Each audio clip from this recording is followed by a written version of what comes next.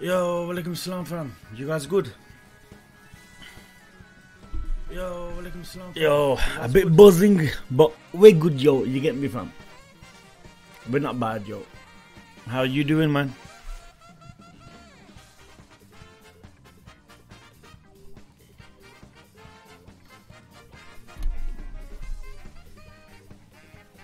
Oh, man.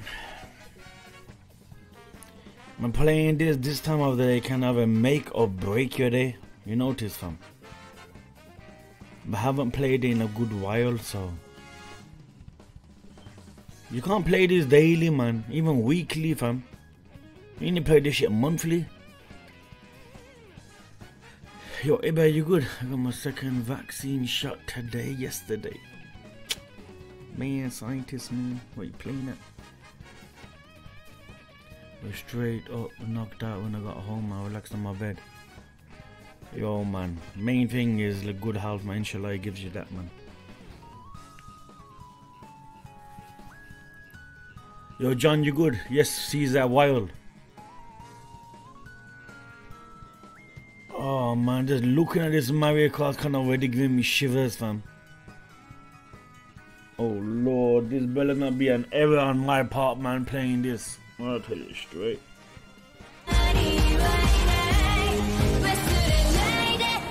Together. Yo, Iba, yeah, man, you jump in, fam, because to be honest, I need points. I need you or Swoosher to jump in. I need some of these shit players. With all due respect. Yo, Shogun, salute, man. You can't go to see you streaming, been subbing since your Tokyo Ghoul days. Holy moly, man, that's like years ago, man. We fight together. Man, it. I appreciate it, man. Thanks, man.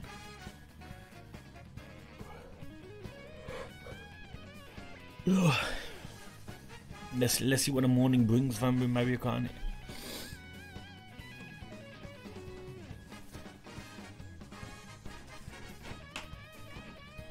Oh man, let's do this. I'm kind of feeling Mario Party as well, you know, believe it or not. Oh shit, it's vote to 13,000, not 12,000, man. You know, when I typed in 12, I thought, hold on, don't I have 12?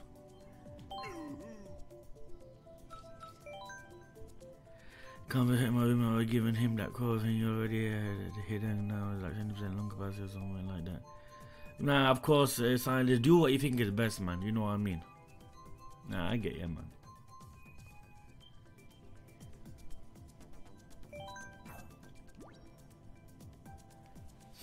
Yo, give Marv Shadow.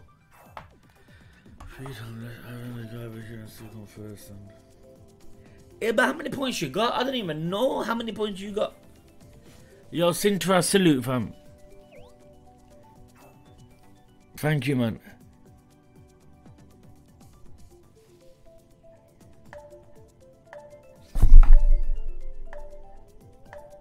We check out Anohana one of these days, man. Like yesterday, but we said an episode, fam.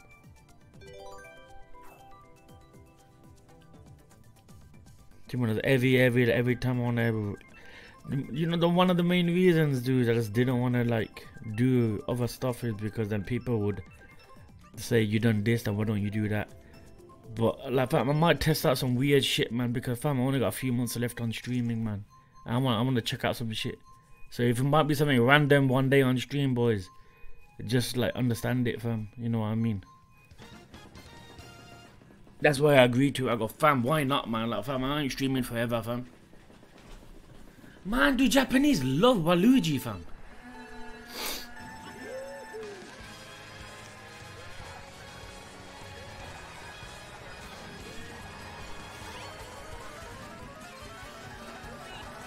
Come on.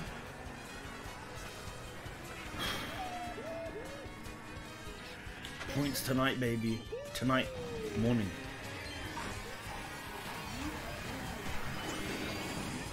Oh my God.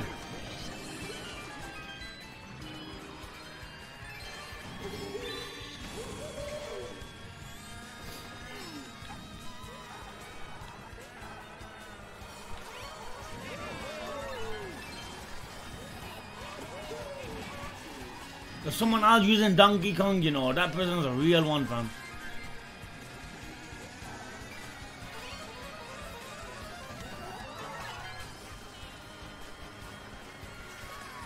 You scumbag.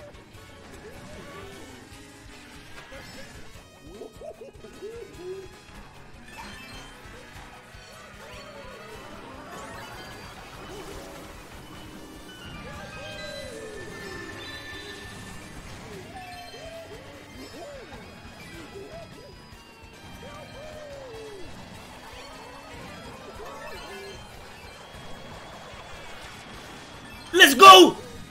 Let's go!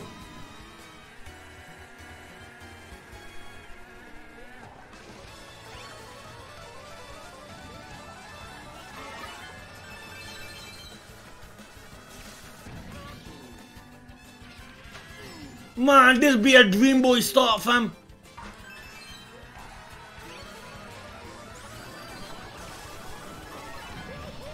Donkey Kong.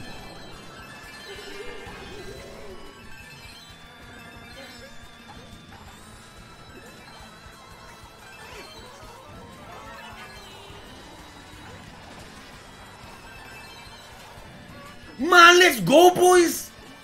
This might be the perfect morning, yo. Yo, 23-second Smackaroonines right away. I'll take it, yo. That's the friend thing, fam. Shit, man, I need to delete some people, man. I'm gonna stop randomly. Pop. Stella, salute, man. You gotta go, fam. Not a block. Hold on, I don't have to delete anyone.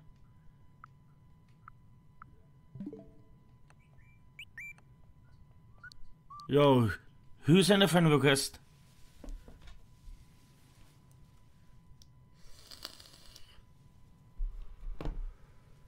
Someone talk to me, fam. Scary Kong, I'm trusting you. Oh, there we go.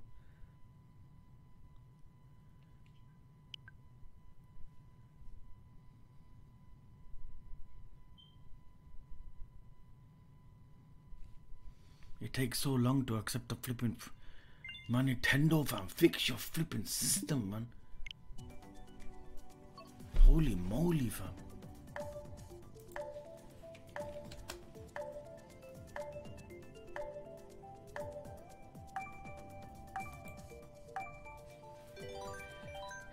Yo, and Lo. Is Lo in the chat? Nah. When is it here? I'll accept his ass. Delete, if I had to delete one person, it'd be Itachi, fam. That dude literally has no mercy on me, fam.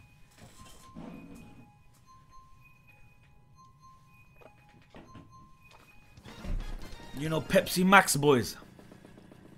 That shit's out of this world, fam.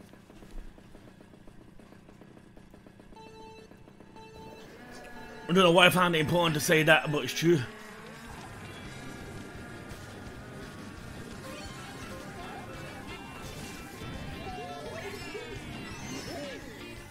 We're not getting 1 minus tonight.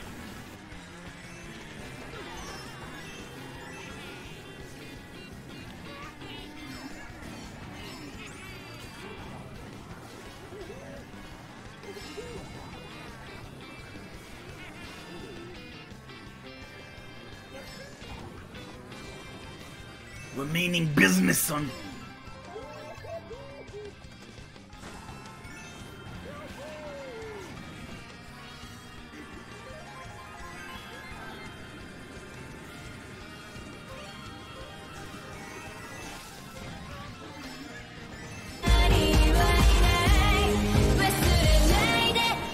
Together.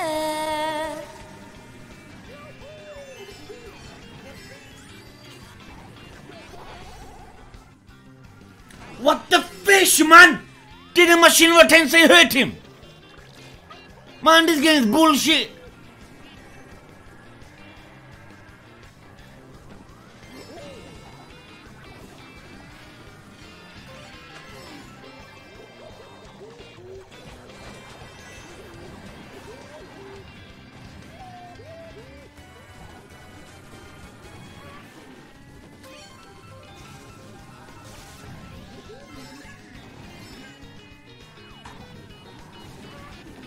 Donkey Kong!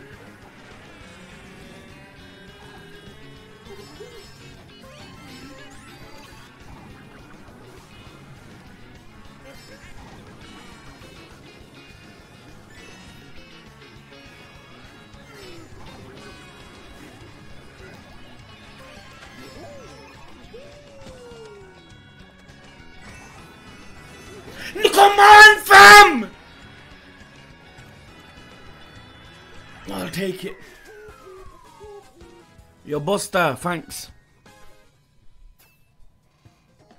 Yo, I'm the only non-Japanese in the lobby, fam.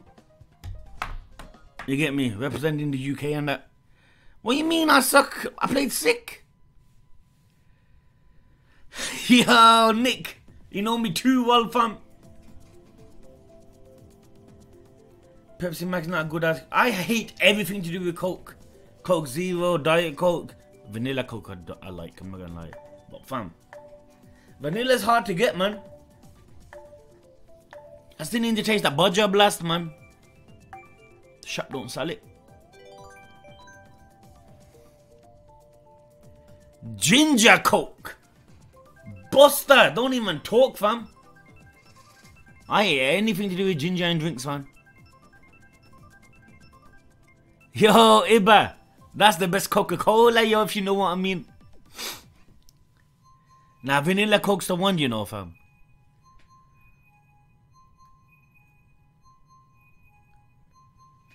Austria, you know. Scientists killing it.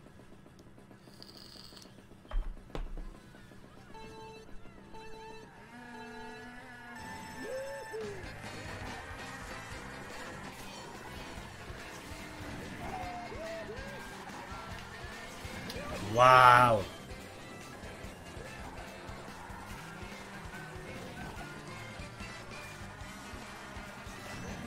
I don't know how that red shell avoided me. Not complaining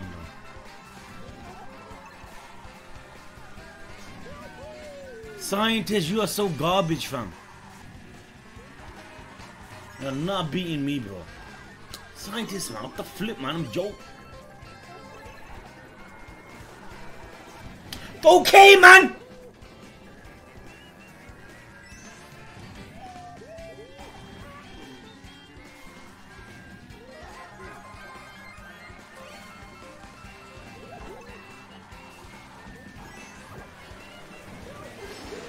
Go in, some scientists! I see the heavy ass show.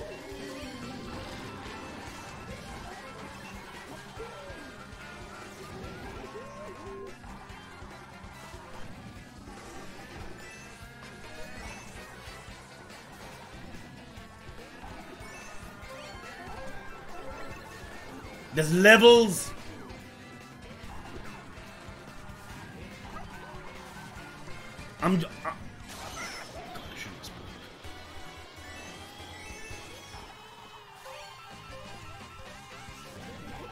Get up!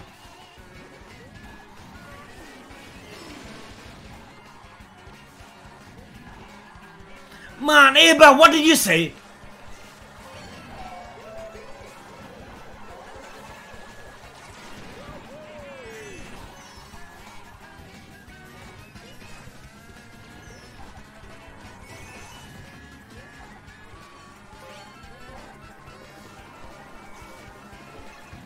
Man, that's what I thought. Stay behind me, fam. I'll take it. Scientists try to run them quick ones, yo. Yo, morning, Bobo. Man, it don't matter about coming first, fam. I'll tell you straight, man. Coming first is impossible in this game.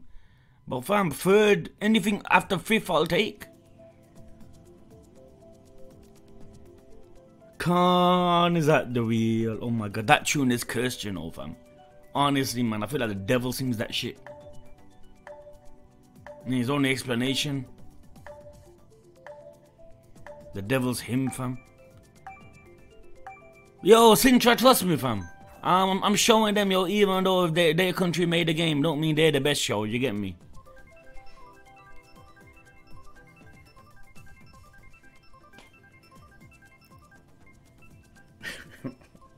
Yo, Neg, you'll get in, man. Keep spectating, fam.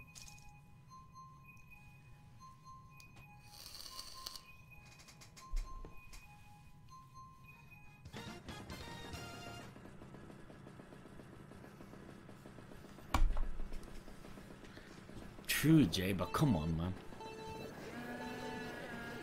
You know what pisses me off, Jay? When the fans still sing it after one win. A social, oh man. But there's no plans of sacking him, man. No plans.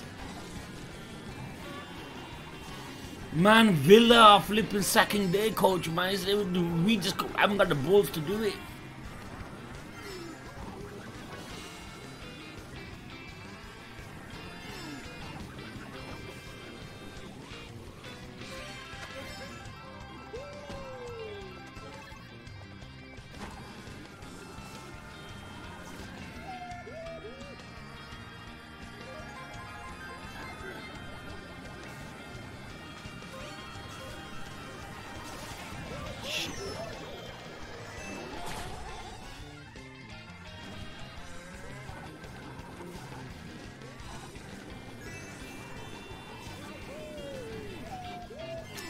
Come on!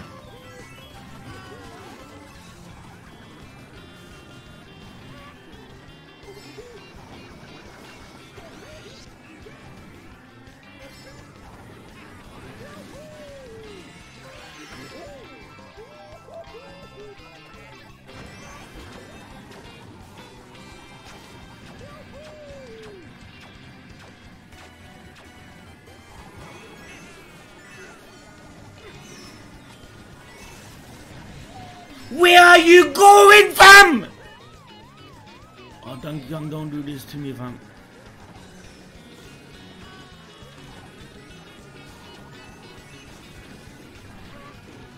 I missed the box. I'm done with this game, fam. Yeah, first minus incoming.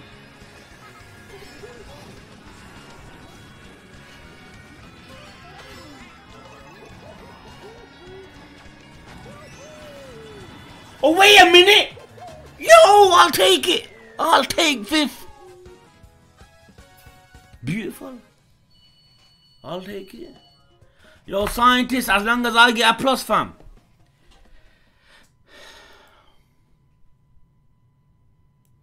Yo, dudes, honestly, man, you know, this picture right here, fam. The day I see this, I won't put it in words, the excitement I'll get, fam. I feel like it'd be better than the day I got married. Look at his face. How is this man? Oh, it's too early, man. It's too early, fam. Don't put me in a bad mood, boys. Just don't do it. Don't do it. My day hasn't even begun.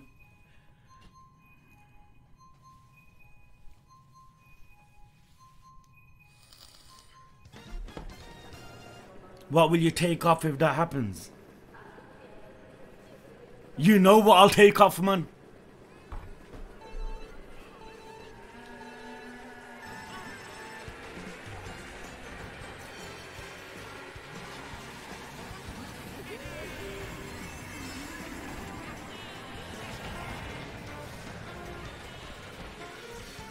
God, do I hate this map, man.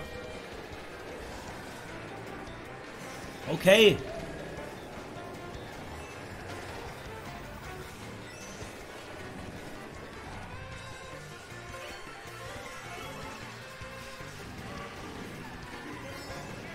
Yo, Iba fam, let's make a deal.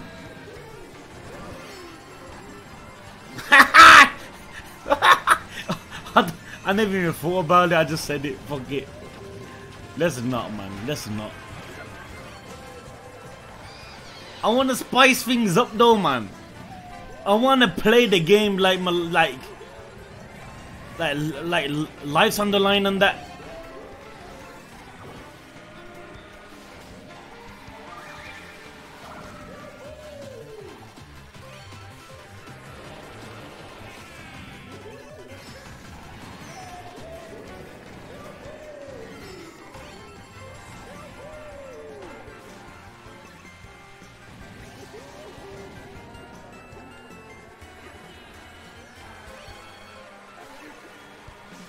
Man, am I playing sick or what?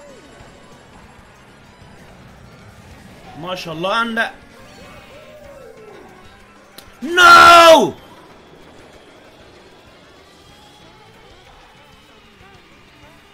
Get up!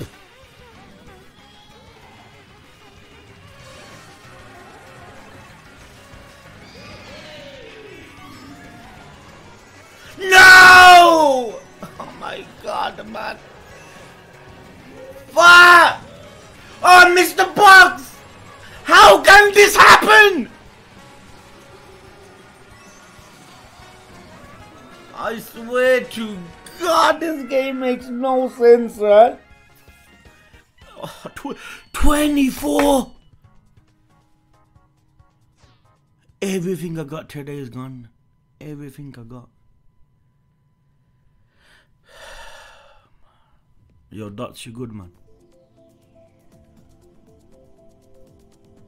24, you know. Man, there's been streams where I don't get 24 points. If I come first before you, then you have to send a pic of them tongues. Fam, you gonna like I have them? What you? Shut up.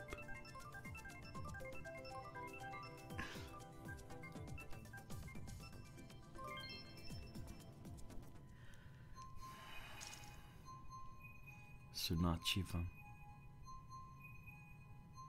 Imagine I'm another minus 24, that's 50 points gone.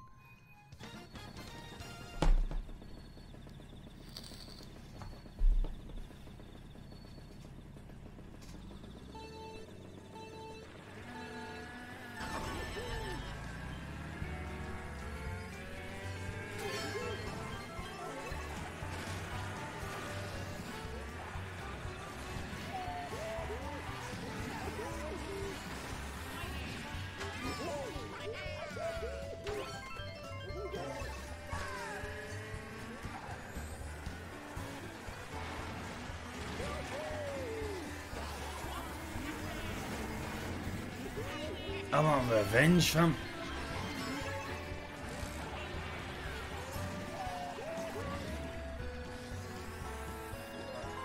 I'm getting it.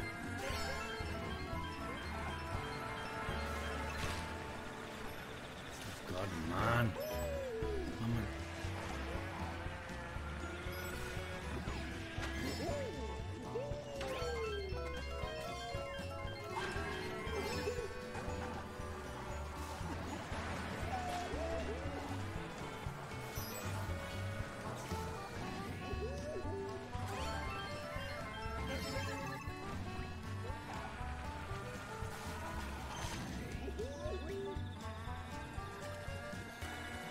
Scientists, stay the ass behind me, fam.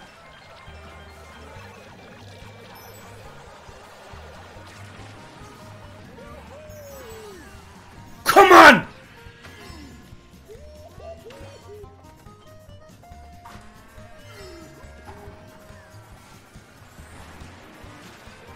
Man, if I come first now, it makes up for it. Yo, Abel, I won the deal, fam. Ladies and gentlemen, man, just too sick, yo.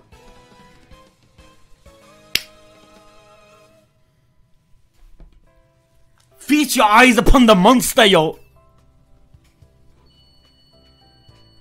Oh, that felt good.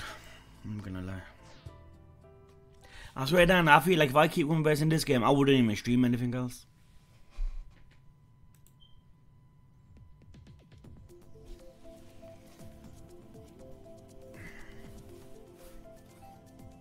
Look at that crown, boys. Just take 2 seconds of your time to look at it, admire it, appreciate it. Yo, that's like the same crown with Usama ranking, fam. Boji, yo.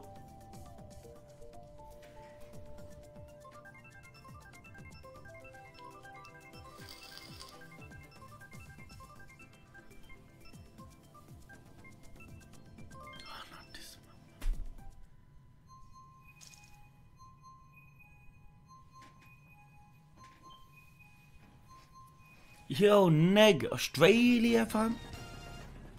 Australia, what time is it in Australia now? 10 in the night, innit? Yo, how many hours Australia's ahead of us in UK, man? Australia's bare ahead, innit? Like almost a whole day, if I'm not mistaken.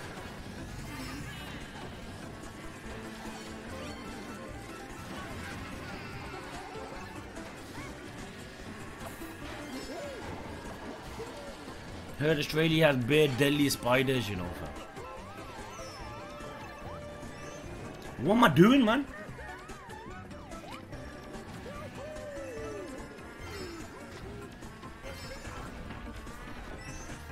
It's like 5, man.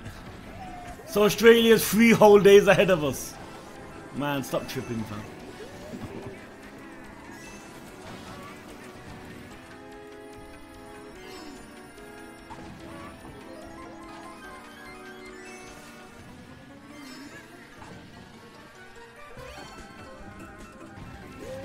The good thing about the UK, spiders only go as big.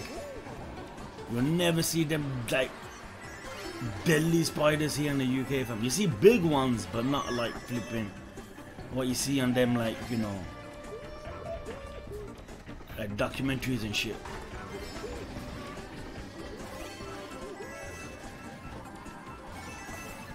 The spiders always been the worst fear, man.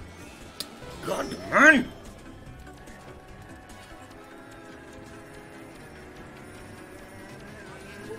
Who the fuck was that? Yo!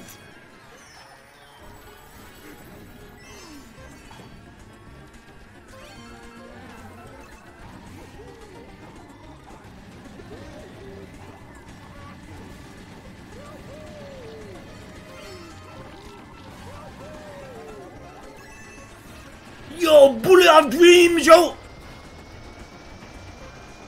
Come on, bullet. Come on, bullet. Come on, bullet!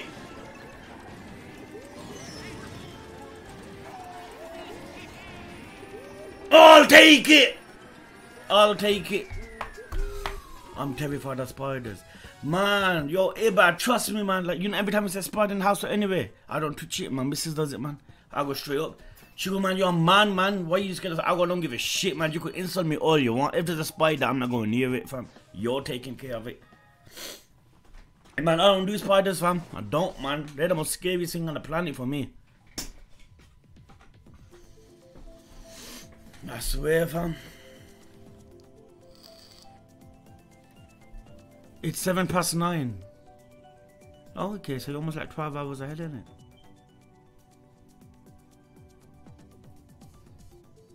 Man, it's really got snakes coming out their toilets. Imagine getting what you want to eat. Imagine opening the toilet and you flipping see a cobra or something, fam. Man. I'd rather take my chances shitting in the woods, fam. But then again, the woods in Australia, I don't want to imagine that.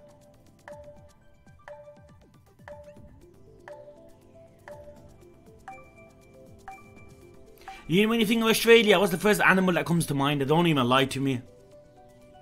Kangaroos, innit? I don't know why, but it's true. When I think of Pakistan, I think of donkeys. Innit? Koalas as well. Kangaroos are daddy animal, you know. That shit's beautiful, fam. Then they have the baby in the pouch and that, like Kangaskhan and that, the Pokemon. Cute, man.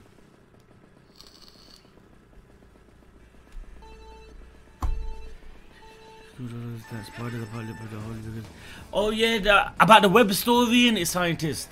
Yeah, I know, fam, but I can't lie to myself and say that because of that I'm not scared of spiders. Man, they're the creepy looking, fam. I tell you straight, man. I just can't do spiders, man. Man, once remember I was streaming like a year or two ago, fam, and a spider walked on my leg, fam. My flipping whole setup moved. Oh man, 200 on this.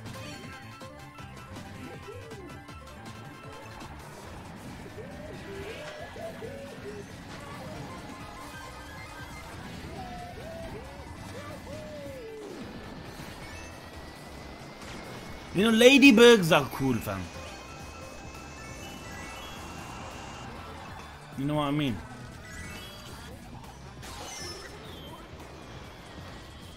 I don't even mind snails, yo. I don't. You know that slimy shit. It's spiders, man. You know who I used to love watching, fam? Steve Irwin, yo. You know that Animal Planet dude from Australia. I remember when my brother woke me up one day, man. Go, yo, man, like, yo, he's dead. I couldn't believe it, man. We used to watch his documentary, like his Animal Planet shit all the time, man.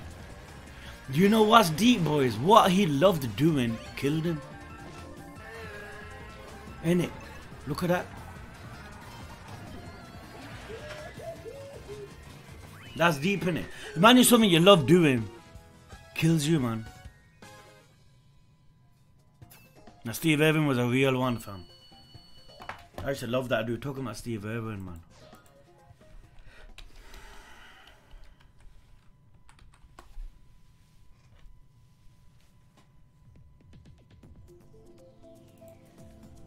What good is a fast car, a flash house and a gold-plated dunny to me? Absolutely no good at all. I've been put on this planet to protect wildlife and wilderness areas, which in essence is going to help humanity. I want to have the purest oceans. I want to be able to drink water straight out of that creek. I want to stop the ozone layer. I want to save the world. And you know, money's great. I can't get enough money. And you know what I'm going to do with it? I'm going to buy wilderness areas with it. Every single cent I get goes straight into conservation. What a good man. Guess what, Charles? I don't give a rip whose money it is, mate. I'll use it and I'll spend it on buying land. You're all right, mate. You're all right. Man, you know, his death was a real loss, you know, fam. I know every death's a loss, but you know when someone lives a life benefiting others in a sense, let that be animals or like, you know, poor, by giving charity, it hits harder on it because a lot of people benefit from his like actions in life, ain't it?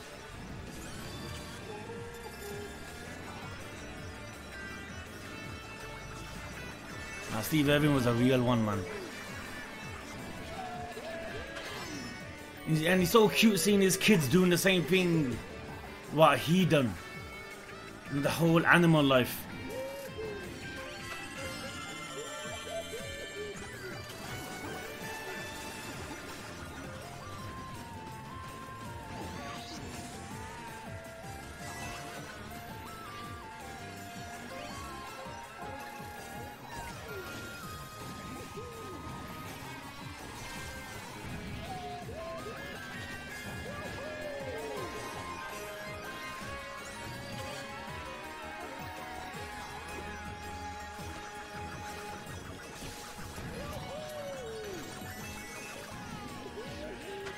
He was, man, definitely.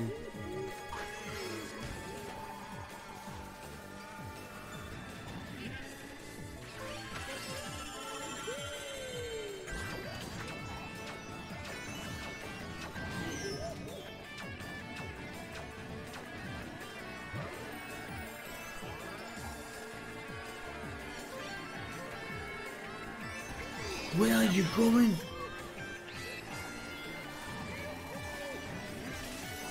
Okay.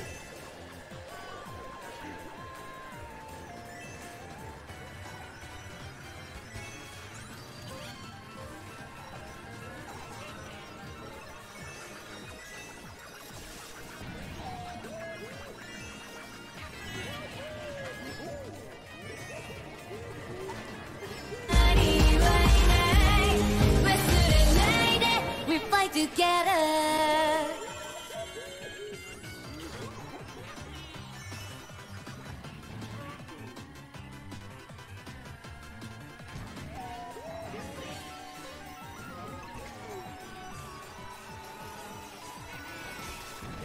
No!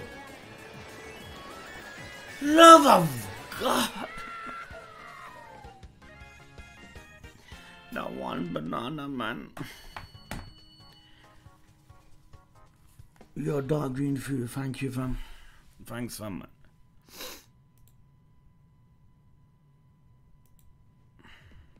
territory in his domain. Get out of my eyes, Elias. Not now. Get out. Look at that, man. I would go nowhere near. I'd rather go next to a crocodile, fam. But you can see I'm shaking like a leaf. And this snake is totally unfazed by it. You're killing me. Yo, dark green fuel, man. Thanks, man. Dark green fuel. I want to stream as much as I can, man. Don't eat ants flourish. When he's dealing with animals, he only knows one way to do it. And that is 100%. My cutty is biting my neck. This is a tiny little baby more. Oh, you're sorry about that. Look at that dude's love for the wildlife, man. Ain't it, boys? And what a beautiful thing to have a passion for. Ain't it?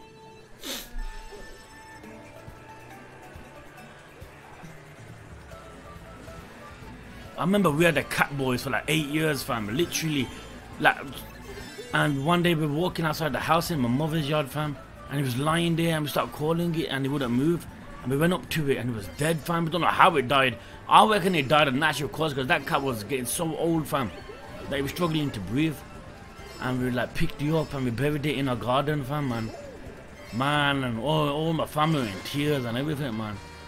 You know, when he died, fam, I felt like he turned to stone, yo. The body was stiff, man. And his eyes were open, man. Remember, we gave that cat D life though, fam. We took care of it and everything, man. I remember once his ear got stuck in barbed wire, fam. Literally half the ear was hanging off, man. Scary ass sight that was, man. The neighbors of ours had barbed wires on the fences, like thinking we're gonna jack something. Man, first of all, your house flipping stank of flipping hootkey. If you guys don't know what that is, mark my words, fam. It's the most disgustingest smell in human history, fam. Fam, they used to have fishes. You know how you hang clothes on the fence outside to dry? They had fishes on there, fam. And the smell was so bad, the whole road used to stink.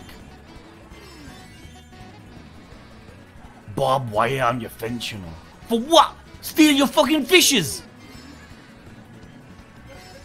Because of you, my cat's ear went off, man. I remember, man. Oh, horrible people, man. Stink bombs.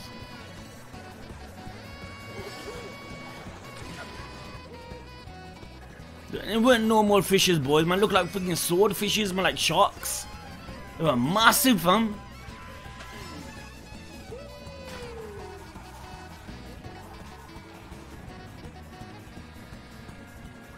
That's how we do that, boys. That's how we do that.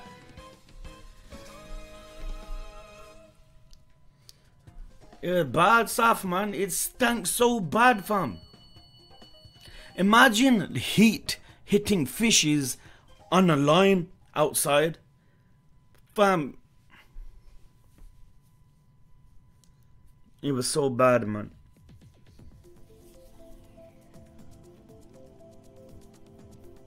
Yo, hits him, fam.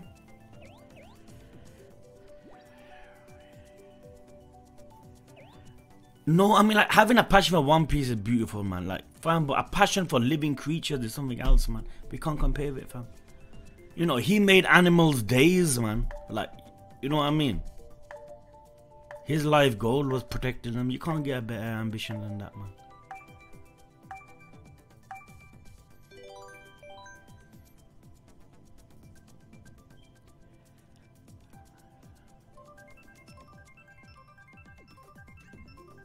Yeah, it's true, Kong, fam. Your character looks more like Kokoro than Robin, Iba. Don't even disrespect Robin, fam.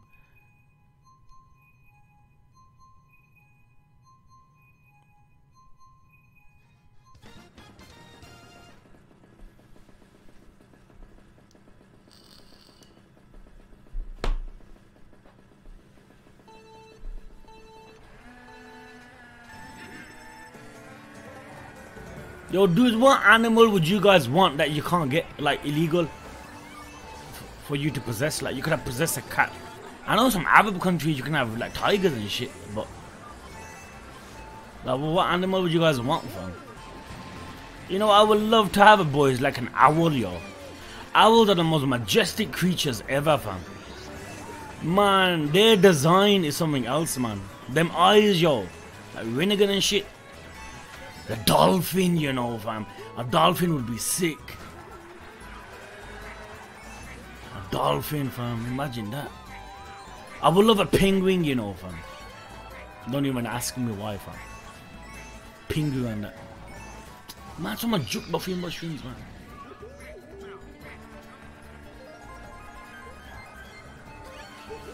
Where do you see owls, fam? They're not in the UK, man. They don't exist here.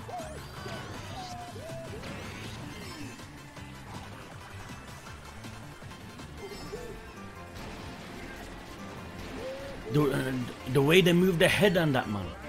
A 360 shit. A monkey would be sick.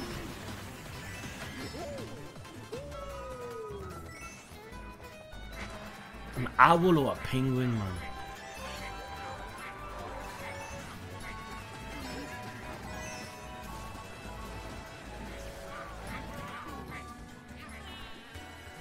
Have you seen this Facebook page of the Chinese dude, fam?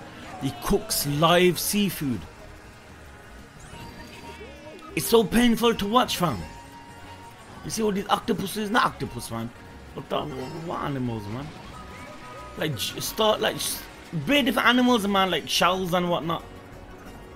And the way he does it, like, he's so happy cooking them alive and shit.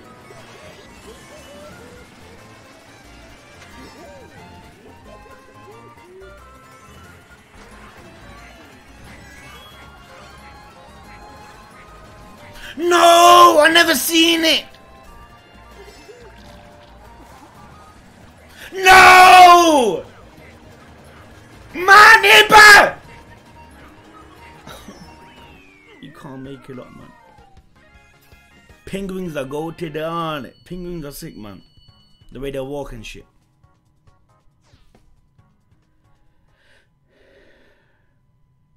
There are women doing that on YouTube, but this Pacific Chinese dude, fam,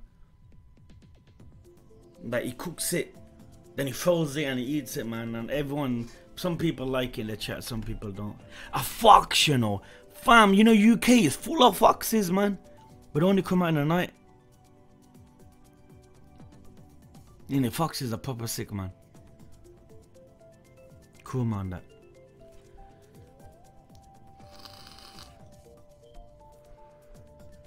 A showbill stalk?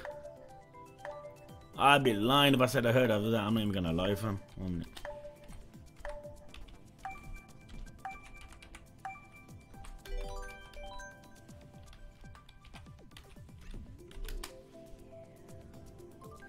Damn! Holy moly! Yo, look how bad this look, boys. Man, this looks like something out of a flipping movie, fam.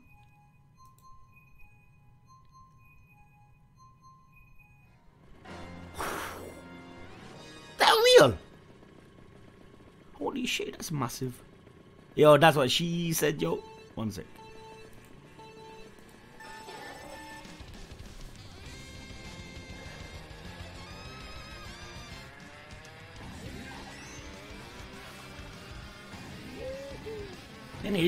He looks sick though. He looks, he don't look real.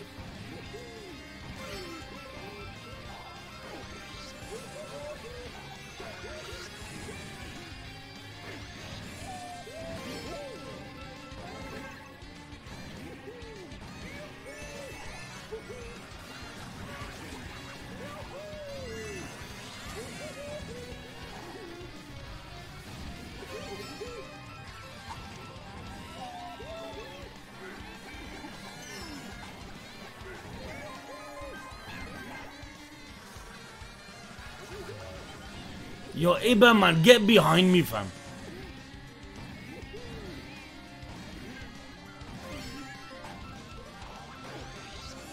Why do you guys reckon that Bigfoot and shit? Like, you guys reckon that's all the horse crap?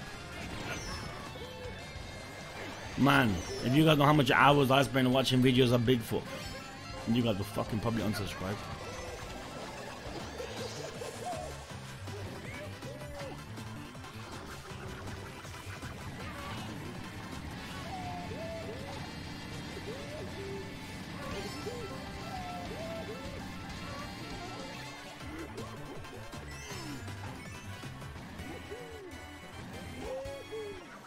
Looks like King.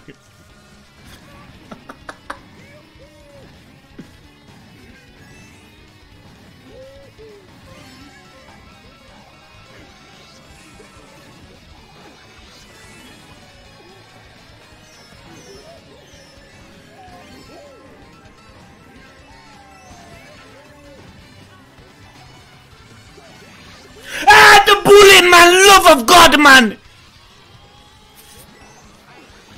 God's sake, man!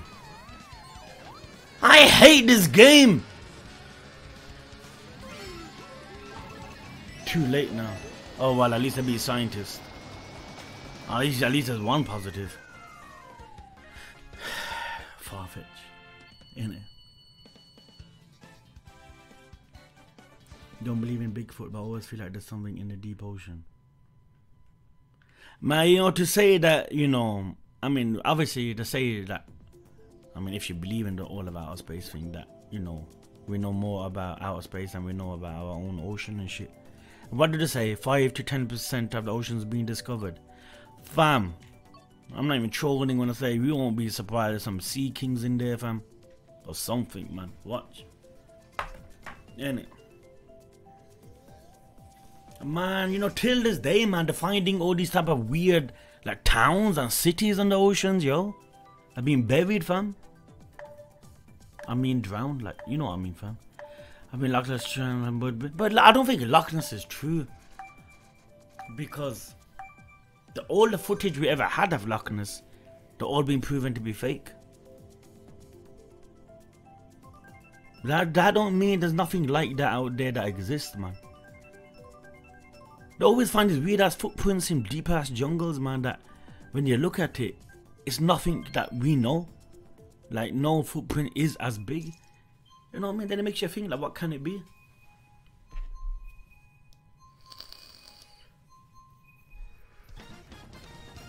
The past sounds a legendary beast, but has since seen extinct that, or it was a bear confused for an ape. Ain't it? You know what would have been sick, boys, if dragons existed, fam? Ain't it? Fam, I'll be riding that shit like there's no tomorrow.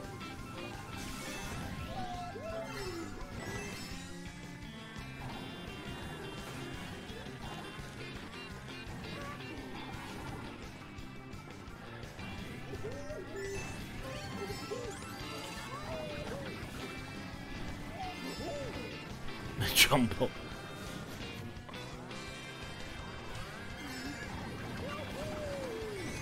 But surely there must be something out there that we haven't seen, man. Remember that thing where they heard under the ocean, that sound, fam? Until this day they can't figure out what it was. The sound was so big, so loud that, you know, the loudest sound of an animal recorded, it was like 15 times louder or something, fam.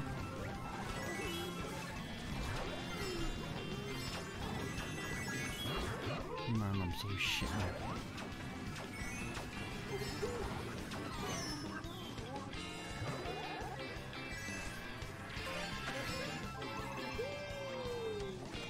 At the storm, man. Why every time I have an item, man, the flippin' thunderbolt hits?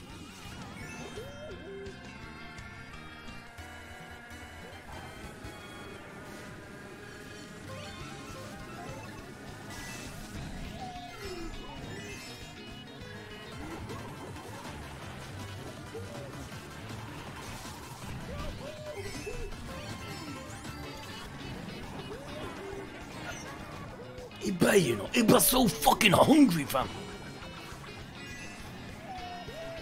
Okay, man. You can't make this up, man.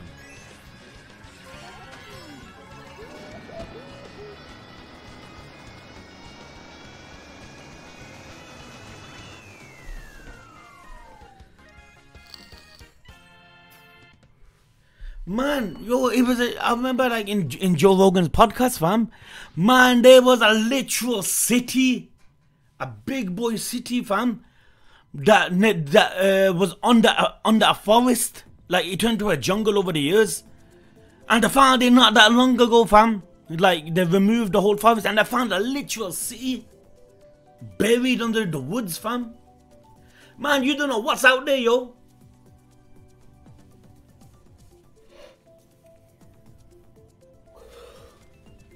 True, man.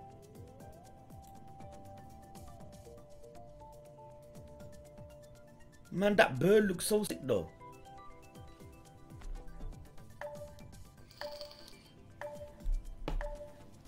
Dudes, we're talking about Mario Kart, man. Fam, you don't have to play for a year and you can easily play good.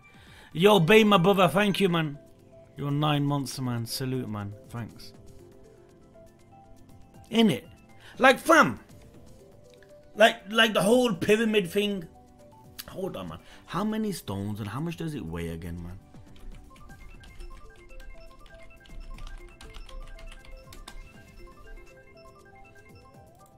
And how many documentaries? More than 2,300,000 limestones and granite blocks were pulled and dragged into the place of the Great Pyramid. The average weight of a block is 2.5 tons. Each block is 2.5 tons, and 2,300,000 limestones and blocks were pushed and pulled and dragged into place. Like, fam, and you know the amazing thing about the pyramids, fam? It's not just the design itself, but how it's all aligned. You know what I mean?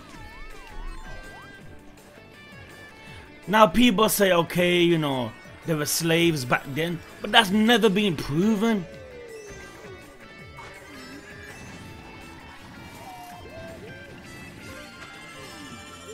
Man, talking about pyramids, man, I went to Egypt, I haven't even seen the pyramids, man. I feel so shit now, man. Thanks to my missus, man. She never knew what day it was.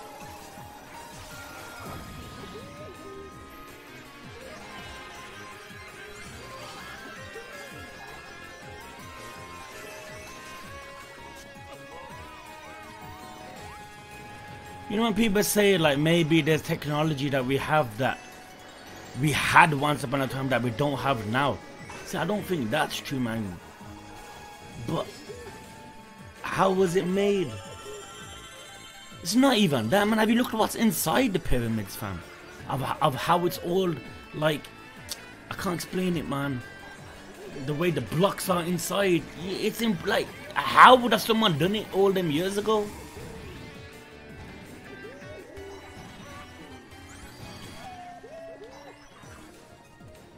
Now what Egypt has become is a flipping, like a scam nation, fam. Everyone's scamming people, man. Especially around the pyramids and that.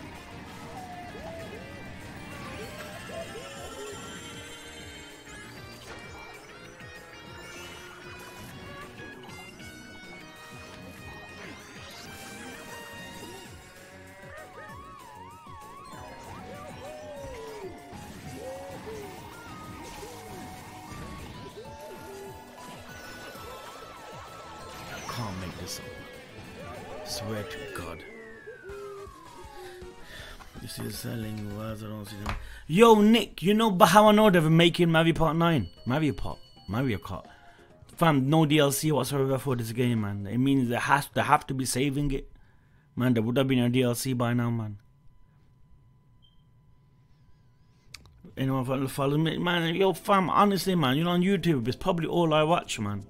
Like, weird stuff like this, and things you can't explain and shit, man. I love stuff like that. Like they say, man, something about unknown that people, you know, run towards too. It's true, man. Yeah, man, Anakin, I'll be fully down, man.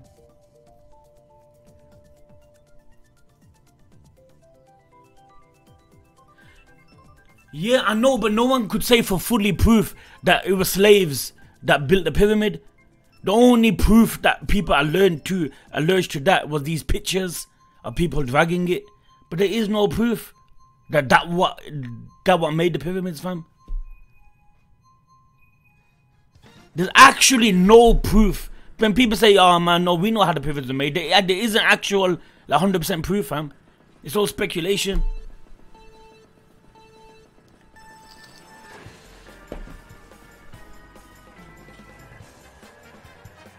Man, let's be honest, man. Slaves existed from day one.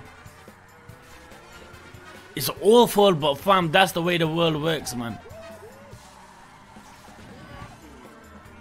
It's nasty, fam. A witch could be eradicated, but fam, like, as long as humans exist, man, slaves would exist, yo.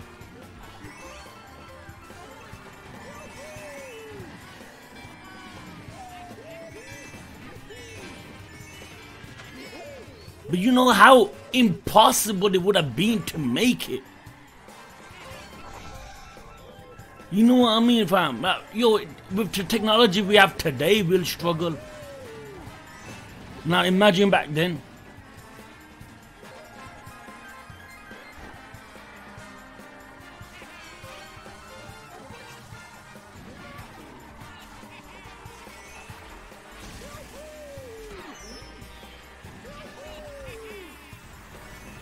And like I said, it's not just about the structure. There's many other things, fam. How it's all aligned towards a certain star and whatnot. It's amazing, fam, when you really look into it. It's like it's impossible to have known back then, fam. But it's amazing, like how?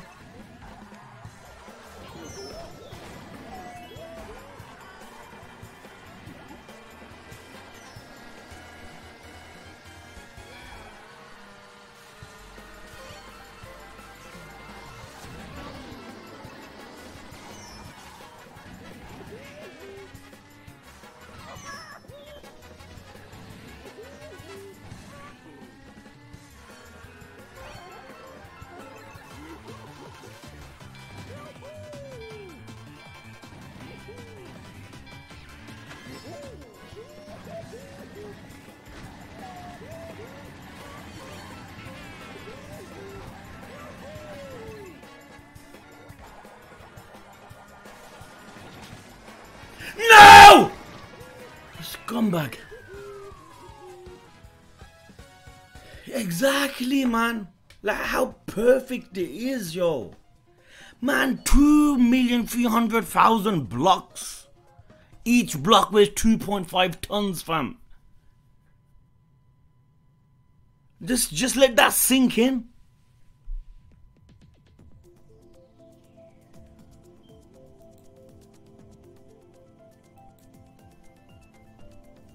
Who knows, man?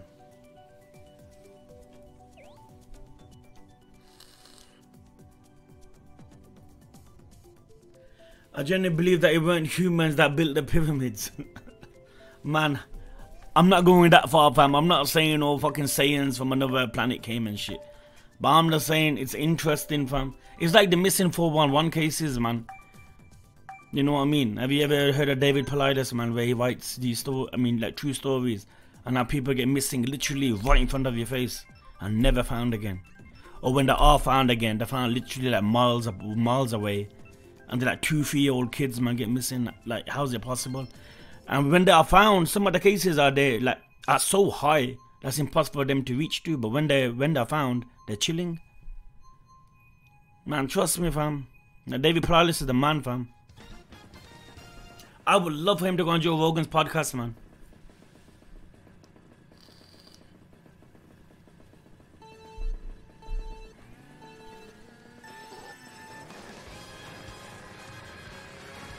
You know, that wouldn't be far-fetched, you know, Skeleton, man.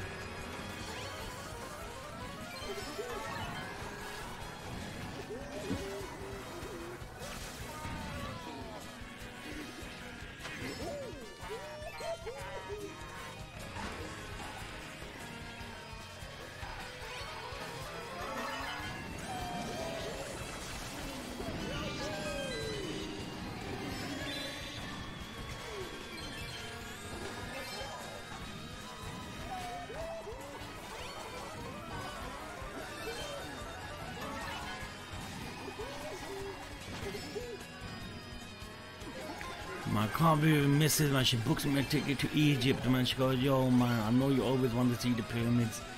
Then she books me a ticket 4 or 5 hours away from the pyramids, man. Man, sometimes I feel like that has to be made up. I mean, like, she must have done it on purpose. But she didn't, man. She just thought of Egypt and she thought of pyramids. Not thinking, hold on, the pyramids are in a certain location in Egypt. Pyramids are not everywhere in Egypt, fam. Oh man, till this day, man, I won't forgive her ass. Nah, just joking. It was nice of her doing it, man.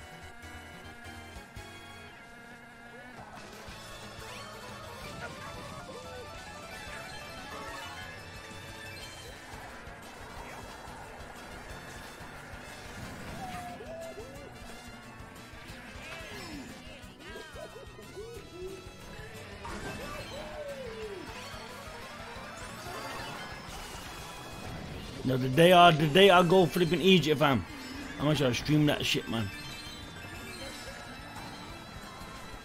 See the pyramids and that.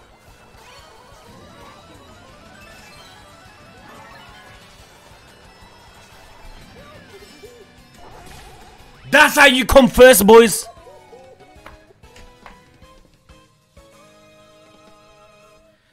My dad watches your reactions with me and he doesn't even know what One Piece is. He just thinks you're funny as fuck. Yo, Gamey, get him into it, yo! But then again, you know, a lot of people got that idea. Let's be realistic, man. One Piece, like, 1,000 episodes, fam.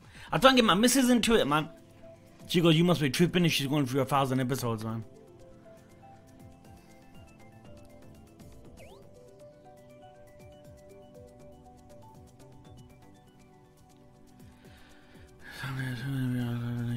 Before you had a better time, and the good show the issue could carve it on the mountain, and you still see some of the main things today. Look up Petra Jordan.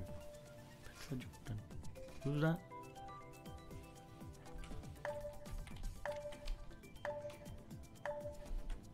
Jordan. Oh. Petra's a famous archaeological site in Jordan.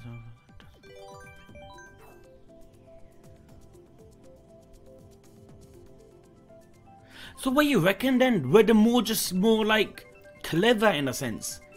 In like, but then again, it requires strength. Unless people back then were naturally more stronger. Because we know back in the day, like, people were naturally taller, right?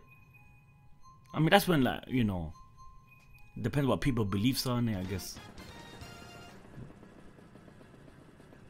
Because the architect then was way better than he is now.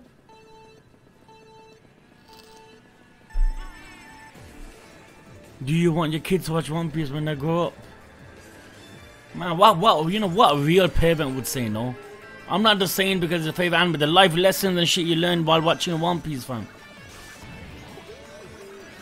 There's no way you could say watching One Piece never made you a better person, fam. I'm saying Naruto as well. It does, man. Like I said, man, that's animes, man. Like, sometimes they teach you on how to accept people better than what school has ever done, fam. Certain video games too. How to look past, like, you know, looks. School don't really do that to an extent, man. And I know wholeheartedly in anime it does, fam.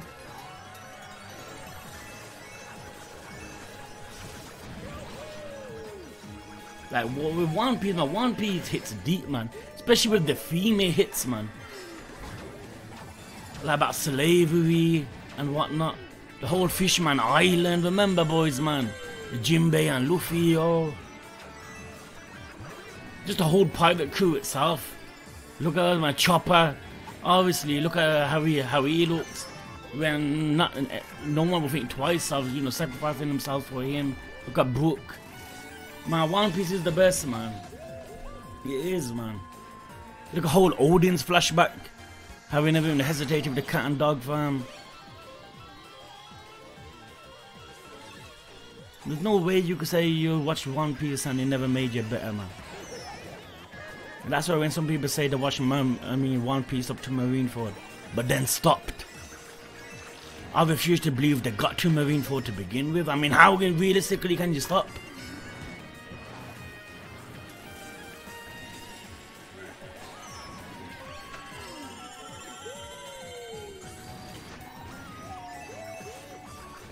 Probably one of the best decisions in my life, man. Watching One Piece, man. And I'm comparing it to, like, you know, let's say in life you marry the right person, this and that. I can put, like, starting One Piece is one of the best decisions, man. If I remember in the whole year I never uploaded, fam. I was in hospital, fam. And my mother was in hospital. Like, there was so much bad shit. But literally, One Piece was all on my head, man. You know, I said, why you think that's something fictional when you got so much, you know, severe things? But it was on my head. That's why I never watched an episode, fam. I waited to live react to it again.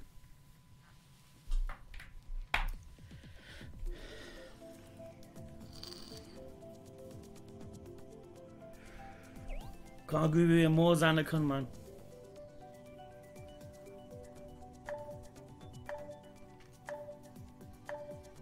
But the day One Piece ends, man, everyone's gonna feel it, man.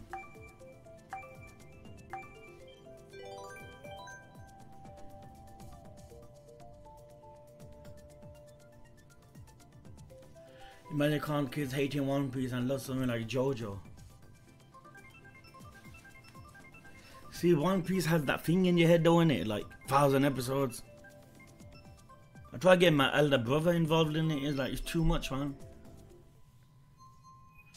But that's the sucking thing people have in their heads, innit? The whole idea that it's too long. Man, be grateful it's that long. But then again, say if you haven't started One Piece and someone tried getting you into it, and you ask the question, I mean, like, why is it 1,000 episodes? Like, you know what I mean? It can be hard.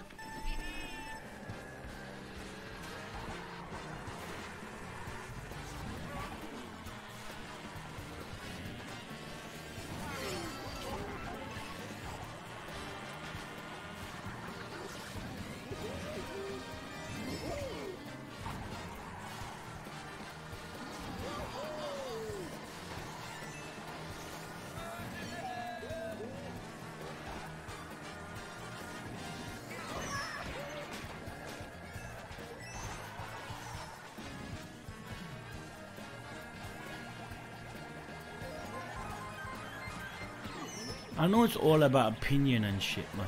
But when someone says there's an anime better than One Piece, man, that's a hard ass pill to swallow, fam. I'm like, surely you're trolling, right?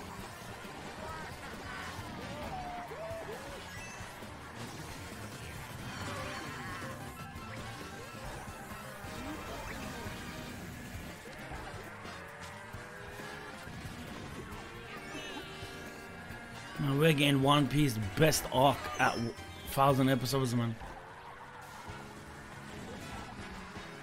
Can you imagine the arc after this?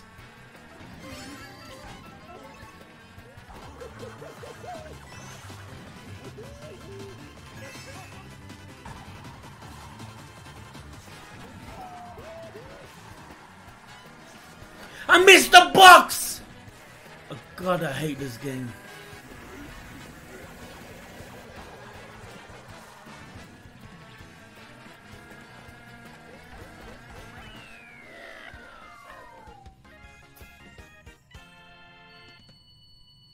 Yeah, like lore, fam. My missus, I only ever watched Attack on Titan, Made in Abyss, and Grave of the Fireflies. But that's a movie. But I mean, that's the only thing she's Naruto she's seen, but not all of it. One Piece, she just thinks it's too long.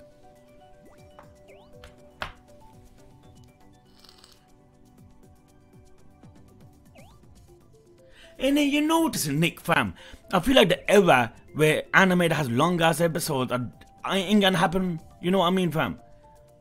I feel like there's gonna be like 25 episodes, like season 1, season 2. There's not gonna be these long like shonens, how it was with Naruto. Innit?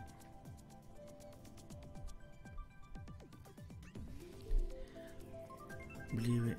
Owner is way smarter than people think. Fam, yo, Jajo fam, man, I don't doubt it whatsoever, man. Like I said, man, like every time when One Piece finishes, I give my thoughts after an episode, and like I do say what I feel like bad can happen, but then I go like I'm thinking negativity, man, because I know that as long as Oda's behind it, man, it'll end good. But I still say what I feel, fam, that I don't want this happening, I don't want that happening. It's just giving my thoughts, fam, you know what I mean?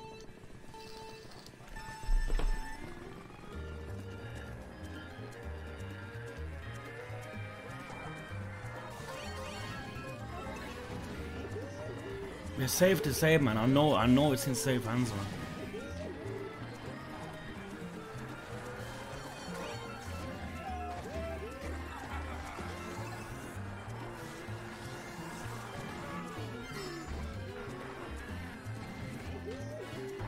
I need points in this one, fam. Oh, way too much minuses. For God's sake.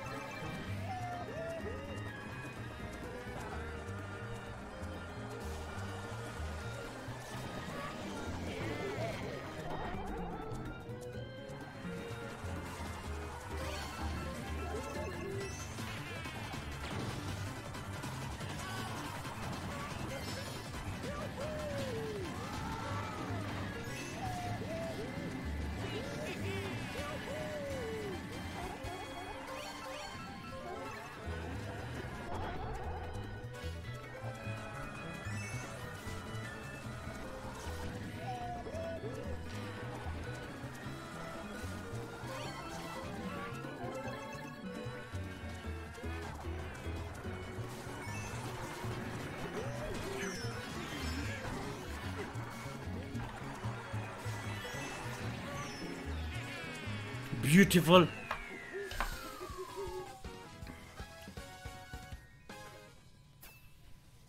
Yeah, Anakin is true in it, but I mean, like, you know, for someone that hasn't started it, they want to end it as quick as possible to see what the hype's about. But since they think it's 1,000 episodes, they're gonna think it's gonna take too long to get good. There's 100 different thoughts going through their head, so they'll never start it.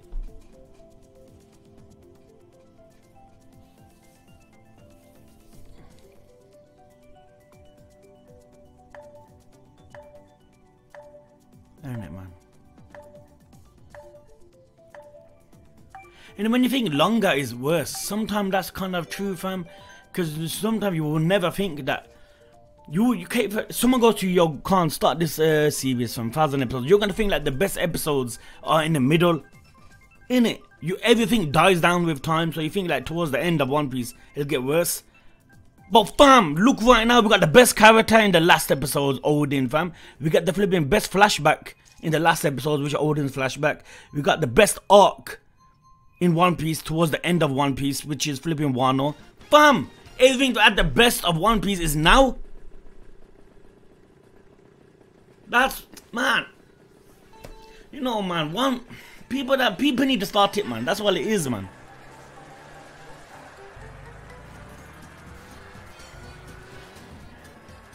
But it's true though, if you never knew all that information, fam, you would literally think it dies down later. People say that with Shippuden, remember the best was what? Pain? Even though I kind of like disagree in a sense. I did like towards the Shinobi War, fam. I did like it. But I mean, that's what a lot of people said. The best of Naruto was in the middle. Towards the end, they got ruined. I mean, I can't say the same about Fairy Tail or Gintama, fam, because I haven't seen it. But Gintama, from what I know, it's not too long, right? It was like 200-300 episodes, 300 episodes. And JoJo's in seasons, right? Like season 1, season 2.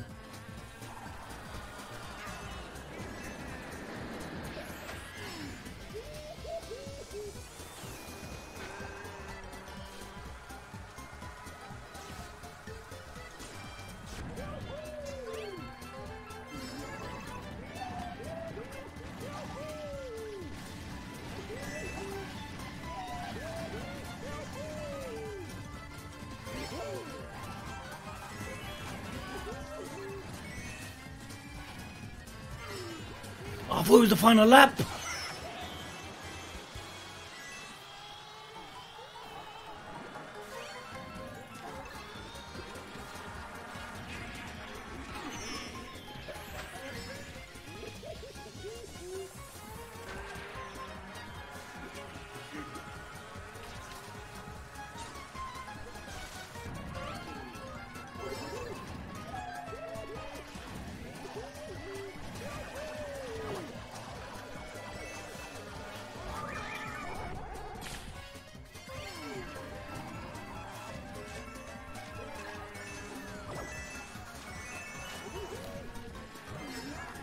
No!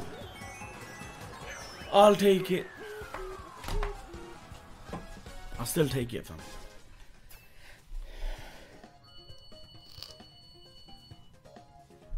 Yo, Nick, trust me, but you know, once it ends, best to keep it ended, fam. Don't do what Boruto did, man. What Boruto did to Naruto. Trust me. Sometimes you love something so much you want it to continue, but it just don't make sense. I would love for Metal Gear Solid 4, 5, I mean, a continuation from 4. But realistically, it can't happen, so I just end it. I would love the same when One Piece ends, man. But just, like, give us OVAs of stuff that happen between arcs with characters, man. I would love to see that.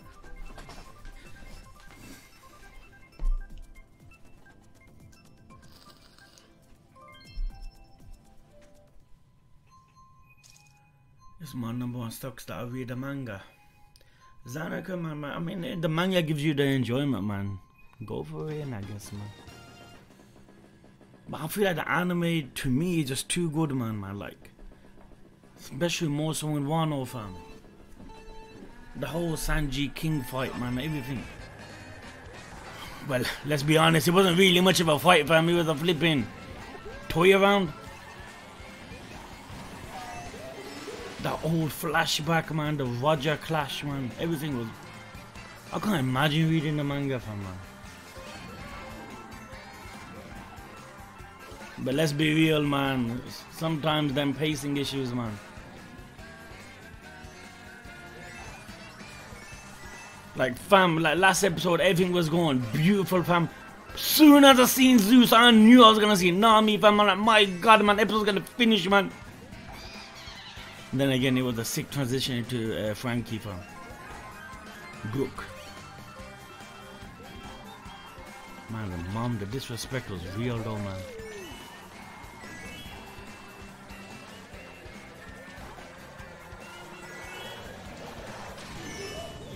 Yeah, as soon as I see Nami, I'm like, no, man.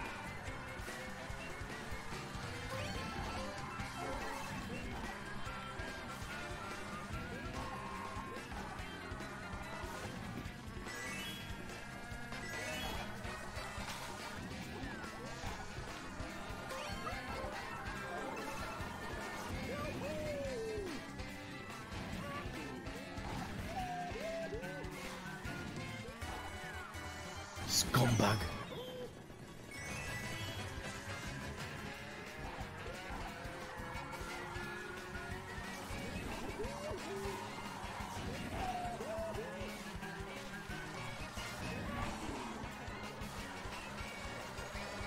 Come on, fam. Okay.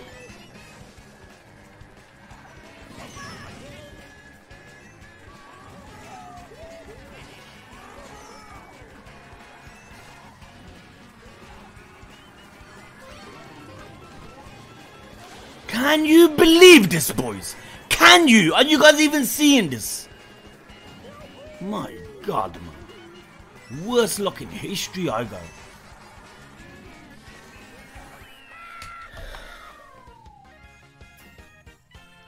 And okay, One Piece women are still the most attractive for me.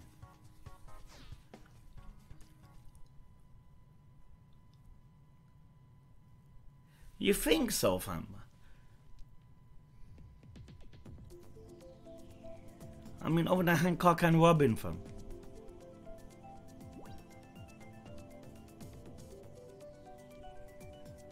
let's not get into this topic, boys. I'm just remembering, fam.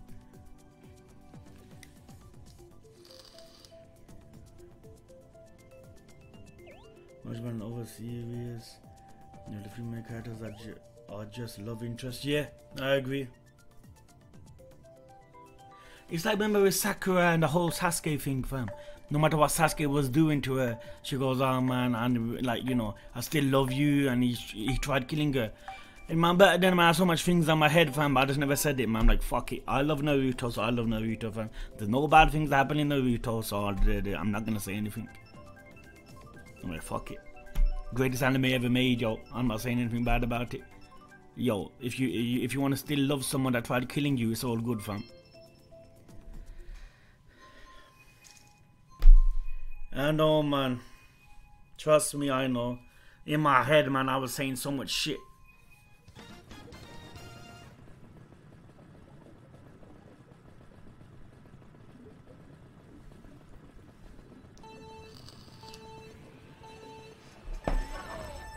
Innit? You could never imagine One Piece going down that route.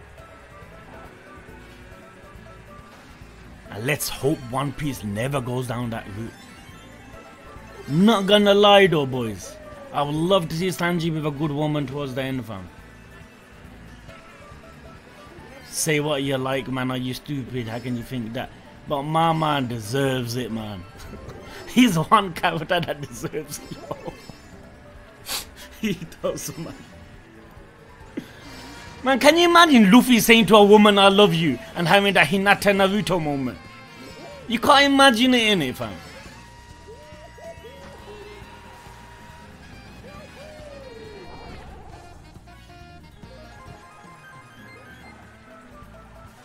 Innit? You know, when you really think about it, One Piece don't focus on that at all. Innit? Like with Luffy's mom. Fam, you don't even hear of it. The Yamato's mom. You don't even hear about like these type of relationships in a sense. And all the relationships that we know of, like Sanji's mom and dad, remember, it's like, how on earth does she marry a man like him? We don't focus heavily on that. Innit? Now that you think about it. Why am I tripping on the is song?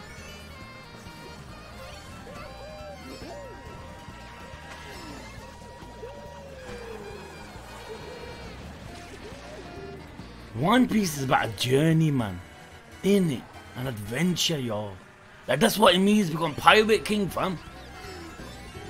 Oh, man. I can't wait for the next episode, yo.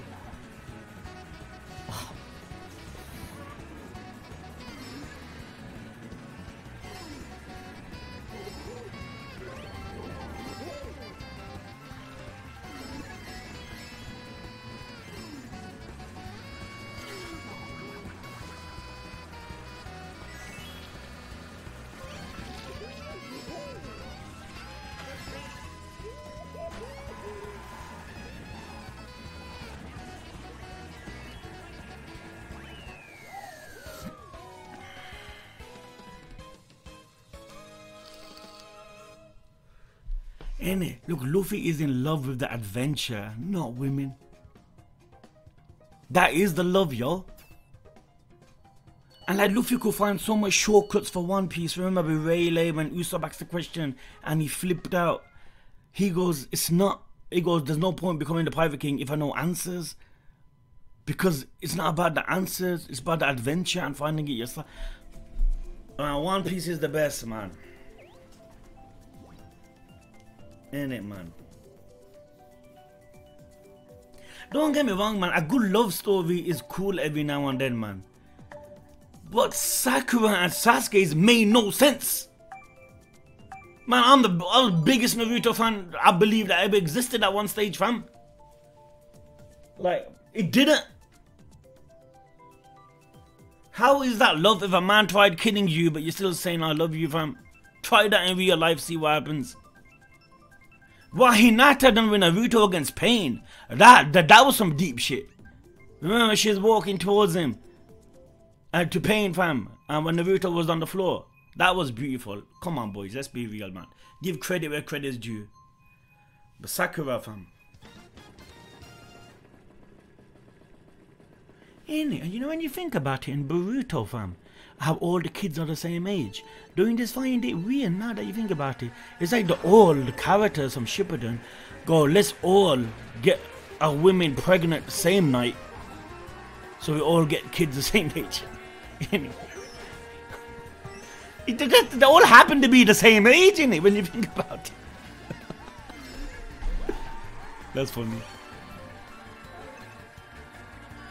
Yo, Konoha must have been blooming that night, fam. No, but it's true though, Skelly Kong. I mean, you ever thought about it? Man, all the kids are literally the same age.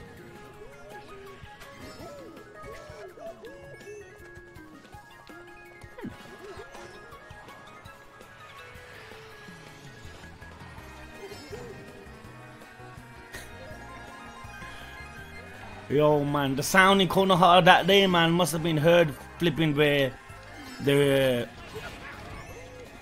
Kaguya boys were at.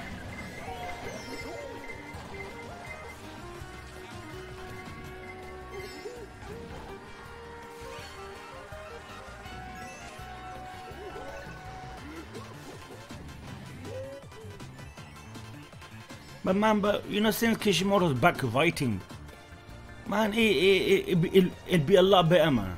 Man, that's the truth, man. But he did do some kind of silly decisions in Shippuden, man.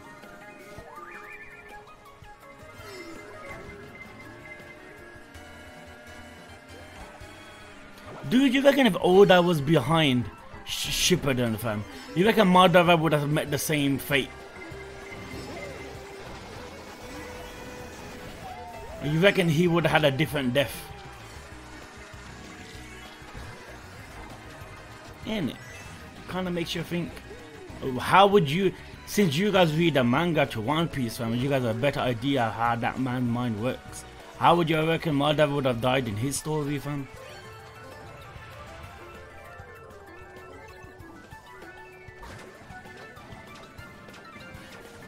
But then again, if he did die, because we know a lot of like evil characters do die in One Piece, and Madara would have probably survived if Oda was behind it. Ain't it? Koninata freak between the sheets, you can tell. Yo, but you know, but that's what you want, don't it? Like a woman that's like shy and shit, like Hinata, fam. But behind closed doors, fam, she's like Michael Myers, fam.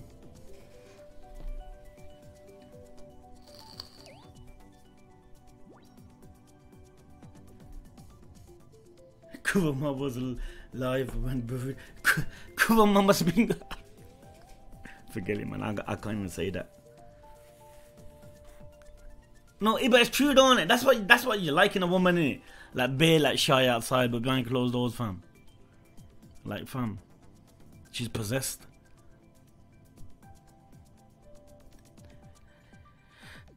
Oh man, yo, well, man, I can't imagine, man. Like, fam, my whole address Rosa was spoiled for me, man. Shit hurts, man. But like I said, man, what people tell me, man, no one can truly spoil One Piece for you, man. Like, you know, the best moments of One Piece, no one tends to spoil. I'm gonna mean best moments. I mean, like, you know, like the pink moment. No one would spoil that. People would only spoil our Ace.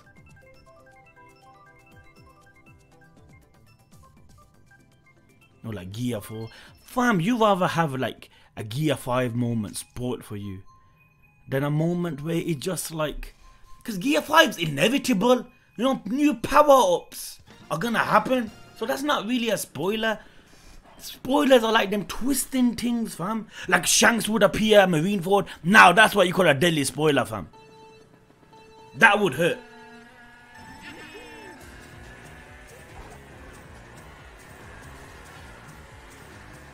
Or like the Reverie, fam.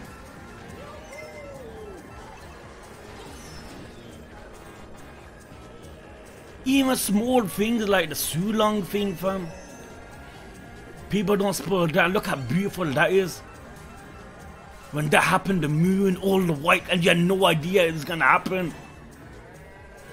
It's the best feeling, man. But you see, when you know it, the only thing you're thinking about is the spoiler. The whole enjoyment is gone, fam.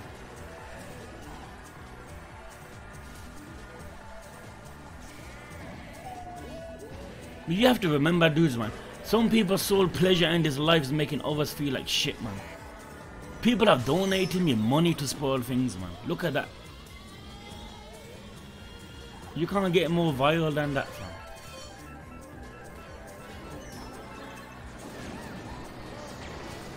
People are literally subscribed, man, to spoiler name. And that's why I have the subscriber only chat. Surely there must be people out there thinking, why is he Gully on there, fam? Fam, there's no other reason. If One Piece didn't exist, I would never have a subscriber only chat, man. Never. But like I said, man, you know, the last month, like in March or so, I'm gonna contemplate taking it off for like a week. So the people that wanna chat, fam, we can chat. You know what I mean?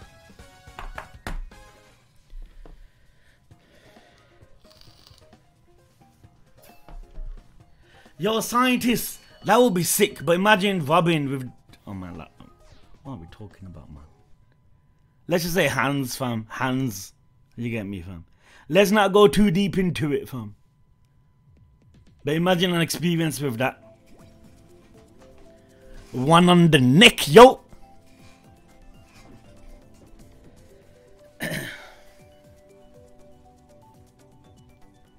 The fifth emperor when we were first aiding the manga. Man, Lord, someone donated to me about the time travel thing. With remember with Mononosuke, fam. People, man, people are horrible, fam. Mark my words, man. Man, I was holding my daughters outside, fam. They came up to me and spoiled it for me. Never thought twice to hold on, man. Like, fam, he's with his kids, man. Show respect. They literally spoiled the whole of flipping Dressrosa for me. And my kids with me, so I'm not gonna do anything stupid, fam.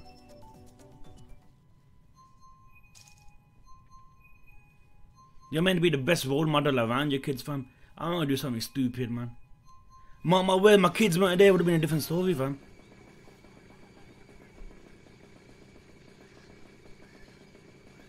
Literally, man. All I remember hearing, there's Uzumaki Khan. I thought they're gonna come up and talk.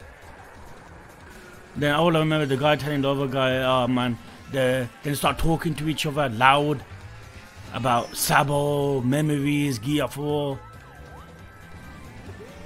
I'll never forget that day, you know.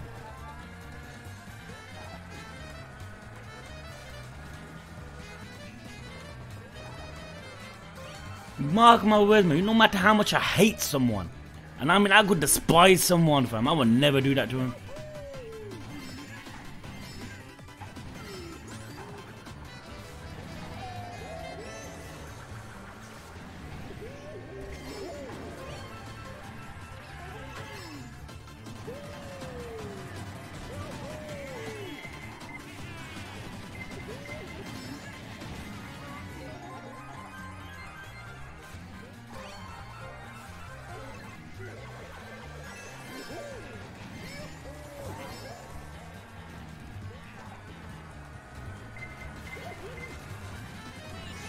Yo, thanks for not hitting me, man.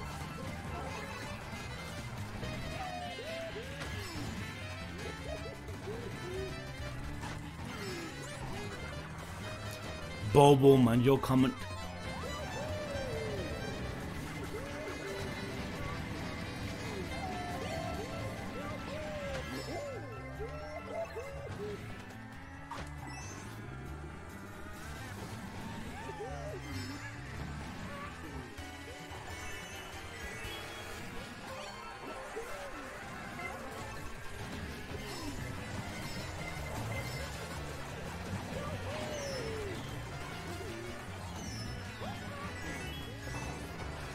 Come on!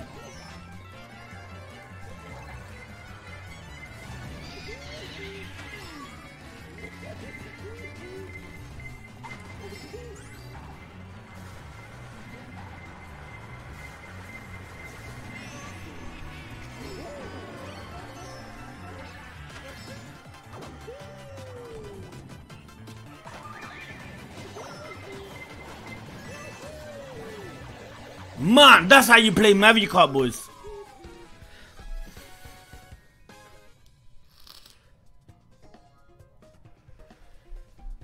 Yo, Shogun, if I ever done a backflip, man, I'll break my spine, fam.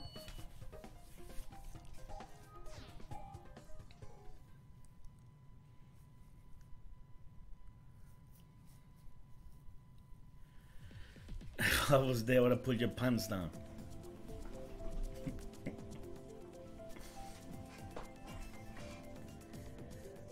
I'm in a boring as fuck seminar lunch, lucky lunch break now. Man, enjoy the great gameplay, Bobo.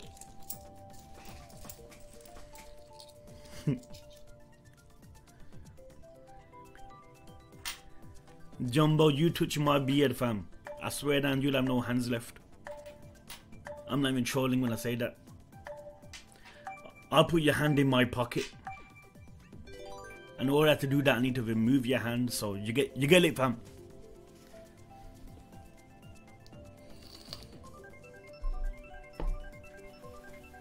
I can protect you in the real. I remember when I went to watch the Dragon Ball Broly movie, man.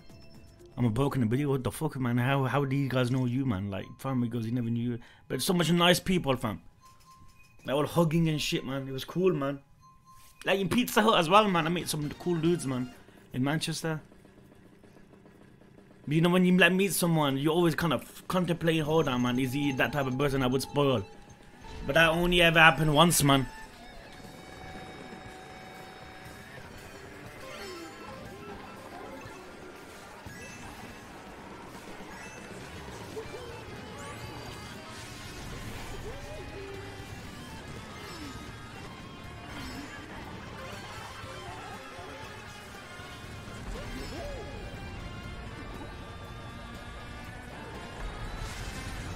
Whoa, man. You got that nipple twister. The fuck's a nipple twister?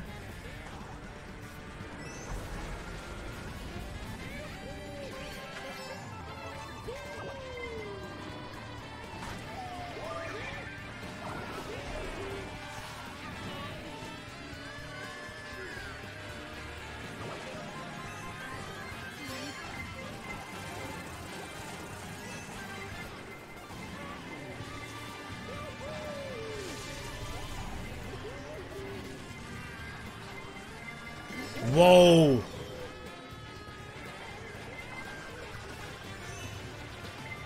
Okay.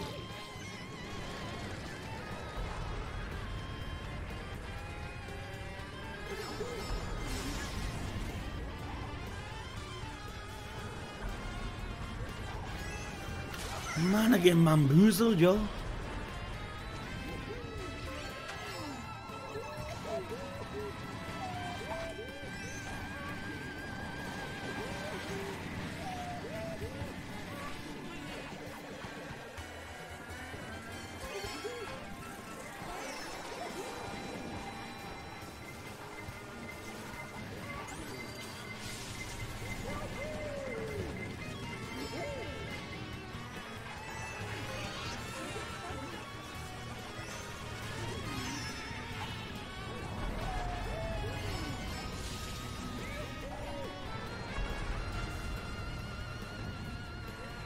Oh, Donkey Kong!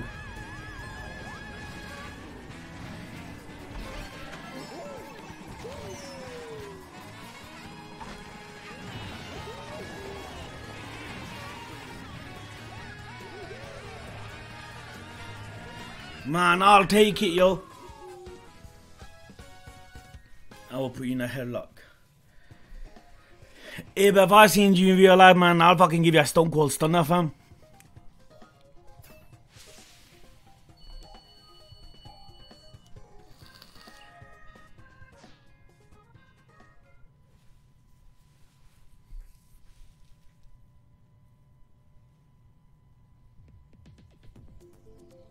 Bobo, I mean Jumbo, you do know you play Mario Kart, man. Anything's possible, right?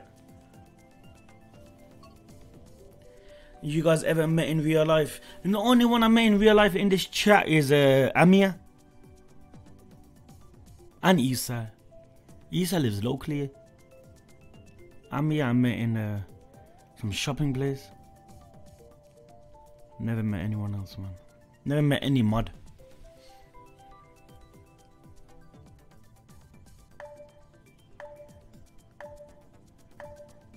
I seen Jumbo. You know when I went toilet? You know when you do the number 2? I looked in and I seen Jumbo floating. I'm like, huh? What are you doing here, Jumbo?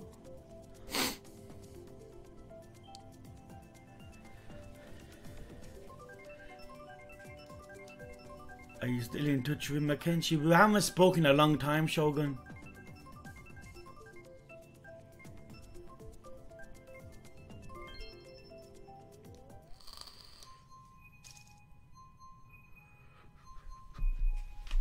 Yo, Jumbo so love, man.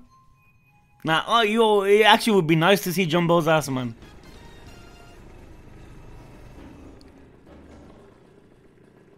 Nah, Mackenzie's a good dude, fam, man.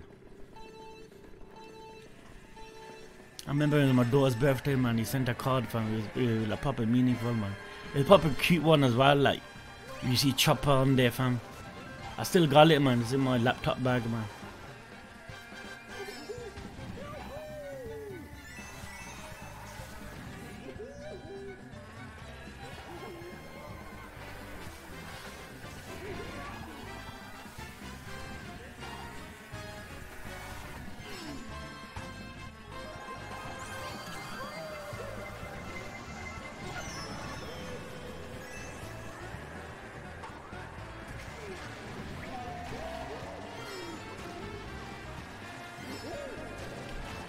Oh yeah, Mackenzie ever in real life as well.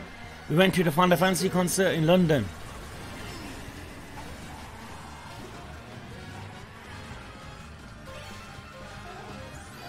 It was sick, man.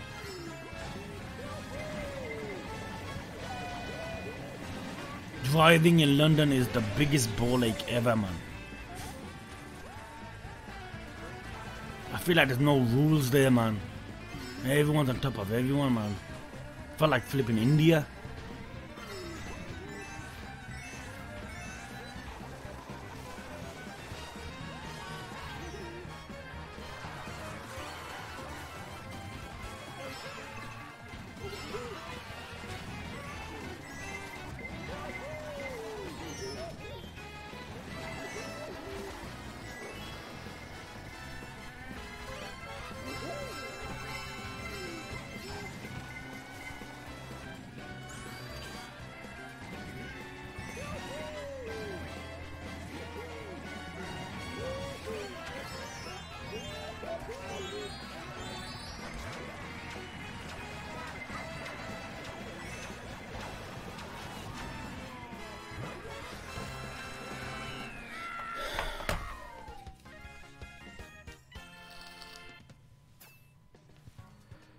Boy, just stick around on your channel. Yeah, I will. I seen him streaming yesterday. Something with Final Fantasy or something, innit?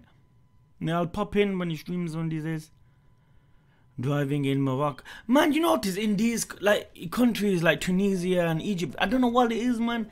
It's like when two cars go past each other, they have to horn or something. Like, I was looking at the drive, like, I don't get it. Is it the horning because they let the other guy know they're gonna turn? Here in the UK, we don't do that. They randomly like beep every 2 seconds, beep. I'm like, what are you doing? It's weird.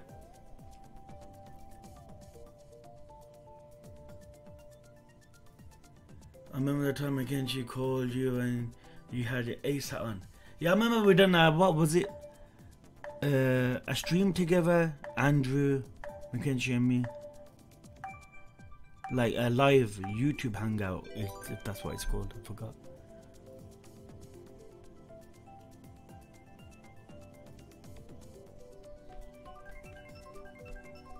No, I know how to drive. Yo, I'm Schumacher, fam. I would never drive in there, man. I don't know the rules, man. Everyone's driving on the right, man. I'll drive on the left here. My mind will go all mumble jumble, fam.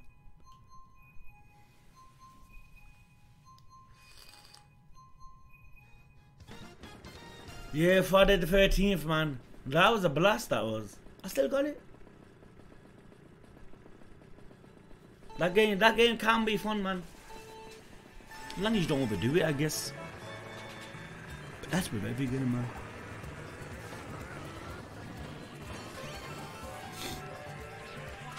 We should, you know, fam.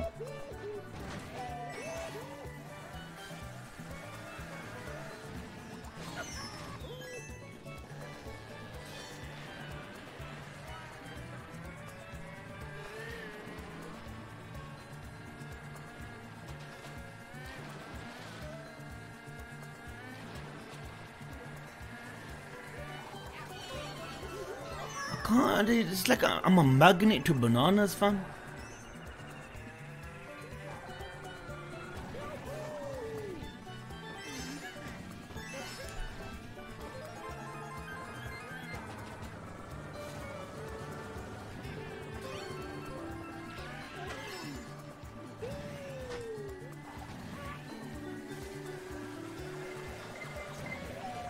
God's sake, man.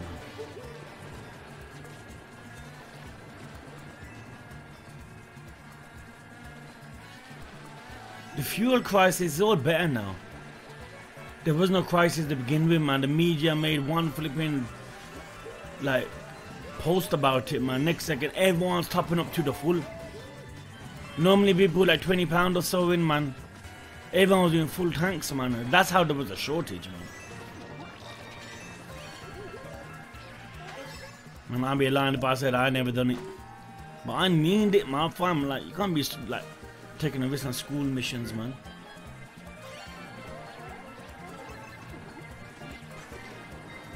Man, when it comes to petrol and that, man, you just wish you lived in them Arab countries, fam. Shit's so much cheaper there.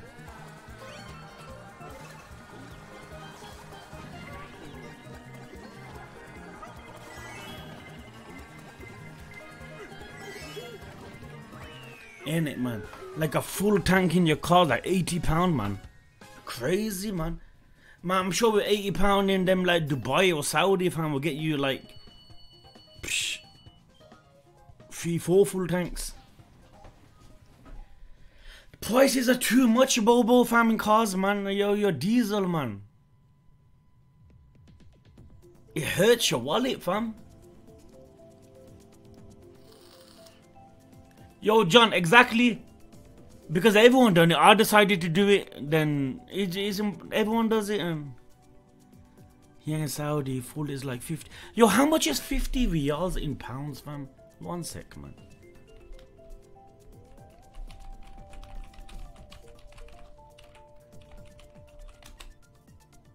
£9!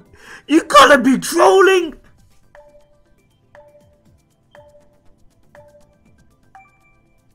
Fam, send me some diesel or petrol and shit, man. Gallons, man. Oh, £9, fam.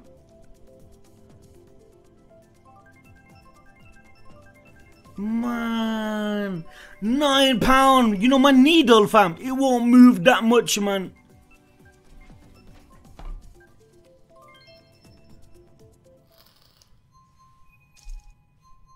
Man, you guys are chilling in Saudi when it comes to petrol, fam.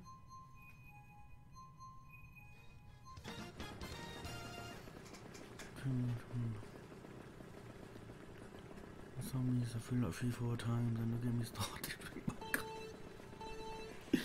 I swear down, man.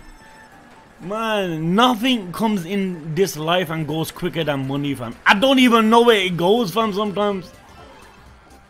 And your car is one of them, man. Especially with all these flipping insurance and taking care of that shit.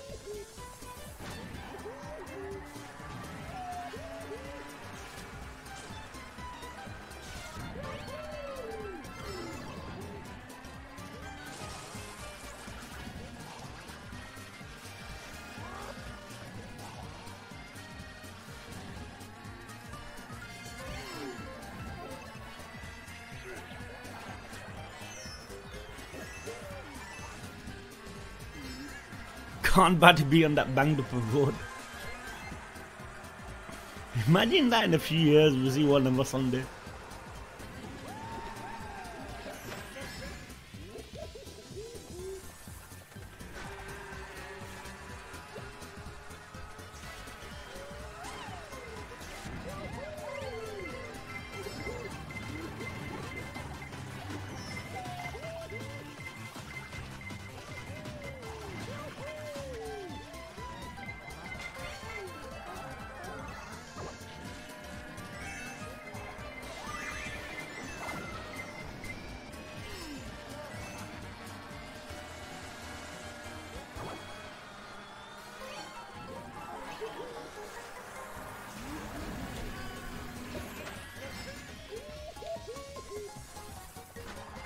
Jumbo's playing sick though.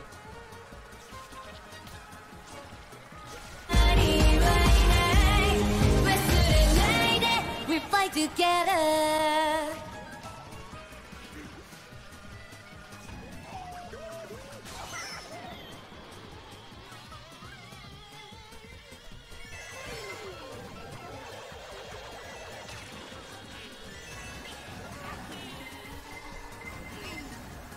Ah, so close.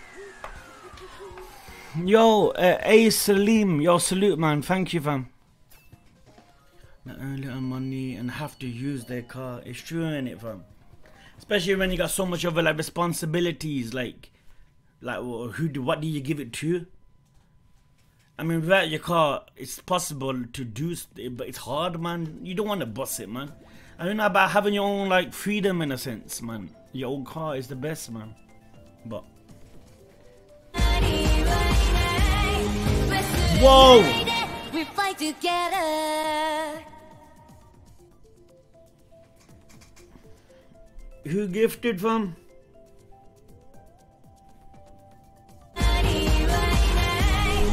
Samzy, fam. We fight together. Come on, yo.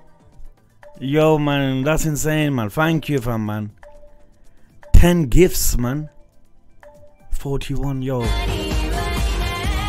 Yo, thank you, Samzy, man. We fight together. Yo, that means a lot, man.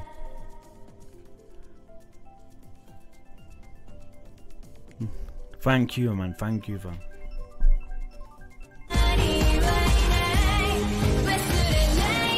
We fight together.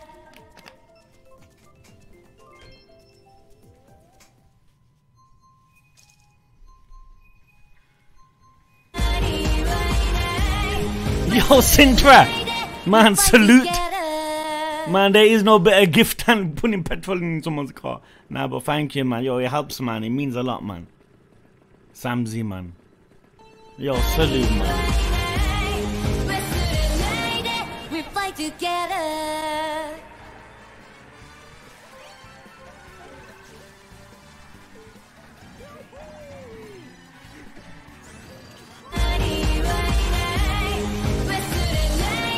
We fight together.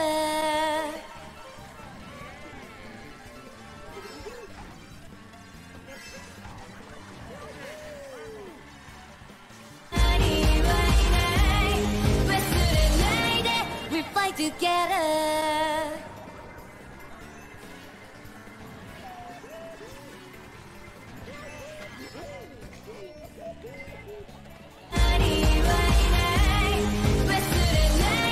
We fight together. Come on.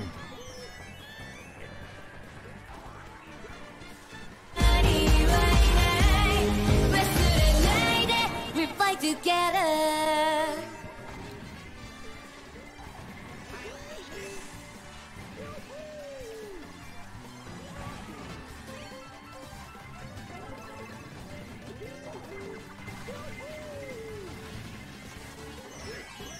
Should have used my ghost, man.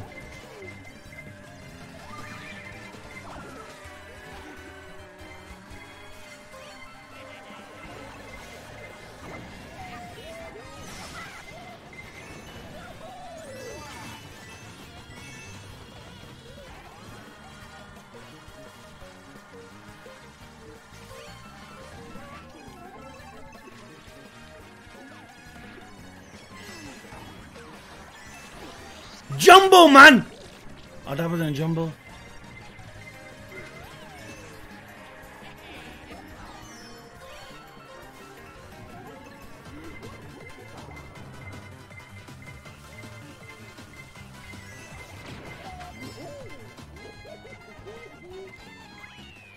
Man, what car do you have? A Golf fan? 17 plate. Isn't it a decent car, man? We got a Spanish dude in here. Who are you on about?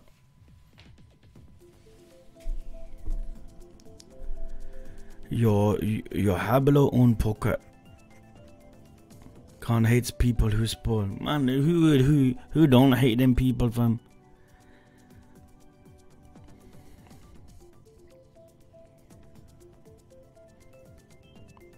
Estamos bien. Talk some Spanish. Fam, you want me to butcher the Spanish language, fam? You don't want me talking Spanish, fam. Man, I got barely talking about flipping my mother's tongue, fam. Want me talking Spanish, yours, so you guys could troll. Google, I'm not Googling, fam. I was just clicking off that Steve Irwin video I had on. You guys kill it.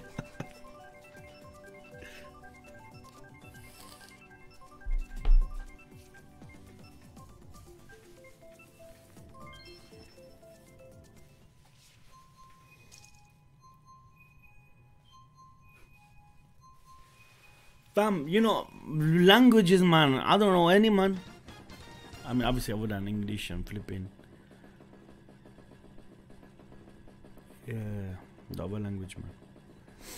I'll get first place this race. Jumbo, stop lying to yourself. Stop lying to yourself.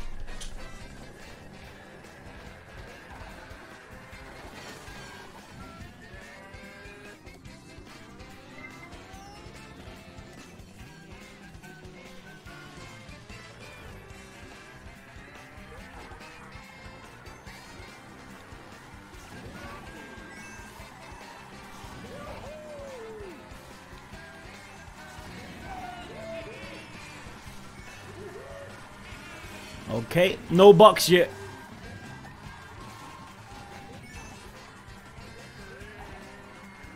It's all good, it's only the first lap.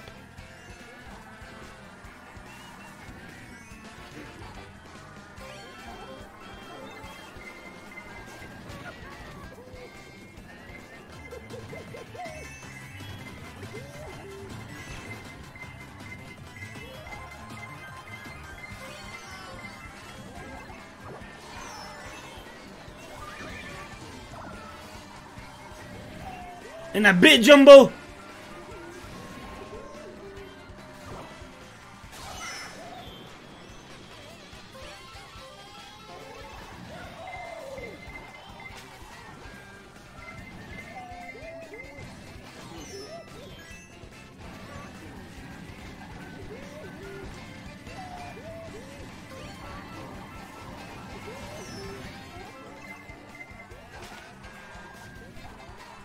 Jumbo, what did you say about coming first, fam? Can you repeat that?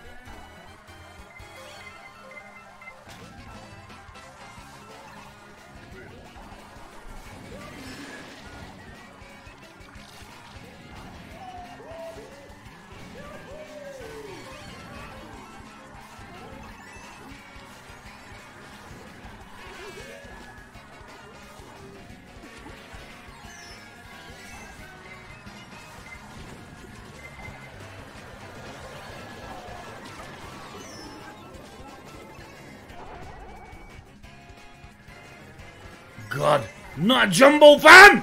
Come on, man! Hold on. I still beat him, right? How on earth will I finish 8th? My man came last, you know, and he's talking about coming first. Yo, Jumbo, man. I feel sorry for your soul, fam.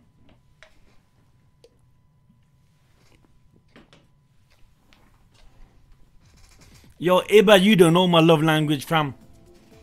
That shit can get a flipping. Okay, man, I can't say it. Let's just say it's high, fam. You get me, Iba?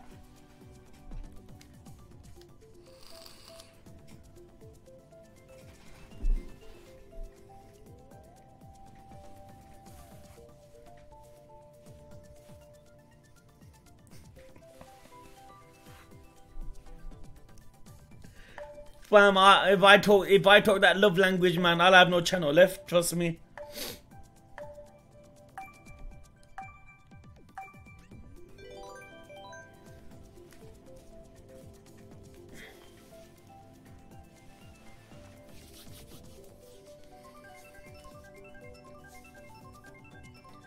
Do you play Pokemon? Which Pokemon game, fam? I mean, on the Switch Sword, I haven't played it, you know.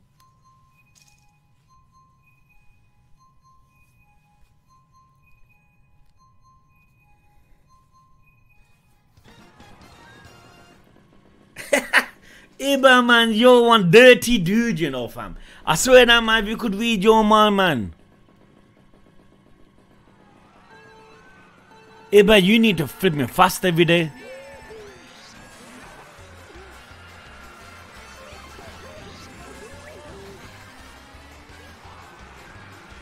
Yo, Iba, how on earth is someone like you not married, fam? Man, you must be committing all kinds of haram, fam. You must be full on shaitan, yo.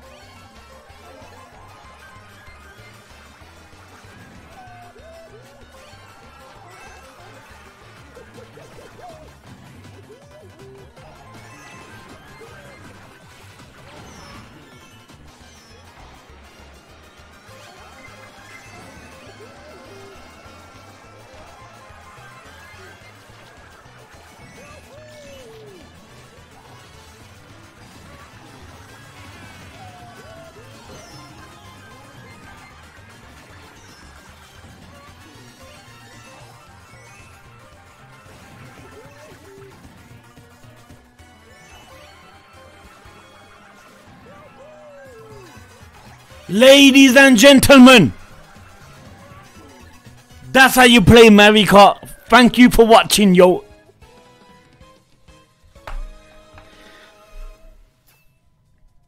Yo, wild, trust me, fam. At this, I wouldn't even be surprised if we do get it. If we do set one up. Nah, yo, but I'm not dirty minded at all, yo. Fam. Be virgin on that.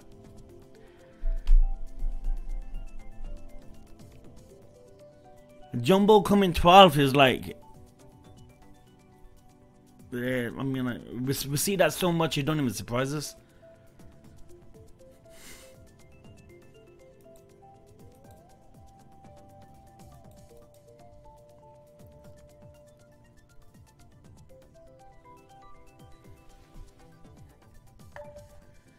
But yeah, boys, well, shall we just chill a bit? After this, man, playing straight. Mario Kart's time to, like,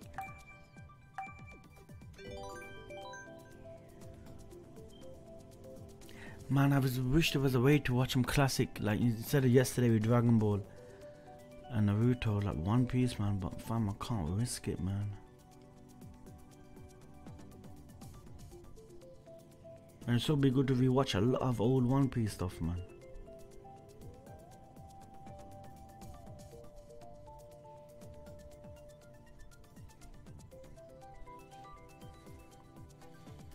You want to chill and just watch random stuff, boys.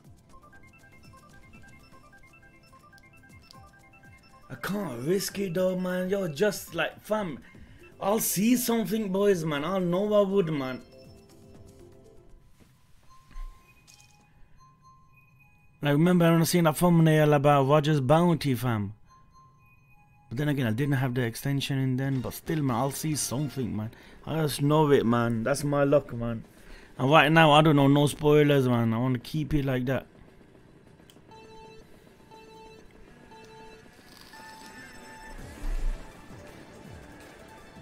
And it's not worth it, man.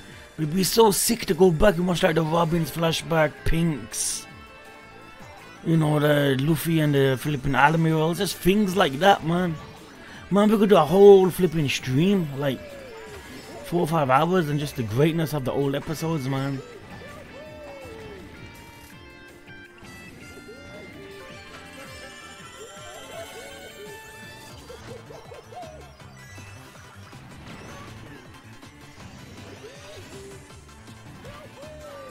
Whoa!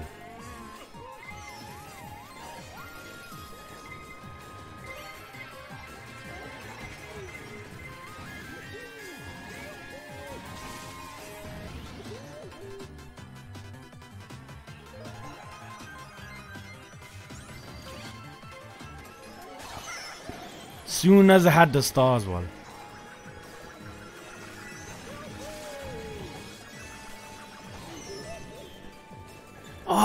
Yeah, but that would be so sick to see again. The whole Sogo King. When he shoots them flat. Oh, man. Oh, tempting me. I can't, man. I can't, boys, man.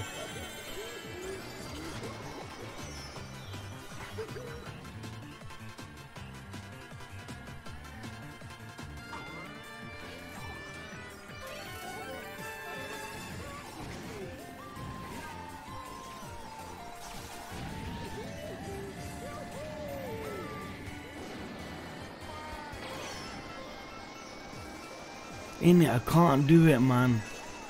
I can't, man.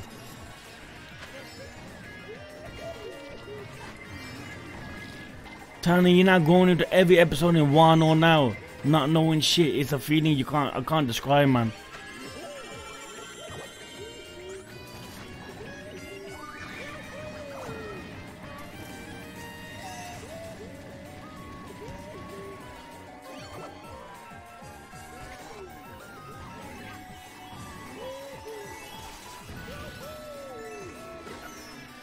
Beautiful. I'll take 6. We got over 200 points today, boys. You know that, fam. Hold on, let me see. I started with under 12-1, right? Fam, we got bare points. Yo, I'll take it, man. Yo, do that jumping Mario Kart salute, man. Thank you, Jumbo, man.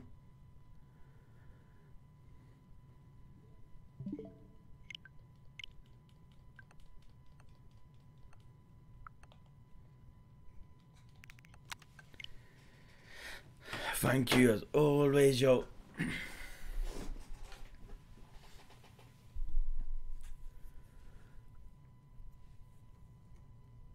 1 sec.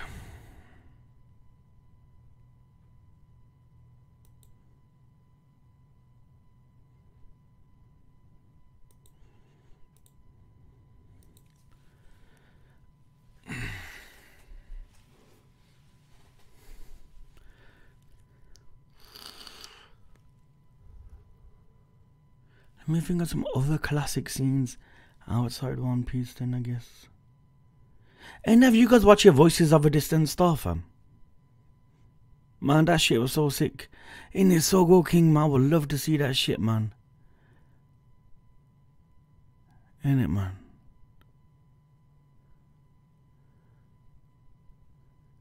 How about classic wrestling moments, man? But then again, I don't think many people like into wrestling back in the day the way I was. Innit?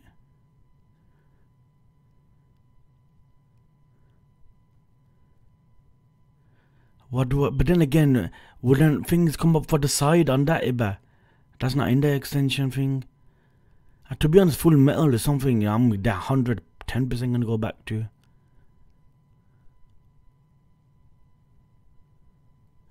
You know what I mean, fam?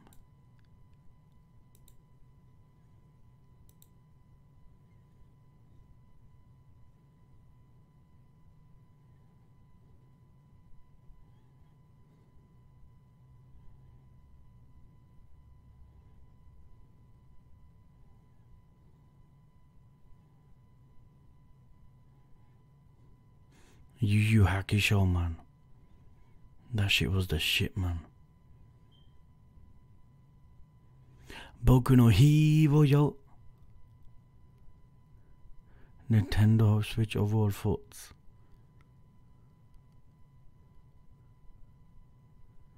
Oh, remember that scene, boys? Oh, my, oh, yo, fam, can you believe it, dudes? Like the whole Luffy Usopp fight, man, things like that. I've never like went back and seen again, fam. Man, it would be so sick too one day, fam.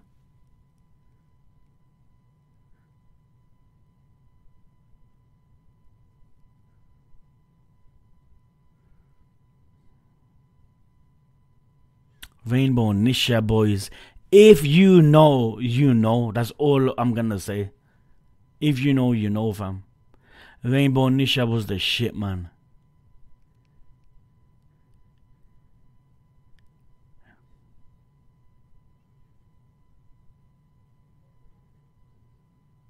Maggie. You know, Maggie season 2, man, was so sick compared to 1, fam. Ain't it, boys, man? Yo, Nature, you get the worst videos, fam. This is a day in the Japanese ramen chef, man. That's, fam, that's the life in a Japanese ramen shop. I never had ramen in my life, you know, boys.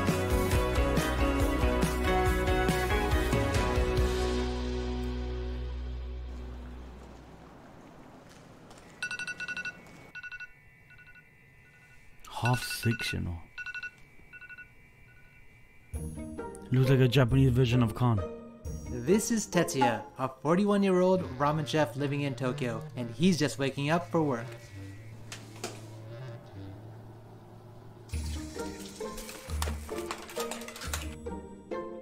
I guess this is his breakfast. Tetsuya, where'd that come from? I don't know why, but I Do you love have enough this time to get to video. work this morning? Iba, you know, that's Tetsuya's probably quite the a worst bit on sound his in mind this existence, morning, man. Because today, he's creating a new bowl of ramen for the owner. But a lot still has to happen before this, so let's see how the day goes.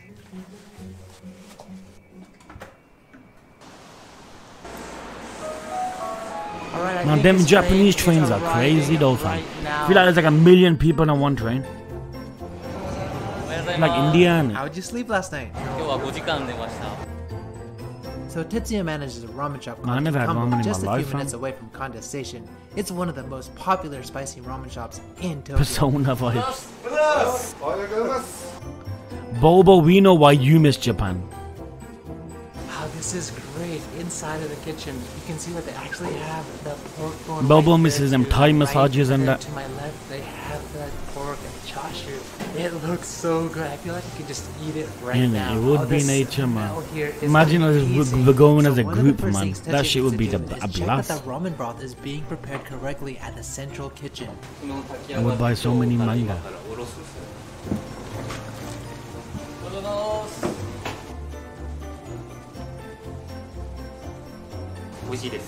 Like soup So, and that. what do you check for?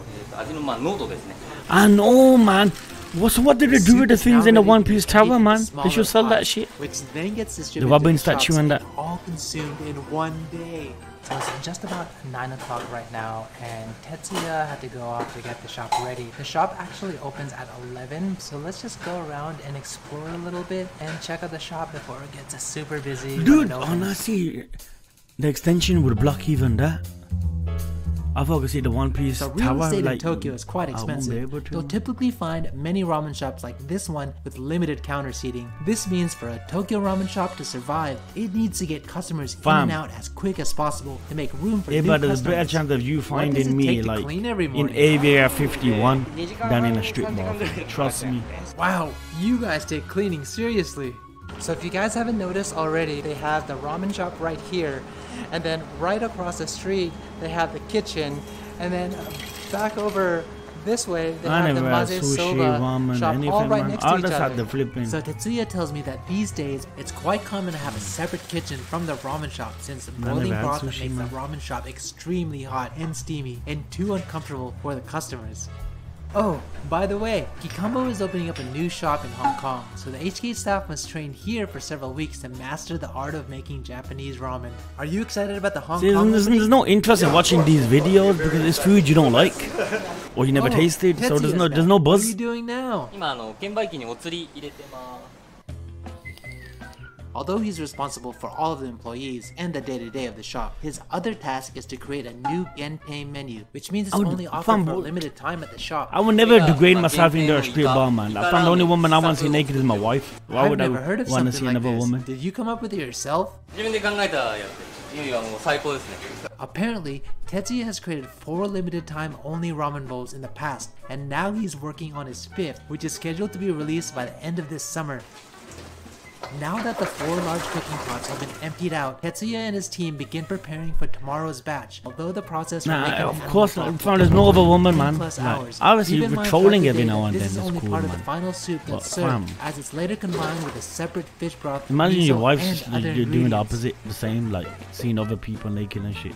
Every morning before the shop opens, same how you should Tetsuya feel must test the ramen when to you do ensure it. the quality and flavor meet the shop standards. First, they blend the animal and fish broth and taste it to ensure the blend ratio is correct. Dude, man, this is so off-putting, fam.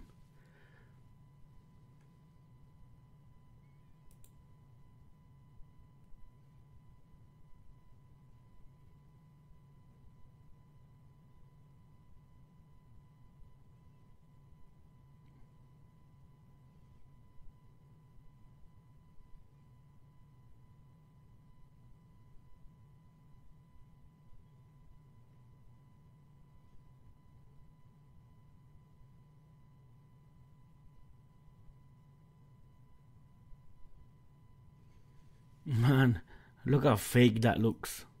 Somebody that is so fake is so funny.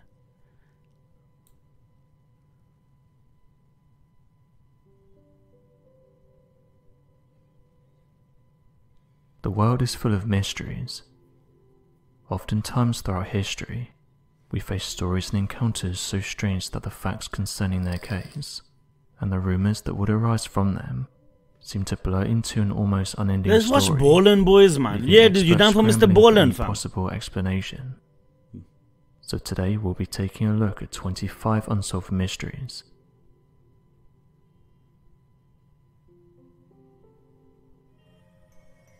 Ancient Egypt is home to the pharaohs and the pyramids. It was the setting of many mathematical, medical and agricultural advances, and in the modern day is a historical place of enormous intrigue and fascination. One structure that sometimes gets overlooked due to being let's next do to the Ballin' Great after this, Pyramids is fam. that of the Great Sphinx. The Great Sphinx of Giza, commonly known as the Sphinx, is a grand limescale structure in the Golden Giza Desert of Egypt.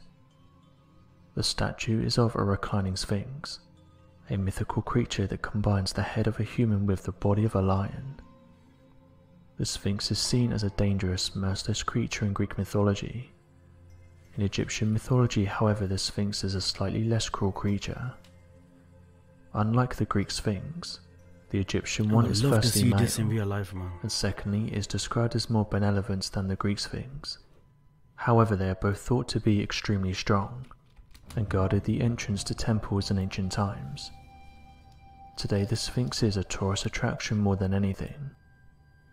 Such an incredible architectural feat naturally draws a lot of attention. Hold on, boys. How am I meant to put this on that? On one sec. Because then the whole Discord thing is gonna show. How can I drag it on the other monitor? Obviously, because spoiler reasons, boys.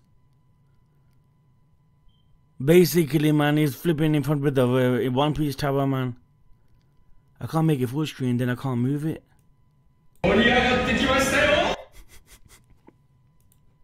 And historians and researchers have spent years delving into the history of the Sphinx. Naturally, this leaves various unanswered questions.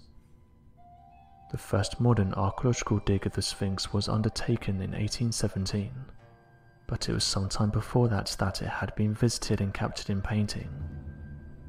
Around 1798, French painter Vivens Denon painted a picture of the Sphinx, but when it was finished, critics noticed something a little strange. Denon had painted a man being pulled out of the head of the Sphinx. Two figures were helping a third one out of the head of the statue. I would love which to had be been around when painted all this side shit on. was made, you know, fam. Now you may wonder whether this was simply a matter of imagination. Perhaps Denon had wanted to add something a little different to the painting, but of course nobody knows for sure, as it was the 18th century and the beauty of both aviation and drone imagery had not quite yet been invented. However, in the 1920s, aerial photography had become possible, and lo and behold, what appeared on the Sphinx's head? A hole big enough for a man to fit through. Naturally, this made Denon's painting all the more interesting. It appeared he'd actually seen people climbing out of the Sphinx, which begged the question, who was in the Sphinx, and what were they doing? Not a lot is known about the history of the Sphinx, or at least there isn't a lot of definitive knowledge, but researchers have noticed that the head of the Sphinx is made from different materials to the rest of the statue. The head appears to be made out of a man-made substance rather than limestone, hence the darkness of the stone of the head compared to the body. Oh, I'd love to see Furthermore, the this shit. Sphinx's head has hardly eroded, and appears smoother than its body. This again points to the idea that the head was somehow interfered with, maybe long before any Western peoples ever knew of its existence. But this still doesn't answer the question of why those men were in the head of the Sphinx. One thing that is known is that restoration work has been done on the Great Sphinx. Something to note though is that at the time, and as mentioned by Tour Egypt, systematic research on the water table pollution and on the properties of the stone and mortar were undertaken. They note though that for some unknown reason these discoveries were not applied when the restoration work was being carried out. It's been theorized that the hole in the head of the Sphinx actually led to an underground chamber, which then joined up to more underground chambers beneath the Great Pyramids.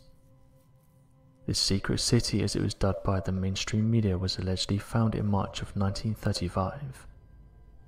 Newspapers even covered the topic, and it was speculated that this discovery would have gone down in history as being one of the greatest. However, not one Egyptologist or researcher commented on the findings. It was almost as if every researcher forgot about these initial discoveries. There was complete silence from those studying and working alongside these structures.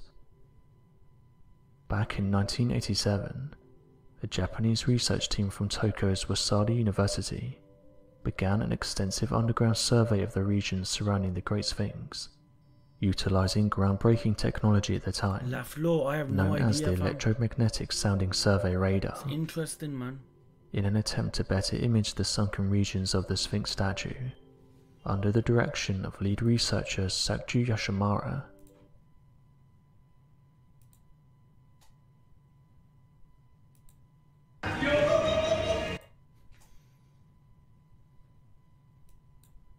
One sec. Hold on, boys. Look how crafty this video is, boys. Man, Bobo is in one piece tower, fam. You get me, fam? Look what this flipper does. Can you see it? How come it's not appearing on the monitor? Huh? Can you guys see it? It's on the monitor.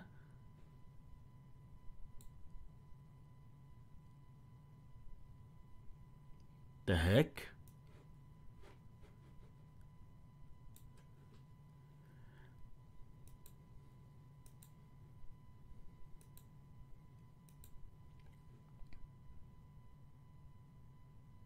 I don't know why, fam. Basic is Robbie sitting down and yo, is there anyhow you can put the link in here, fam? So people can see what I'm on about. Got some of the most accurate 3D rendering images of the statue ever taken, with a strange revelation that no one had seen coming. For some unknown reason, the Japanese survey team discovered an extensive system of cavities and tunnels I never thought there was a hole in the head, Great Sphinx that were believed to have been previously undiscovered. Yeah. According to the team, south of the Sphinx was a hollow tunnel believed to have been 2.5 meters wide and 3 meters tall, connecting two chambers. A small and a large chamber that appears to connect to additional tunnels that stretch north, south and southeast of the Sphinx's direction. Portions of shafts were found in unconnected areas beneath the Sphinx, with additional cavities found inside the structure of the Sphinx, and beneath the body of the Sphinx unconnected to the tunnels beneath the monolith. None of these findings have been pursued after the survey, with many denying the existence of the tunnels and shafts, despite the mountains of clear imaging evidence gathered underneath the direction of lead researchers. The frustrating thing about this is that there's no conclusion to the mysterious hole seen in the Sphinx's head. We know it was there as we have photographs and paintings, but as of right now, only theories can be put forward for why it was sealed up. Some good history and shit, man. All the history we got. The ancient Egyptians have filled history with spectacular cultural offerings, from the pharaohs to the pyramids to the Great Sphinx itself. When we as a race discover something that's old, it's only natural to begin to wonder whether there is a little more to these incredible pieces of history than the accepted truths. Who knows what really lurks in the mysterious ancient catacombs beneath the Sphinx? Fuck, man. Perhaps one day we might find out. Until that time though, we can only put forward our theories as to why these chambers have been kept a secret from the public. Robert Bigelow, a businessman and a UFO enthusiast, purchased a ranch in 1996 at $200,000, where he established the National Institute for Discovery Science and installed substantial surveillance. At the time, he may not have realised what he was getting himself into, but this would be the start of an ongoing investigation, one in which has opened his eyes to some of the more mysterious things living on our planet. This ranch is known as Skinwalker Ranch, and researchers and investigators who have conducted tests on the ranch have said there's something going on there, with various people coming forward with their impossible to explain encounters that in their opinion points to the fact that there's something otherworldly going on in and around this ranch. Bigelow and his team of researchers ultimately experienced more than 100 incidents on this property, but could not amass evidence that would be credible for scientific publication, something that other researchers who investigated the ranch also struggled with. Must be some weird ass treasure that we Bigelow later sold the ranch in 2016 for $4.5 million. When Bigelow has been interviewed about the ranch, he's gone on to detail that there's definitely a presence there, and seeing a mysterious portal and unidentified flying objects isn't uncommon. In fact, when he was interviewed back in 2017, he was asked whether he believes in aliens, in which he responded, "I'm absolutely convinced." See, with he was aliens then asked, "Do you believe that I don't UFOs know, have man. come to Earth?" I don't feel like there's aliens. He I feel like responded there with the are following: creatures that we're unaware of. "There has been and is an existing presence, Like in our an own ET planet, presence. man. I don't And I feel like spent there's millions and millions of aliens in dollars. space and shit. I probably spent But more then as an again, individual." to feel like how big the universe is, man, to feel like we're the only life, that sounds crazy too, fam, right? Ain't it? That sounds kind of far-fetched, man. More than anybody else in the United States has ever spent on this subject. I've had a close encounter with a UFO. It really sped up and came right to their face. You see, filled up the entire windshield of things the car, like this, I turn a blind and it eye then to. took I don't off feel at a like right angle and shot every off time I into hear the things like this, distance. I know it's not true. End quote.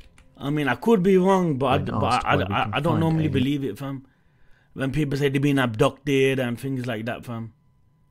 Oh, you guys seeing this, fam? The only way to do this Listen to this story, in my boys. opinion, is to include the graphic video footage. And so we have done that, so viewer discretion is advised. But before we get into today's story, if you're a fan of the strange, dark, and mysterious delivered in Dude, story format, then you come find to the right me a place channel because better than that's all this. we do, and we upload once or Find twice me every one. week. So if that's of interest to you, please ask the like button to play a very casual game of chess with you, and then proceed to beat them with the Fool's Mate. Also, please subscribe to our channel and turn on all notifications so you don't miss any of our weekly uploads. All right, let's get into today's story. I love this guy, fam. I swear to God, man.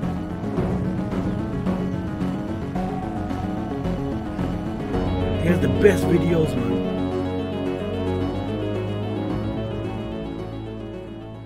On January 27th, 1908, a 34-year-old handcuffed man walked out from behind the curtain to a cheering crowd inside of a theater in St. Louis, Missouri. This was going to be this man's first ever live performance, but he did not seem nervous. Next to this man on stage was this comically oversized milk can that was filled to the brim with water. Once the audience had stopped clapping and had calmed down and taken their seats, this man on stage turned to face this milk can and then climbed up this small ladder and then lowered himself feet first into this can, and as he did, his body displaced water from the can, causing it to spill over onto the stage. And then once almost all of his lower half was submerged in water and the audience could only see his face, this man looked over at his assistants in the wings of this theater and kind of gestured to them that he was ready to start. And so the assistants come running out into the middle of the stage and they immediately close the lid of this milk can over this guy, pushing his head down into the water.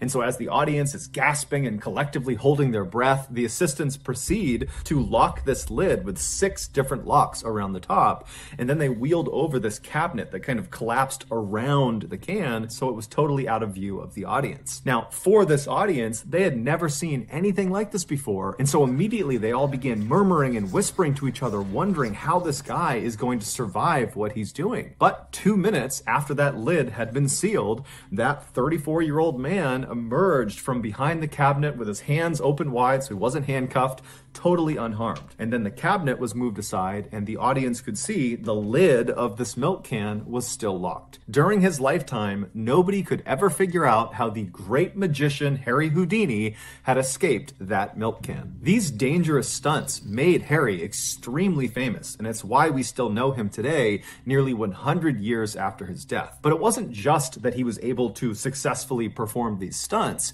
it was his attitude while he performed these stunts that made him so notable. He really just came off as being totally fearless, that he was willing to do just about any stunt. But that wasn't actually true. There was one stunt that Harry was absolutely terrified of. Now, he would eventually work up the courage to attempt this particular stunt, but while he was doing it, he panicked and he had to be rescued by his assistants. And after that, he never tried it again. And for decades, nobody else tried it either. Because, I mean, if Harry Houdini can't perform this stunt, then certainly no one else can either. But in 1990, a daring 32-year-old man named Joe Burris decided he would be the person who would finally conquer this infamous stunt. Joe was a small-time children's magician in Fresno, California, but deep down, he had always believed that someday he would be the next Harry Houdini.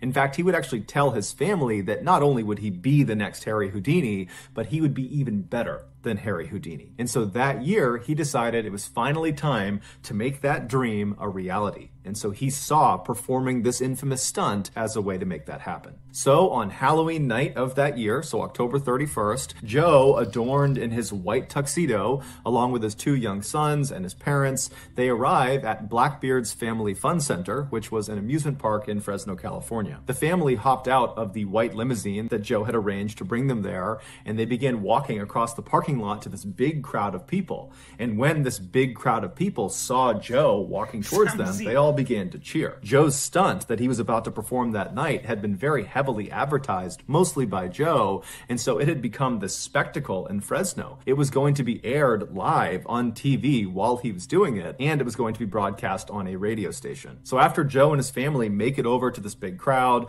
Joe walks to the front and he climbs up on this impromptu stage, and he gives this impassioned speech to his audience about how he's going to be the one who takes on this stunt and becomes the next Harry Houdini. And then afterwards, he looks over at his assistants, all these guys that are around him, and he gestures to them that he's ready to begin. And so with all these TV cameras rolling, the assistants walk up to Joe and they begin shackling his wrists, and they put these chains around his body, and then they lifted him up and put him inside of the see-through plastic coffin. And then this coffin was lowered into the 7-foot pre-dug hole that was right nearby. Once Joe gave the signal that he was ready to go, they would fill this hole in, and the stunt that he would perform would be to escape being buried alive. Houdini had attempted this by being buried under 6 feet of dirt, and he had managed to get out of his coffin, but then he just could not get through the dirt and began to panic. And had it not been for his assistants literally reaching into the dirt and pulling him out, Houdini would have died. Joe, apparently, a year earlier, had attempted some sort of practice run of this stunt. It was not the full amount of dirt. It was some smaller amount of dirt, and he had managed to get out. And so he was really confident in himself. And so for this big televised event, he had decided to really up the ante and make sure it was clear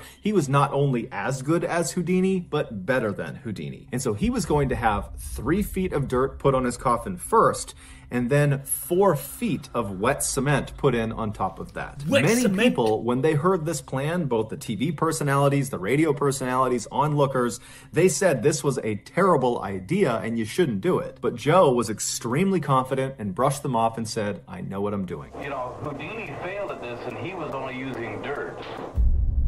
Once Joe was in his coffin at the bottom of this 7-foot hole, he looked up at his assistants standing over the grave waiting for a signal, and he gave it to them and kind of shouted up to them that he was ready. And so his team very excitedly began shoveling dirt into the hole. But after only a couple of minutes, when less than a couple of feet had been put in the hole, they heard Joe yelling out from inside of the coffin. And so everything stopped, the staff jumped in, and they pulled the dirt out until they could finally get the lid of the coffin off. And they found Joe. He was alive, but he was very shaken up, and he kind of sat up and said, yeah, the chain around my neck is too tight. You got to readjust the chain. Now, all these onlookers at this event, they heard Joe say this, and they saw him, and their read on this situation was not that his neck chain was too tight, but rather, it looks like Joe might have bitten off more than he can chew. That this stunt is way more dangerous, and maybe he's realizing that, and he's looking for excuses to not do the stunt. And so the onlookers, they didn't try to egg him on to do it anyways. They started feeling apprehension too, and so everybody who was there began telling Joe, hey man, get out, don't do this now, this is a really bad idea, it's not worth it, the chain's too tight, that's a sign, don't do it, don't get back in. But Joe, after kind of collecting himself, told the group that he was totally fine, that it was really just the neck chain, that was the only issue, and he demanded his staff put that chain back around his neck after they loosened it up, and then put him back in the coffin and fill it in. And so eventually his staff, taking cues from him, said, okay, and they got his neck chain readjusted, and they put him back in the coffin, they chained him back up again, they closed the lid, and once again he gave the signal that he was ready to start. And so a very apprehensive crowd watched as the dirt went back in, and after 3 feet of dirt were in the hole, the cement truck came over and poured 4 feet of wet cement on top of the dirt. And then after this hole had been completely filled in, the onlookers, which included Joe's 2 young sons and his parents, they kind of moved in and got right up against this grave and were looking straight down at the top, waiting for Joe to come out again. But as they're watching this hole and as they're filming this hole,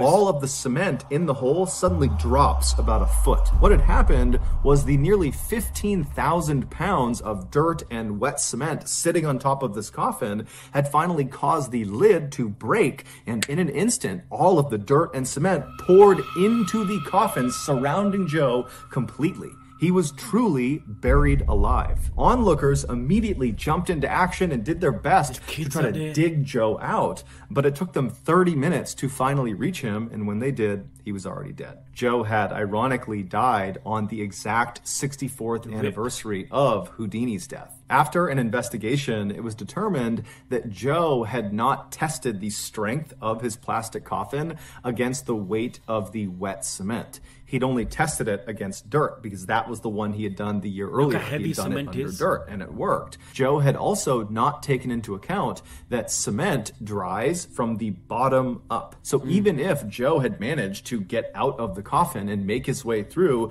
the first 3 feet of dirt that was right on top of the coffin, he most likely would have been trapped under the hardened cement layer. You realize that cement starts to harden first at the lower from the bottom, so it's going to be hard.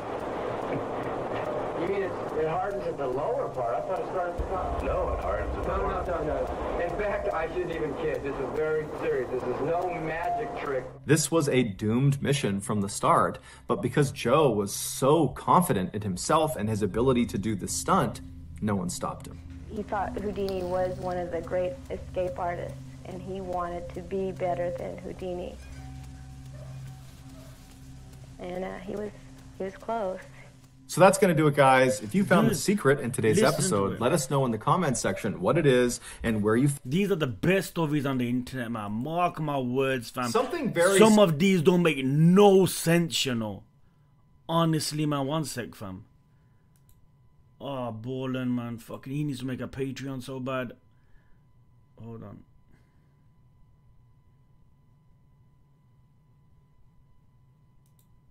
Something very strange seems to be going on inside of national parks in North America.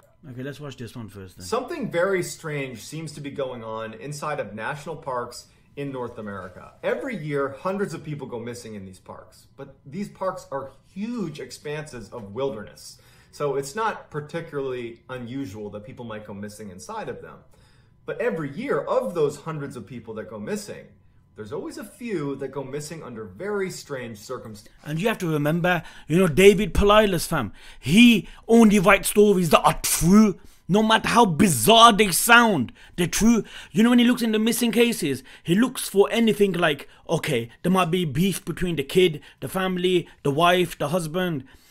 If any of that is ruled in, he don't write the story, he don't research the story, he only research stories that are like factual. But you might feel like some of the stories are so bizarre how they can be factual, but they are, fam, but they're just weird. Okay. I'll shut up. Either the way in which they disappeared doesn't really add up. You know, someone will be watching or keeping an eye on someone, they'll turn around and then turn back and that person's missing and there's not a trace of them and they're never found again. Or you'll have instances of someone will go missing, there'll be an extensive search, there's no trace of them, and then they're found like miles and miles away in locations that are almost impossible to get to. Now, one man, David Politis, who's a former police detective, he began researching these very strange disappearances inside of national parks. It started when a park ranger actually approached him and said, hey, there's a bunch of weird things happening in state parks. You should look into it because you're a former detective. And so after looking into it, he discovered that there were so many oddities around many of these strange disappearances. And he saw there was many overlaps and similarities that he really dove into it. And he's examined thousands of these strange cases. By his count, 10,000 plus hours of research. He's written 4 books. They're all under the name Missing 411. If you Google Missing 411, you'll find a plethora of information about these cases.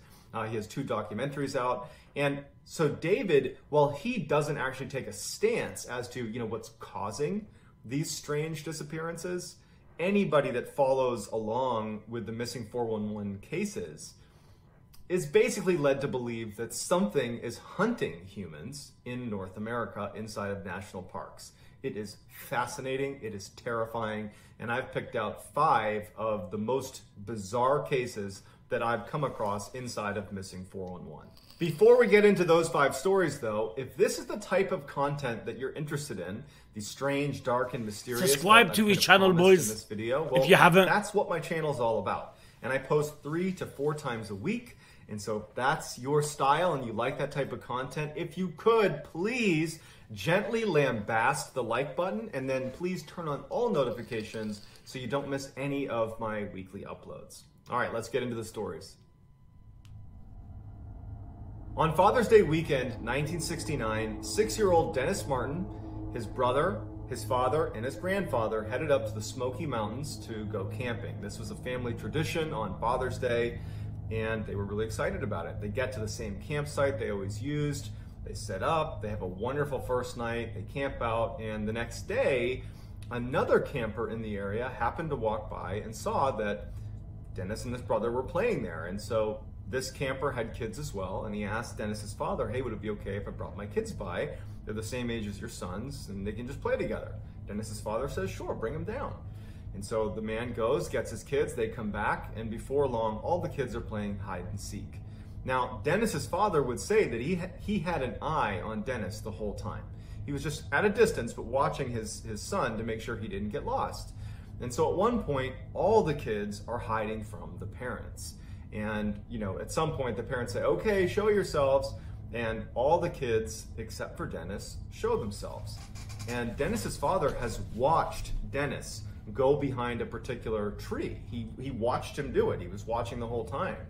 And so when they said, come on out, and he didn't come out, he actually wasn't that concerned because he knew exactly where his son was. And then after a few moments, he yelled to his son directly and starts walking over and says, Dennis, come out, Dennis, I know you're behind the tree. And when he finally got over there, Dennis wasn't there. Dennis's father immediately starts running off into the woods, screaming for his son. And he actually ends up running almost 2 miles up the Appalachian Trail, just hollering for his son, and he can't find him. And then the rest of the family had broken up and was searching the area because they're thinking like, he couldn't have gone very far. He was literally just here. And Dennis's father had said before, like, I watched him go behind the tree. I watched him. I don't know where he is, but I watched him go behind the tree. And so they're searching everywhere, and Dennis is gone. So a huge search, in fact, the biggest search in park history ensues with 1,500 searchers that included the Army Green Berets, so the Special Forces got involved. They are combing a 60 square mile plot. They're looking everywhere, and there is nothing. There is no trace. There's no scent. There is nothing connected to Dennis Martin anywhere. And so they go back to Dennis's father and they're like, you have to tell us what you saw. Again, this doesn't add up. If you were looking at the tree and he was right there, how is it that he has just vanished into thin air? But no one knew. That was it. No one knows what happened. There's no closure. He's just gone, and they never knew what happened to him. Years later, when David Paulides was doing his research for Missing 411 and was researching the Dennis Martin case, he interviewed other families that had been at the campground at the same time that Dennis had gone missing. And one of those families was the Key family. And they had asked a park ranger where they could go on the campground where they might be able to see some bears. And so the park ranger obviously said, be careful, but you can go over here to this section of the campground and you might see a bear. And so they head over there and they're looking for bears. And one of their children hears a scream, or thinks he hears a scream, and kind of directs the family to look in the direction of the scream. And from their vantage point, they could see up onto the side of this mountain where there was, call it sparse trees all over the mountain, so you could kind of see in between the trees. And they saw what looked like a bear running along the mountainside, but with something slung over its shoulder. Except the interesting thing about this bear was the father was quoted as saying that it didn't really act like a bear. It was acting more like a human the way it was running. It looked, hairy and like an animal, but it was running and dodging between trees. It was holding this, what looked like a child over its shoulder. It acted almost like a human. And so you have a bear man that has been spotted by the Key family, and they bring this up to the investigators that are looking into the Dennis Martin case. And obviously the Dennis Martin investigators, they don't take this seriously. They think that they're just, saying some ridiculous thing for attention or whatever it is. So, it never really was entered into the case with Dennis Martin. It wasn't until the Missing 411 cases that it was ever connected. But there really was a family that claims to have seen a bear man carrying a child about an hour after Dennis Martin had gone missing in the same area where Dennis Martin had gone missing. Man, makes you think, fam. In the spring of 1952, 2-year-old Keith Parkins was playing with his siblings outside of his grandfather's ranch in Ritter, Oregon. And when the kids were all called in to have lunch, Keith was nowhere to be found. And so the siblings and the family went out and did a cursory search looking for Keith. And when nothing turns up, they call in authorities and a full-fledged search is launched for Keith. There's no sign, there's nothing. And 4 miles away from the ranch, they find several hours later some footprints that look like they might belong to a 2-year-old. And they start tracking those footprints and they go on for miles and miles, and then they just kind of stop. And it wouldn't be until the next day, 12 miles away from the ranch, that they would ultimately find Keith. Surprisingly, Keith, who had disappeared with not enough clothing to be out in sub-zero temperatures with snow on the ground, 12 miles, and being 2 years old, he wasn't prepared for a night out. He was found alive, face down, 12 miles away. His jacket and his hat had been stacked neatly next to him, and he had scratch marks all over his face, but he was unhurt. When asked, what happened, he's 2 years old, he had said a cat scratched him, and he kept repeating that a cat had scratched him. That was the only thing that he could articulate. No one knew how a 2-year-old, in the span of 20 hours, could have moved in the middle of the night 12 miles away. Les Stroud, who's a very accomplished outdoorsman, he's the star, he is Survivor Man, he actually, because of this case, went out and tried to actually cover the distance in the allotted time. You have 20 hours to cover this 12 miles, and he couldn't do it. And he even said, it's not possible for a 2-year-old to have covered this distance, let alone survived the exposure to the elements in the time that he was out there. It makes you think, somehow he did. And, years and years later, Keith was interviewed, because now he's a grown man, he was interviewed about what happened, and he has no idea. He has no memory of it. At the end of 1973, 19-year-old Charles McCullough, who was an amateur photographer, had been doing a West Coast tour of the United States, going to all the different national parks to photograph beautiful scenery. And by January of 1974, he was in Oregon and wanted to go to Crater Lake, where he wanted to take pictures of Crater Lake. So he asked The his Shogun, friend who had an the all-terrain kidnappers vehicle gonna to like take him out pack to Crater the, I Lake, mean like because his van, which is this pack the clothes, I VW mean beat up tidy the old clothes van, and put it together in couldn't a have made way. it out that far. I mean it's possible. And as his friend is but driving him out to Crater Lake, wouldn't the boy say Charles something? says to The him, kid, kind of "If jokingly, someone picked me "Hey, up." if you don't hear from me in a couple of days, file a missing person report." Sure enough, a couple of days later, when Charles doesn't show up, that friend does file a missing person report, and an extensive search is conducted at Crater Lake to find Charles. There's no sign of Charles. There's nothing. There's no anything about Charles.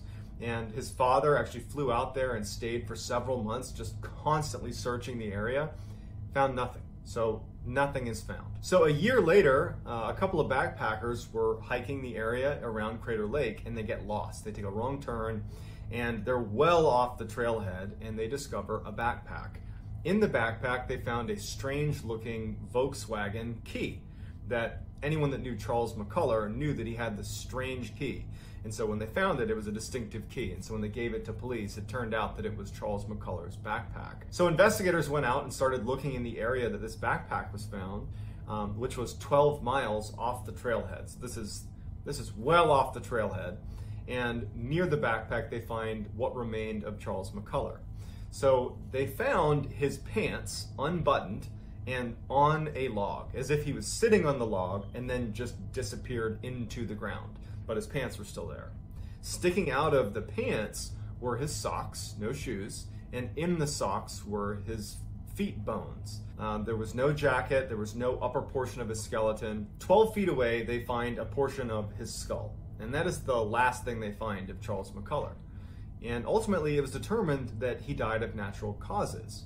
His family was not prepared to accept that, however, when you look at some of the circumstances. We have, he's missing his jacket, he's missing his boots, he's missing his photography equipment, his head is detached from his body. He was also 12 miles off the trailhead. And when he went missing, there had been approximately 5 to 7 feet of snow that had dumped in the area. So how did he move 12 miles off the trailhead in 7 feet of snow, especially when you consider he was not an outdoorsy type, and even when he got dropped off by his friend that drove him out there, he even said later on that he felt like Charles was very ill-equipped for the environment he was going into. But at the end of the day, it was left as, sorry, he went missing and he died of natural causes, and that was that. Bart Schleyer was a famous outdoorsman and hunter. He was just one of those people that you could drop into any environment and he's not only going to survive, he's going to thrive.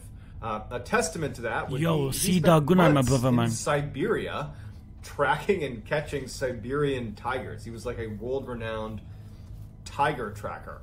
He's just like this super rugged, super competent outdoorsman. In September of 2004, Bart books a float plane to take him 175 miles north into the Yukon Territory in Canada for him to go hunt moose on his own for 3 weeks.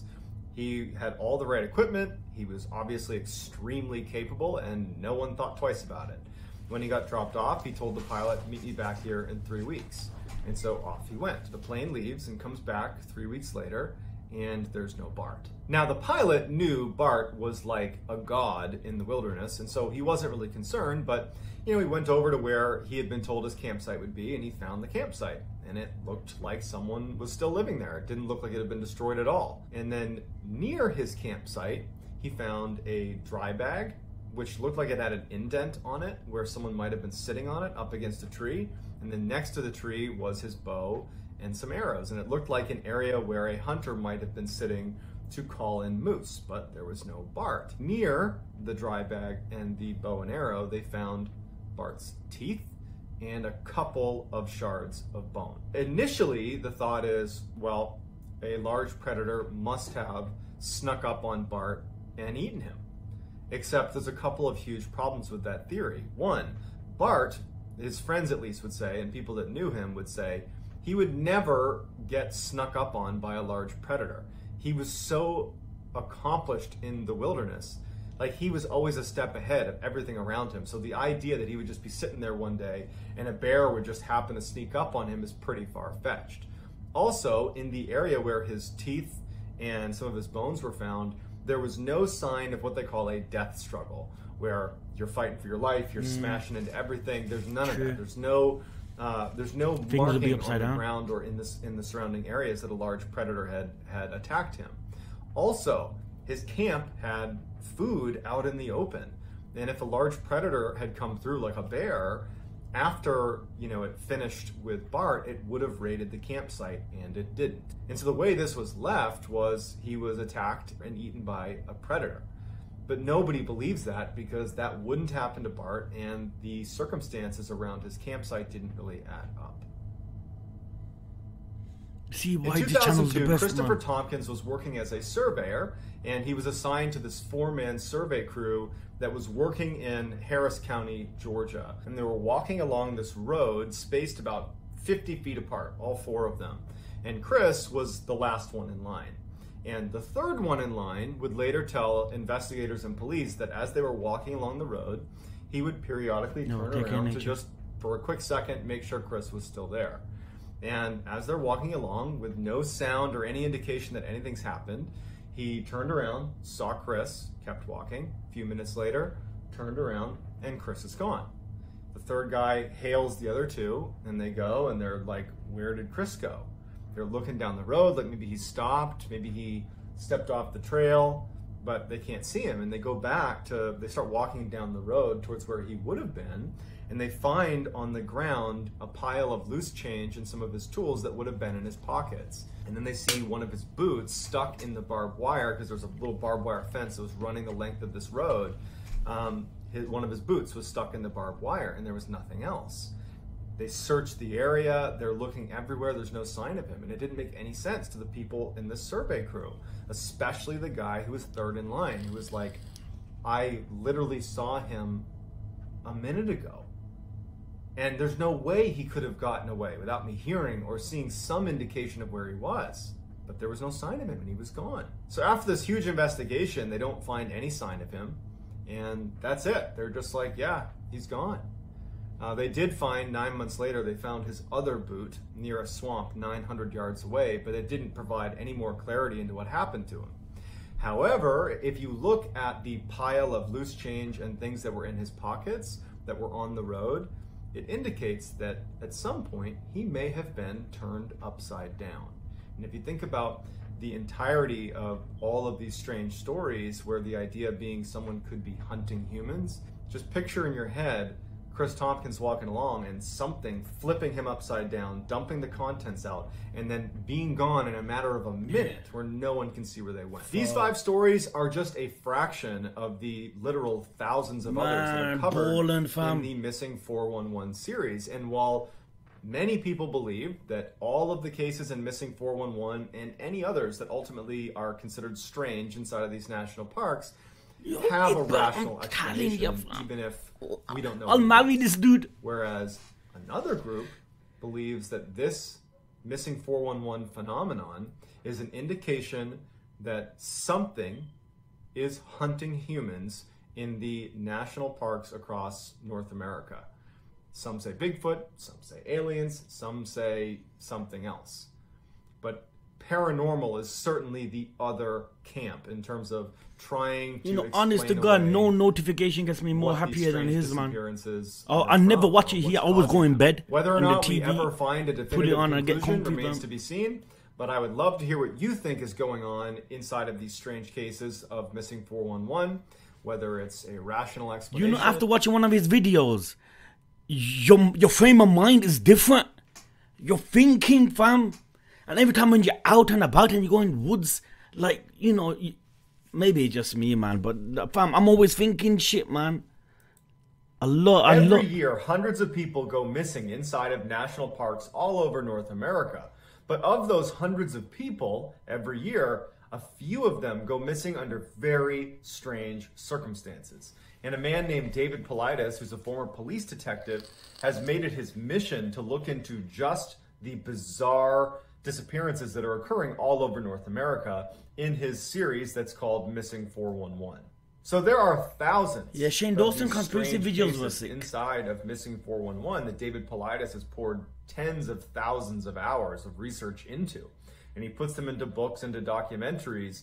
And so there's really no shortage of strange cases to look at. I know about them as well. I begin my own research into missing Nothing beats 411 this though, and man. learn about these different cases, I have been pulling groups of stories that stand out to me as being particularly interesting or just fascinating or just strange, and I'm making videos to highlight those stories. And so I've already done one video like this where I highlighted 5 stories that I thought were particularly strange.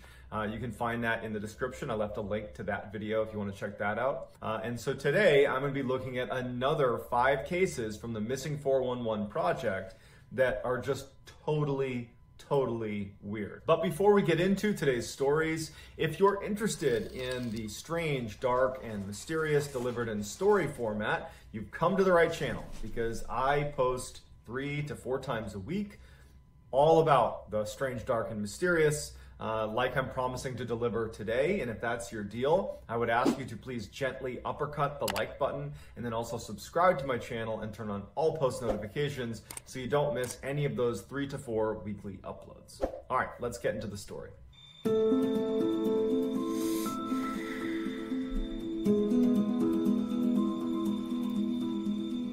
So this first one really takes the cake for just being strange.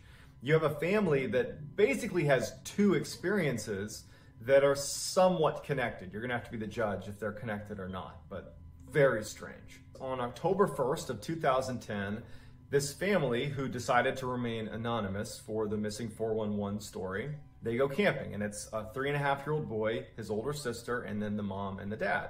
And so they go camping at Mount Shasta in California, which is a popular camping site. And the family loved to go camping there.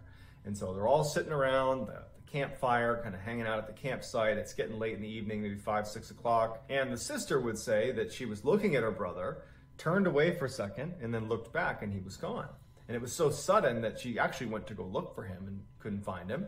So she went and told her mom and her dad, and they start calling for their son, and they're looking all over their campsite, and he's gone. Authorities show up, and they launch a full search. And for 5 hours, they have hundreds of people scouring this area, not only the campsite, but the surrounding areas, and there's no trace of this boy. 5 hours later, they find him laying in a thicket on a trail that had been searched multiple times. And it wasn't like hidden. The thicket was like right by the side of the trail. So if you've searched this trail, you've found this kid. So meaning he couldn't have been there during the search. He must have arrived and then they found him on this trail. Everybody was so happy that they found this kid and he wasn't physically harmed that no one really looked into the fact that it doesn't make any sense that he is here. How did he get here? Where did he go? Where has he been? No one thought about that. They were like, we got the kid back. We're all happy. The parents are happy. Everyone's ready to just move on. And so the kid goes to the hospital. The doctor looks at the kid and says, you know what? He's fine. This is obviously a traumatic situation, but he's fine. You can take him home. And so the kid goes home with his parents, and pretty quickly the family went back to normal. They were obviously super grateful that they didn't lose their son. About 3 weeks after this whole ordeal, the boy is with his grandmother, who he called Cappy, and he looks at Cappy and he goes, I don't like the other Cappy. And so his grandmother, the real Cappy, she looks at him and she was like, what do you mean? Now, remember, this is a 3.5-year-old boy. Language skills, not the best, okay? But this story that he tells his grandmother, he had previously told his father, but the father had written it off as the ramblings of a 3.5-year-old. It wasn't until the grandmother told the father about the story that he was like, I've heard that story. And so the boy says, while he was camping, he turned and he saw Cappy. Dexter Laboratory. To come with him. And so he loves Cappy and he goes with Cappy, and Cappy leads him up a hill to a cave. Now the whole time, the real Cappy, who wasn't there, she was not with them camping. She's thinking, oh my God, someone who looks like me abducted this child. So she's listening, horrified. He said, she brought me up to a cave. And when we got into the cave, he said there were spiders and purses, like women's purses. And he turned to look at Cappy, and he said that her head was glowing. And it was when he realized this is not Cappy. This is the other Cappy. And he said the other Cappy kept asking him questions, but he didn't know the answers. And so the other Cappy got frustrated and told him to leave and pushed him out of the cave.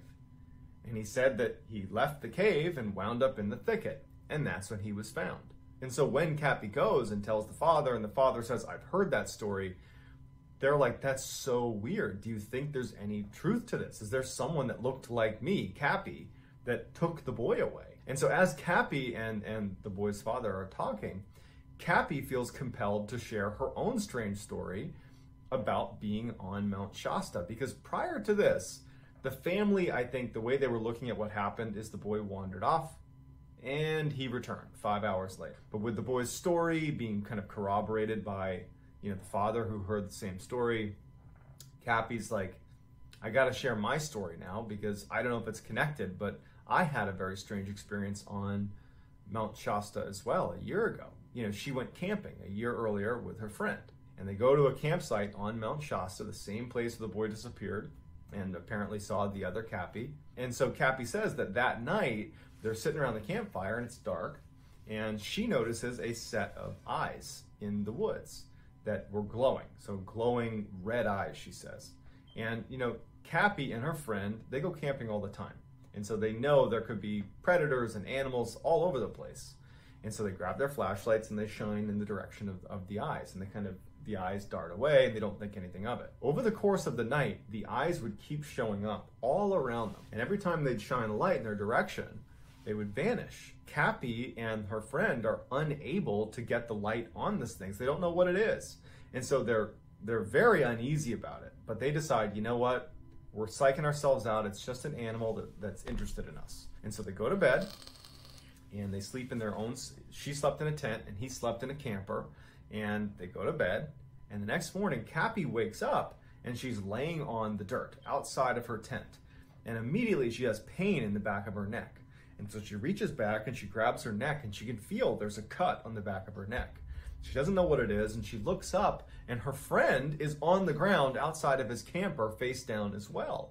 And so she gets up, she feels horrible, like sick, like violently sick in fact, and she kind of staggers away over to her friend who is laying there, and she can see too that he's got a mark on his neck, and he gets up and he's like, what happened? And they assumed that they had been bitten by, a poisonous spider. That's actually what they believed, because it was a little puncture wound on both of their necks, and that it had caused them to be sick and delirious. They'd wandered out of their camper and their tent, and they'd wound up on the ground.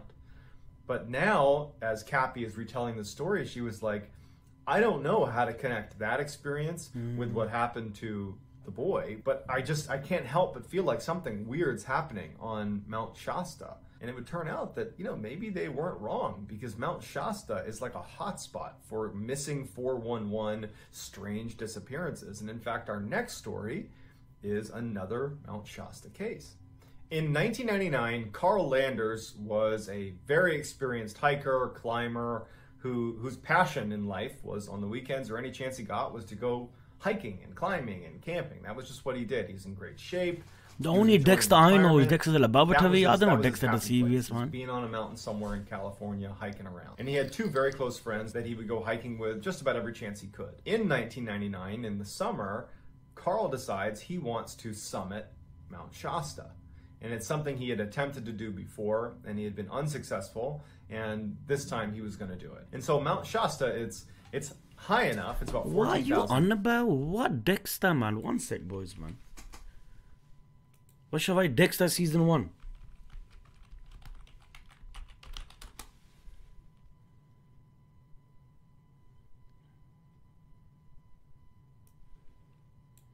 This. I never heard of this in my life, huh? Dexter New Blood. I have no idea what that is, man.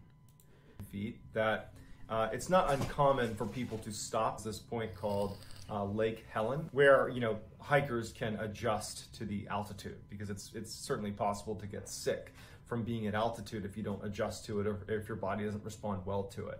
And so their plan was get to Lake Helen, camp out for the night, and then summit the next day. So they head up in May of 1999, the three of them. They get to Lake Helen and they set up their camp for the night. It was clear that Carl already had some sort of altitude sickness, because by the time they reached Lake Helen, he's weak, he's sick, and he figures, I'm going to try to sleep it off tonight. I'll see how I feel in the morning. And so all night, Carl is just super sick. It's a horrible night for him.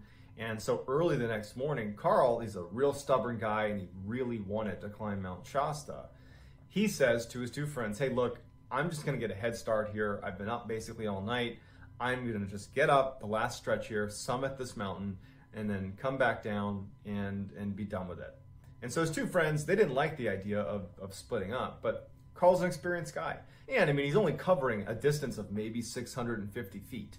Like, this is not some epic distance he's covering. It's basically like a day hike. So Carl leaves on his own. He leaves his backpack at the campsite, and his two friends would watch him as he kind of bent around the mountain and went up towards the summit, and that would be the last time they ever saw him. The two friends would attempt to summit as well about 30 minutes later. One of them apparently had gotten sick overnight and said, look, I can't do this, and he stays at the camp. He's like, I'll be here. You know, we've already split up from Carl. Why don't you also go on your own, summit yourself, and I'll be here. I'll wait for Carl. I'll wait for you. The friend that does make the summit, he goes up. You can't tell me when you hear Dexter, you think of anything other than Dexter's Laboratory. Don't let me come to flipping wherever you are and slap you in your head, fam. Dexter DD and that Mandoc, fam. He follows the same trail, this short distance up to the summit, gets to the summit, and he hasn't seen Carl. He's not shocked. It is a little strange that they wouldn't have passed on the way, but he's thinking, you know, anything could have happened. Maybe he sat down somewhere, I don't know what it is, and then comes back down expecting to see Carl back at the campsite. So he gets back to the campsite at Lake Helen where the other sick friend had not left. He was still there. And he says, hey, has Carl come back? And the friend's like, no, didn't you see him on the way up? Did you lap him? Like, what's he doing up there? And he's like, no, I went up. I didn't see him on the way up. I didn't see him at the summit, and I didn't see him on the way down. And they're thinking to themselves, like, thinking about the trail itself. It's incredibly open. There's almost nowhere to, like, fall. There's no crevasse, there's no sheer cliff. You know, there's almost no vegetation really to obscure you. It just didn't make any sense that you could vanish. A huge search is launched. They never found anything. There was also 50 to 100 people in the area that day, and nobody knew where he went. No one saw him. No one had any idea what happened to him. They interviewed everybody there. No one knows what happened to Carl. The only clue that we have of Carl is the backpack that he left at Lake Helen before he made the summit run. Other than that, for 20 years, we have no clue what happened to him. None. So this next story is really creepy. One of the strange phenomenons that you get inside of these missing 411. Oh, hold on, dudes, man. Getting a FaceTime. One sec.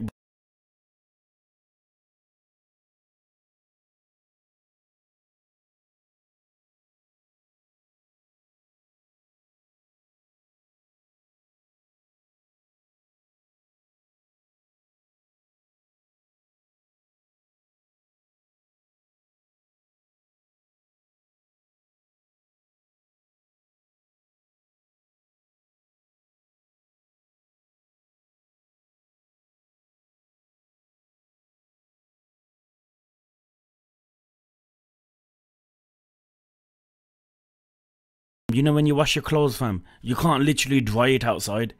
Because, fam, it's not hot. The clothes will never dry. So I take all the flipping clothes, take it to a flipping dryer shop and dry like 3 bags of clothes. Man, this country when it comes to weather, it's the worst. And I don't think anyone's interested, but still, fam. Let's continue. On stories is you have people that go missing really suddenly. Like as if they were pulled away at high speed. Yo, Kristen, too many clothes though, fam. Too many. And just ripped off the face of the mountain. And this story is one of those stories. In 2010, Eric Lewis was 57 years old. He was an extremely experienced mountain climber. And he had 2 very close friends that were also very experienced mountain climbers. And they decided that they wanted to go hike Mount Rainier in Washington State, which is a huge mountain. And they were doing a climb that was fairly technical and fairly dangerous. And it required the 3 of them to be tethered together on the same cable. And so as they're making this ascent of Mount Rainier, you have friend 1 in the front, friend 2 in the middle, and then Eric Lewis is the 3rd guy on the line all the way down. And so the way it worked is the first climber, friend number 1, if he wanted to rest, the other two climbers would keep climbing up. Yeah, but you're Bill Gates in it. So you can have so dryers. He was kind of in charge of setting the cadence of how quickly they were going to climb this mountain. And so over the course of the day, the first climber would stop periodically, and then the second climber and Eric would make their way up and wait and relax. All day that was happening. And then one time they come to a stop, and there's been nothing weird happening. Nothing's happened to this point. Everything feels very normal. The first guy stops, the second climber gets up to him, and then Eric doesn't show up. And so they pull on the line, and it's very light. And they pull it up, and the rope has been cut. Like, Eric's gone. And they're like, okay, only in an emergency would you cut the line. And so they just start immediately descending because they're like, well, it just snowed. It'll be very easy to track his footsteps. If he cut the line, he must have had a reason. Let's follow his footsteps to wherever he went.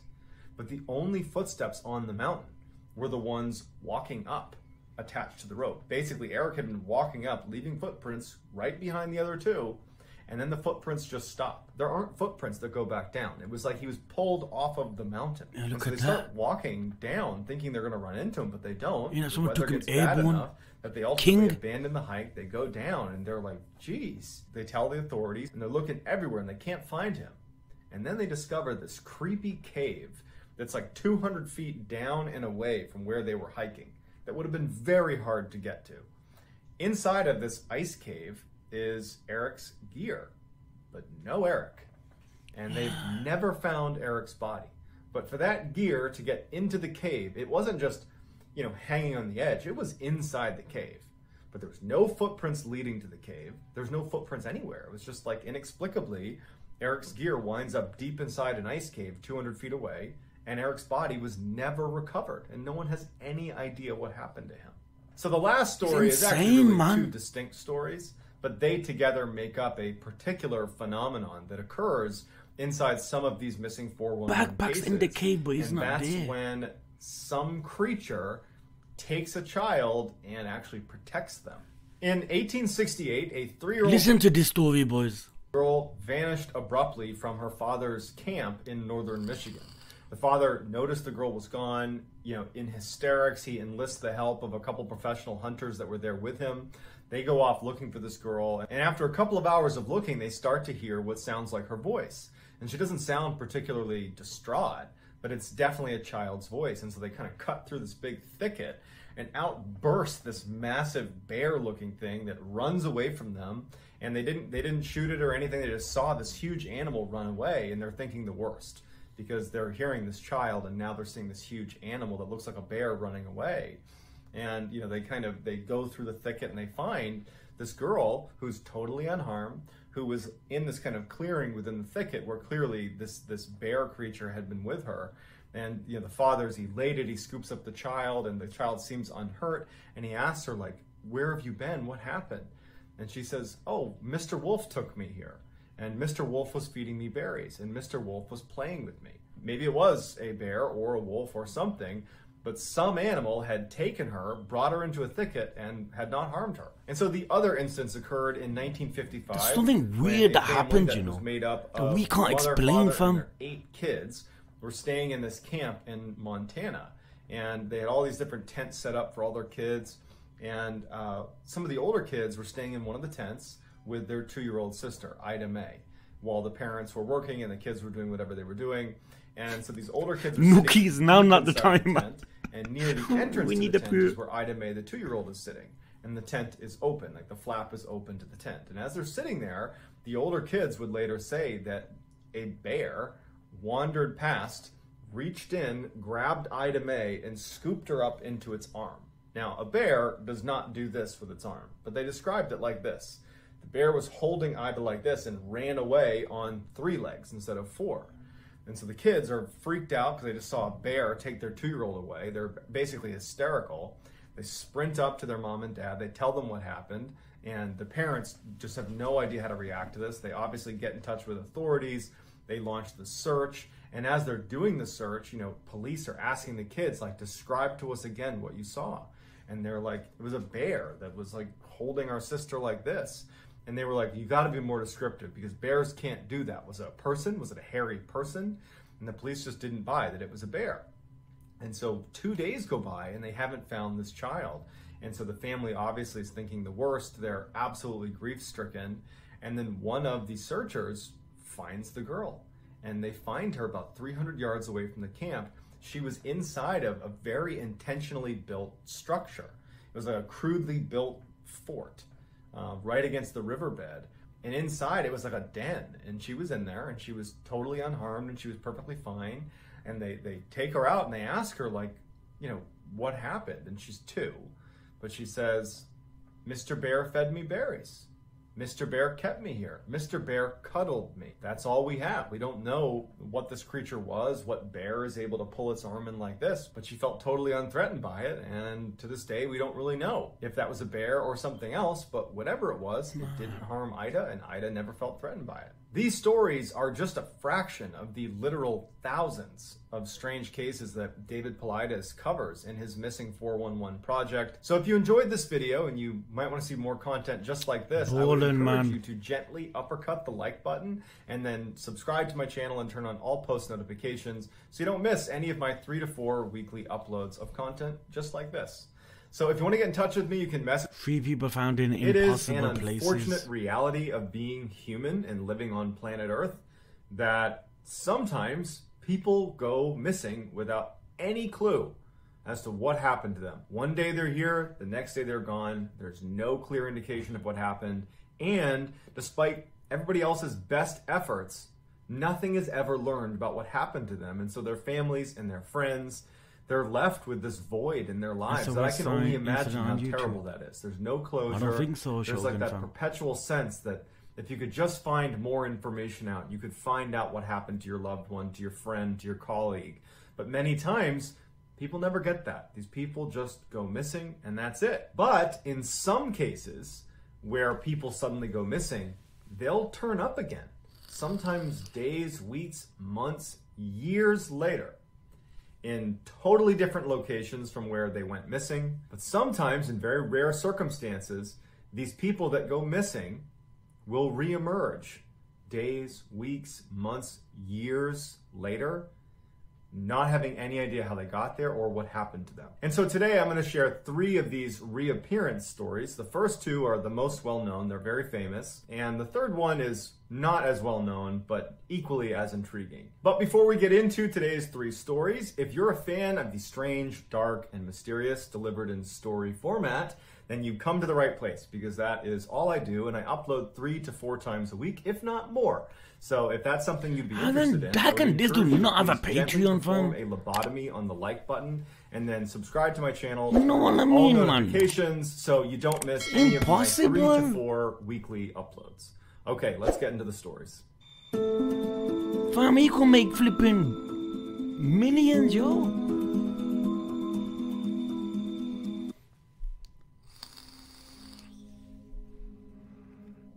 Don't compare me to him. This man's on a different level, man. In 1978, a 23-year-old named Stephen Kubacki was attending a college called Hope University in Michigan. It was a small Christian school where he was studying German and history. Stephen was a little more free-spirited than the typical student enrolled at Hope University, which is very conservative. He was a big-time outdoor enthusiast, and he loved to go skiing. I appreciate the love, In February of 1978, which was just months before Stephen was set to graduate, he decided he wanted to go on a solo ski trip around the Lake Michigan area. And so this area was known as the Lake Michigan Triangle. It's also known as just the Michigan Triangle, and it's an awful lot like the Bermuda Triangle, which is in that northern section of the Atlantic Ocean where planes and boats have gone missing over the years kind of inexplicably. Well, the Michigan Triangle is like that. And starting in the late 1800s, there were all these disappearances that started occurring in the Michigan Triangle area. And so Stephen was going to be skiing around the Lake Michigan area, and so he would be in the Michigan Triangle. Now, he had told his friends and his family that he was just going out for a day trip, and Stephen was a very accomplished outdoorsman, excellent cross-country skier, so really no one bats an eye when he decides to go out and, you know, go skiing. No one even thought twice about it. They're like, all right, cool, we'll see you tomorrow. A day after Stephen had left for this ski trip, some snowmobilers were out in the Michigan Triangle area, and they spotted a trail of ski tracks that led up to the edge of the lake, where at the edge of the lake were a set of skis and 2 ski poles. Just stopped abruptly, and they see that this looks like someone might have fallen into the lake. Now, there weren't any clear breaks in the lake itself, but they figured it was worth telling police and to at least let them know in case they're looking for someone who might have gone missing in the area. And so it was around this time that Stephen Kubaki's friends and family started to recognize that he wasn't back yet, and he should have been. And so they end up calling in an official missing persons report because he should have been back. And so the two things happened in tandem. You have the snowmobilers that have found the ski poles and the skis, and you have the missing persons report that's come out for Stephen Kubaki, and immediately they're connected, and this massive search effort is launched with a focus on where those skis and the poles were found. Now, they looked everywhere, but it was like his tracks went right up to the edge of the lake and then just stopped. There weren't any more tracks on the lake. There were no breaks in the lake. There was nothing there. It was like he just suddenly either went into the ground or just vanished somehow. And so as hundreds of people have descended on this area to look for Steve Kubaki, his backpack shows up right next to his skis and ski poles. That was the first place that everybody went, and his backpack wasn't there. And they didn't really even know how to investigate it. It was just this weird phenomenon where all these people are like, I guess it just must have been there the whole time. They just didn't have a good answer for it. And so after a long and very elaborate search, ultimately they had to call it off. And so they told the family and friends that what must have happened is he got out of his skis and put everything down, went onto the lake, and it cracked and he fell in. And so that's what everybody believed. I mean, why wouldn't they? 15 months go by, and Steve's father hears a knocking on the door. And who's at the door? Stephen Kubaki. And when he sees his son, he can't believe it because he believed his son was dead. But Kubaki has no idea, Steve has no idea how much time has passed. He saw a newspaper, Stephen saw a newspaper in his father's house, and it showed that it had been 15 months since he disappeared. He asked his father, like, how can this be? And he told Stephen, you were near Lake Michigan. That's 700 miles away. How did you get here? And Stephen's like, I woke up in a field about 40 miles from here, and I went to, my aunt's house, your sister's house, and she brought me here. And no one had any idea how he got there or why he was in the field in Pittsfield to begin with. In addition, Stephen had on clothes that he didn't recognize. He had a new backpack that had maps and all sorts of kind of like trinkets from different parts of the country. He had been to apparently San Francisco, Sacramento, all over California, Chicago, to Utah. He's been all over the country, according to the things that are in his backpack. He had $40 in cash, he had new sneakers, new glasses, and he had a t-shirt on from a Wisconsin marathon. It says he was a participant in. And one of the only things that Stephen would say to the media, because he basically swore off the media and he didn't want to give his story to anybody, he just said to one of the news outlets that he felt like he had been doing a lot of running. But other than that, we don't know what he was doing for 15 months, and apparently he doesn't either.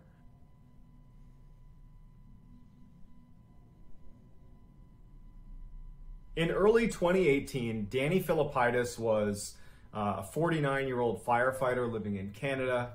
He had a wife, he had 2 kids, he was happy, healthy, successful, and every year, he and his colleagues at the firehouse would go on a ski trip to New York, where they would go skiing at a mountain called Whiteface. And so on February 7th, 2018, Danny and his 7 colleagues are at Whiteface. They're enjoying themselves. Danny was an avid skier.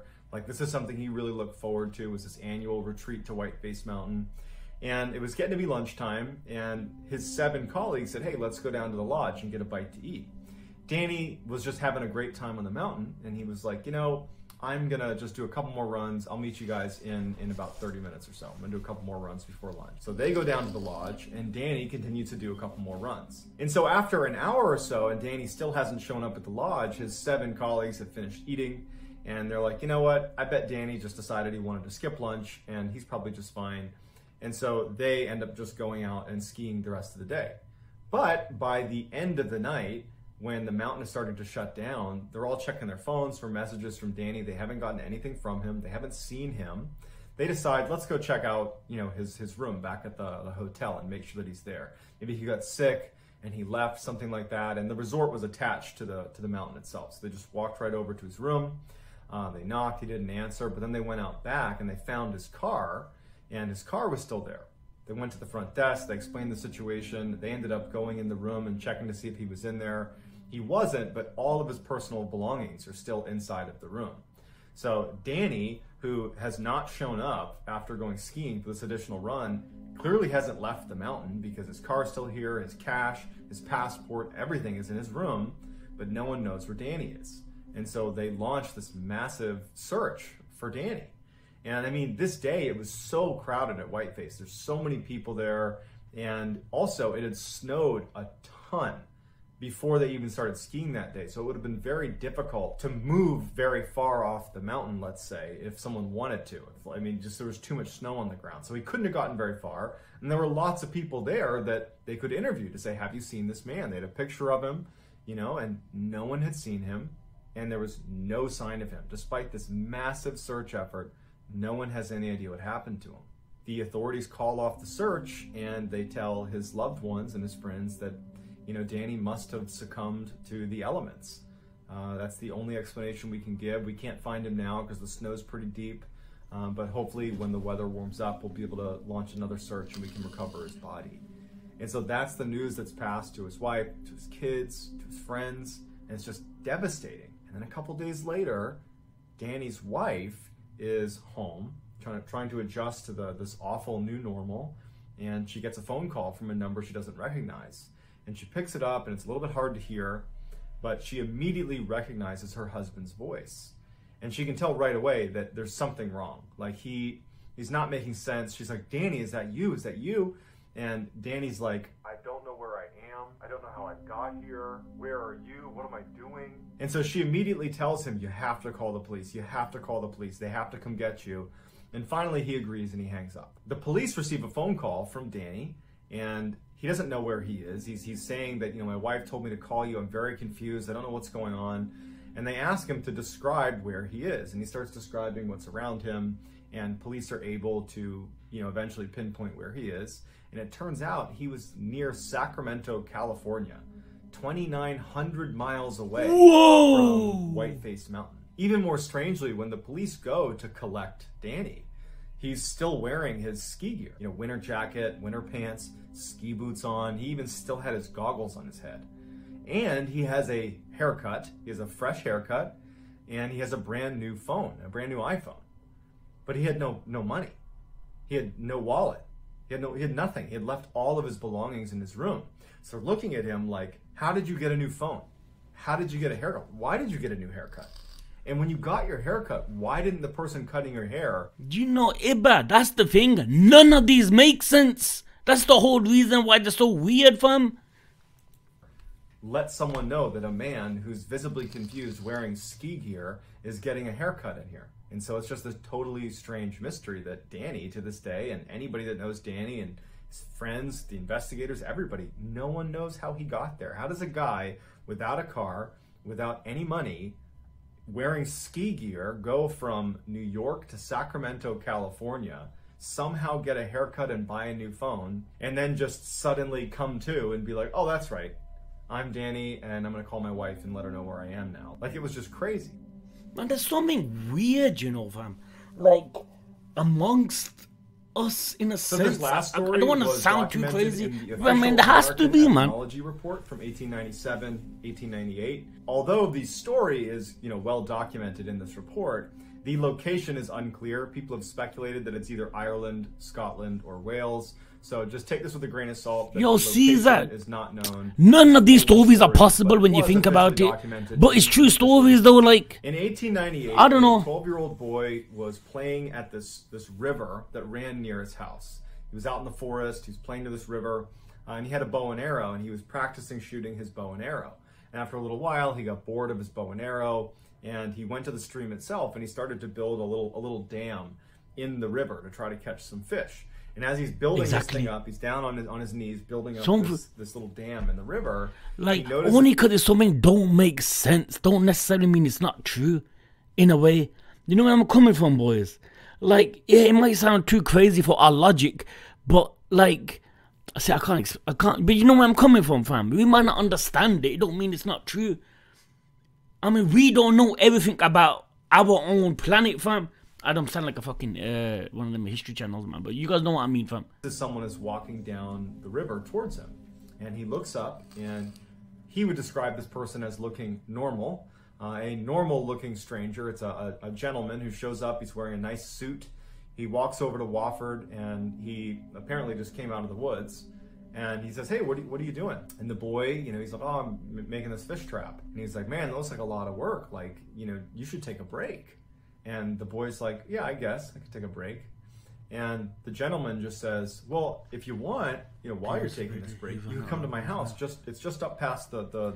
So similar happened to a teacher at our school. He just disappeared without a trace while on vacation with his family. People suspected he went out on his wife or somehow got mixed up with some mafia business. Bend here. My family's there, you can have a meal with us, and then you can come back and you can finish your fish trap. And so, you know, this is a different time. This is the late 1800s, and I'm not suggesting that at the time it was totally cool to go with strangers into weird houses in the forest, but the boy felt compelled to say yes. He didn't listen to this story, boys. I remember this. His fear of strangers is less extreme than it is, you know, for us today in 2020. And so he agrees to go with the man. They make their way up past the river into the forest a little bit, and they come up to this cabin. Now, the boy played in the woods here, and he had never seen this house before. But he's not too concerned, because as soon as he gets to the house, this cabin in the woods, he sees that the lights are on, and he hears kids playing inside, and a close family friend of his family's is sitting on the porch talking to one of the other apparently family members of the stranger. And so the boy's put at ease, and he says hi to the family friend, and the family friend, you know, waves back. The boy goes inside, and he sees that this family has a couple of kids, roughly his age. They're playing, goofing around. They have dinner, and this wonderful meal, and the boy, Wofford, is like, man, this is so great. And after the meal, he lays down and falls asleep. He kind of loses track of time. The boy falls asleep at this cabin. And so he wakes up early the next morning, and he feels horrible because he didn't mean to fall asleep, and he didn't tell anyone from his family where he was going. And he's thinking, man, they're going to be so worried about me. And so as he's getting up to leave, the stranger is already awake, the one that had met him down by the river and called him up to the house. And the boy says, hey, can you walk me down back to the river? And the stranger's like, I can take you part of the way down, sure. So the two of them, they're having small talk, and you know, the boy's thanking the man for his generosity. And so as they're walking, they're passing by an orchard on one side and a cornfield on the other. And it's this beautiful morning, the sun's just coming up, and the boy remembers thinking how beautiful the setting was. But he also was thinking, like, I don't even know where I am right now. And I'm assuming he's walking me back to where I live, but this doesn't look familiar at all. And the stranger stops. They get to almost a junction right at the end of the orchard and of the cornfield. And the stranger tells the boy, Wofford, he says, hey, just go straight. You're going to turn down this way, turn back, and you'll be at the river again where we met. And the boy thanks the stranger, and the stranger turns and starts walking back towards his cabin and says, hey, good luck, see ya.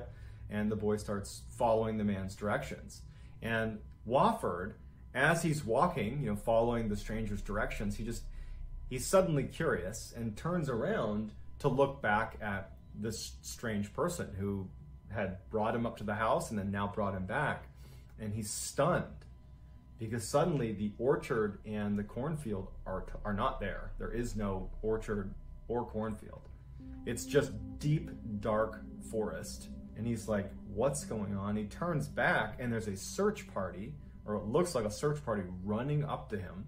Part of the search party is the family friend that he had seen at the house. And the boy's like looking at these people running towards him, like they're running to him. And he recognizes the family friend, and he can tell they're like urgently looking for him. And he felt bad because he knows he slept over through the night. So he's like, hey, I'm here. And they're like, where have you been? And the boy turns to the family friend and he's like, didn't you tell them I was with you? And the family friend is like, what are you talking about? And he's like, yeah, the house with the family. We ate dinner together last night. And the guy, the family friend, is like, I've been looking for you for the past several days. I've been with your family looking for you. You've been gone for 3 days. And the boy is like, what? And as he's describing the kind of general vicinity of where this cabin was, he's kind of pointing back up towards where it was and describing it from where the river was. The family says to him that since you've been missing, we've heard rhythmic drumming non-stop, coming from the section of the forest that you just described. We could never pinpoint where it was coming from. And now that you just showed up, the drumming has stopped. And so the kid's terrified, but there's no answers. Pretty creepy.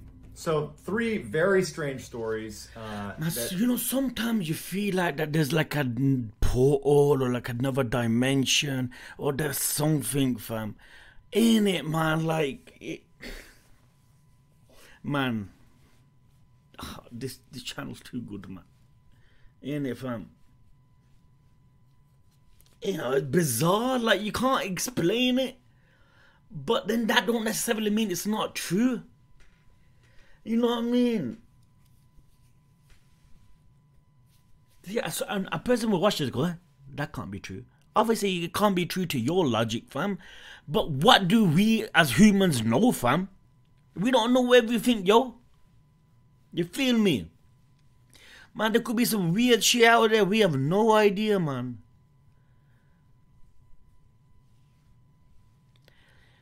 But yeah, man, like, fam, like, obviously it can't be proven. But, like, fam, like, it wouldn't put it past me if something like this existed, man.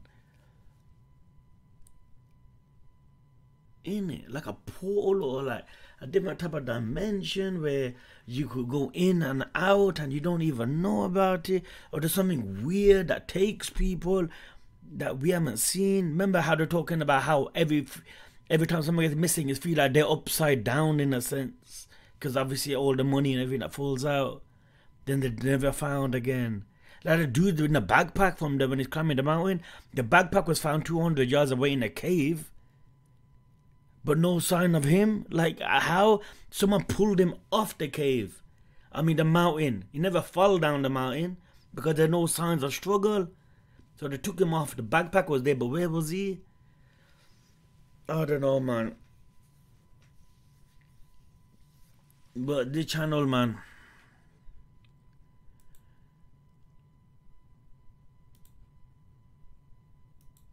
Final message before they were from celebrities. Oh, this one's sick. Last unsolvable mysteries, stranger than fiction, historical legends, spooky stories, strange Halloween, creepy audio, disturbing. Oh man.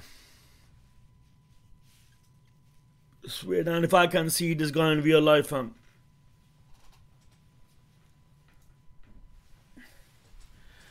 He's the man.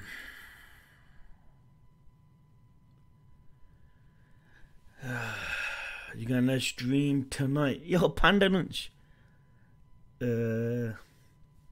Should be able to, fam. I can't say for definitely though, but I should be able to, fam.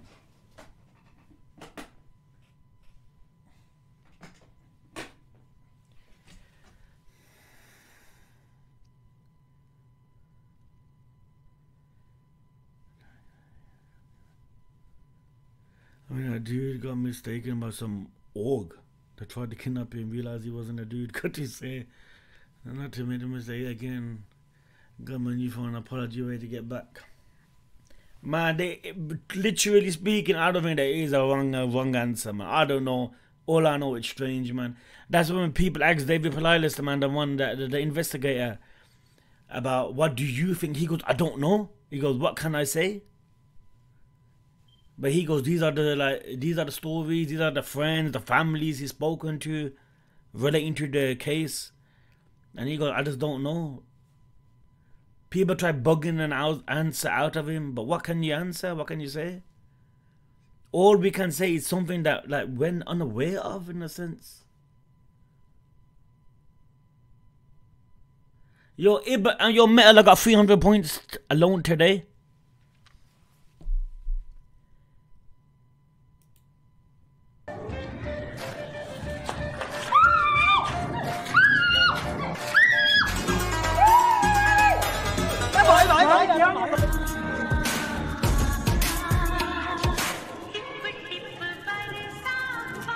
Yes, Ibba! Ibba, that's you, fam.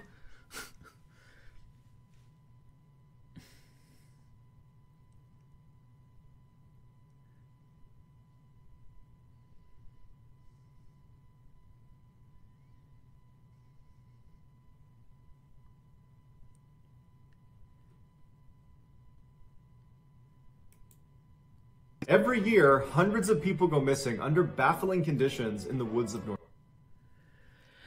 But yeah, dudes, man. Hopefully I catch your asses later, yeah, guys, man.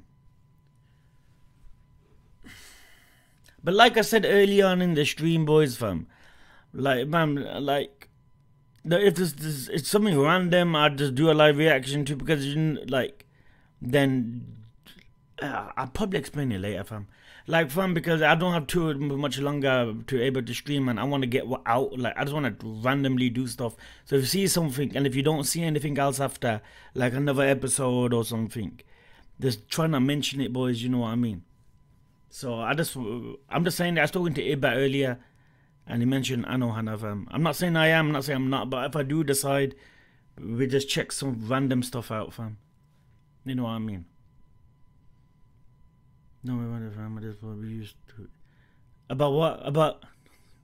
No, I'm just saying, Shogun, fam. If one day I just happen to randomly live react to something, I don't know what it is. I'm just saying, fam.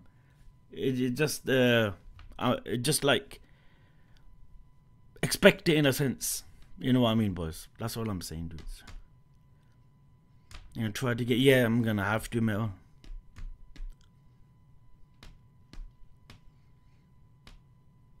I need to do Bloodborne as well, man. I think that's the last story-based game, man. Well, not exactly story, but game I could play with someone in a sense, like a adventure type of game. I need to message Swoosh. It's almost December as it is, man.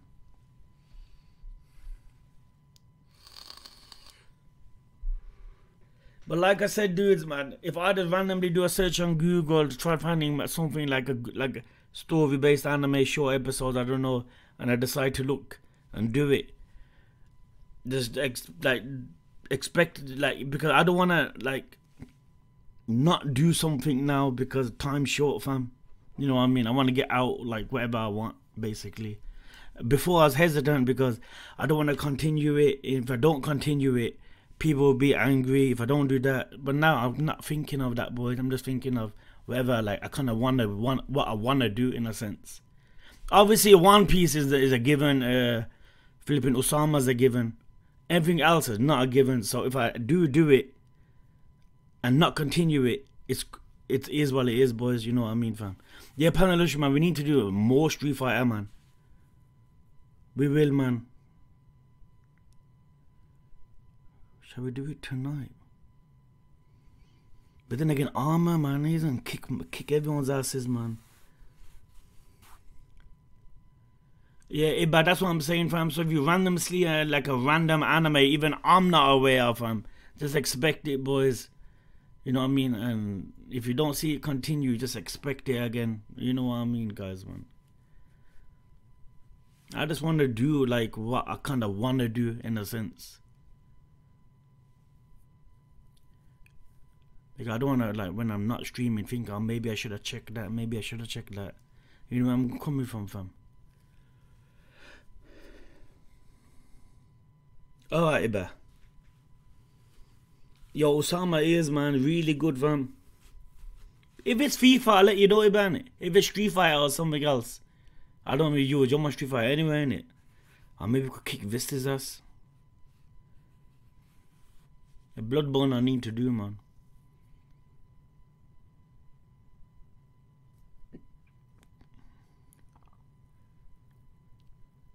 What episode would One Piece be in about March? Wait, 4 episodes a month, innit? 4, 8, 12, 16, December. Another 2 in November, 16, 17, 18. We'll be on 1017. Innit? Roughly. Yeah, metal. I know, I want to co-op it, but with the bosses fight on my own. It'll be roughly 1015. So you manga readers must know what happens in 1015, fam. Innit? Innit, Iba, it's true, man. But Osama hit like a tank, man, right away, man. It literally did, man. Like, episode 2 had me bursting in tears, man.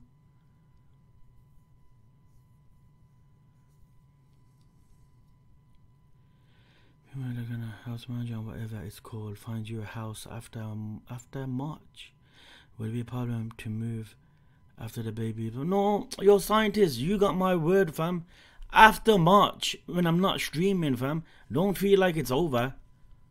Like, maybe there's a, like, realistically, I mean, it's not easy moving houses, fam.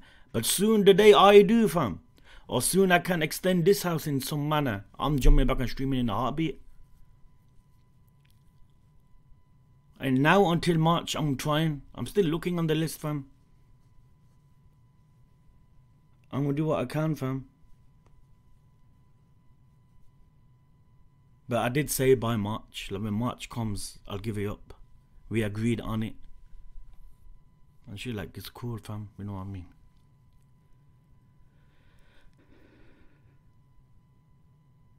Yo, it's beautiful, Moki, man. It's like the art. I mean, you're not gonna like it right away, but it grows on you, man. It's nice, man. It's a sweet anime, man.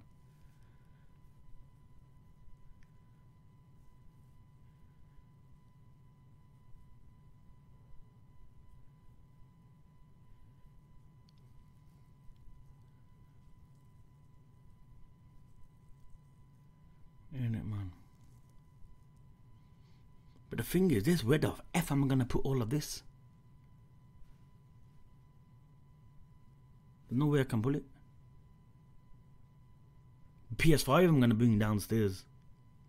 The flip I'm gonna bring all these PC monitors and shit. I better just pack it away in it, fam. Like, wrap it up for it to be used again.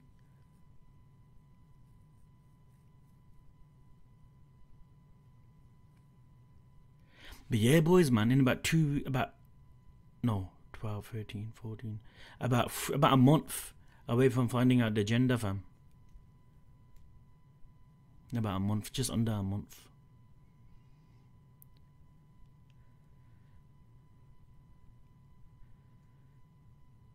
This, I probably will, man.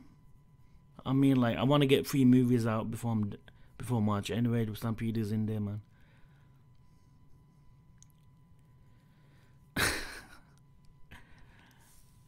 Moki, man, there's literally flipping no storage in this yard, man. I'm gonna have to put it. Oh, yeah, I know where.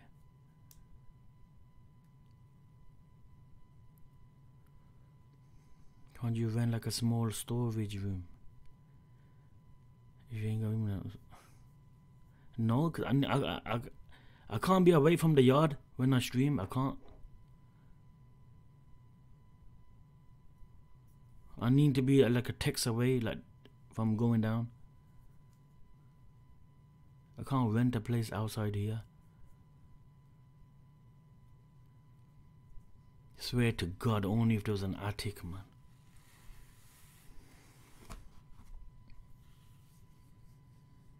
These houses in the UK, man, I swear, man, so much of them don't have attics.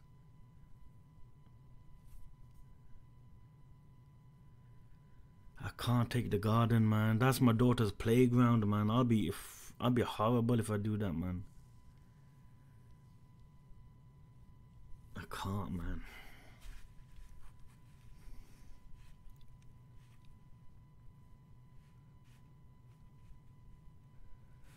I don't know, man. Yeah, I was talking to Moki before, man, and like, he goes that just wait, things happen. But like, normally when things happen, you go think of something, but I literally can't think of something.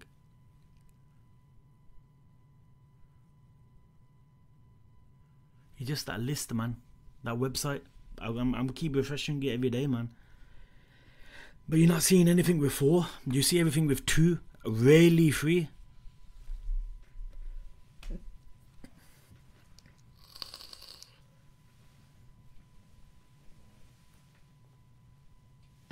Actually, that's nah, man.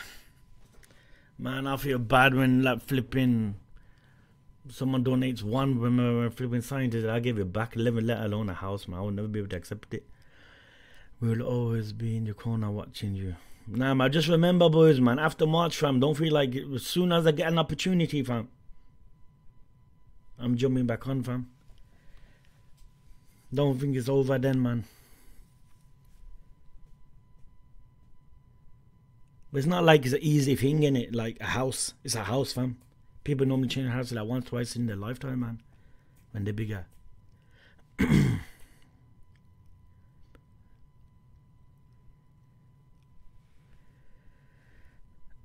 Better not be doing them dodgy 3 AM. Nah, Zamek. Imagine that. That'd be funny.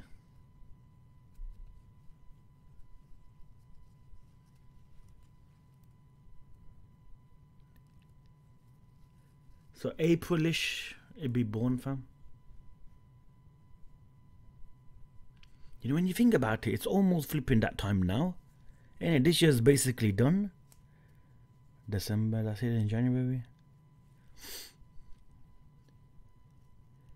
And only with that Dexter's laboratory, man, like press a button somewhere and boom, a whole place opens. Ain't it, fam?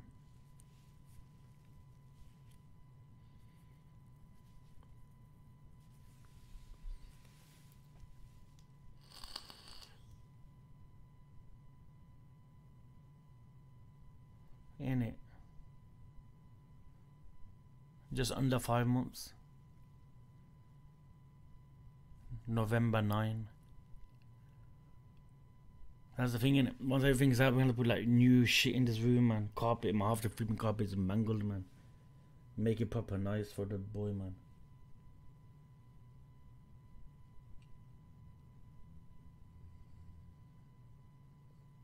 But nevertheless, man, you guys know, man, like, with all the modding, all the love you guys show, man, it's irreplaceable, fam, man. And like I said, man, anytime opportunity comes, let's say a year, 2, 3 down the line, I'll jump back on, man. But yeah, you can't help but think a bit about it. And it's like a spoiler. Once you know a spoiler, fam, and you're watching One Piece, it's the only thing you think of. And now when I stream, like I know in the back of my head in a few months, there's nothing I can do.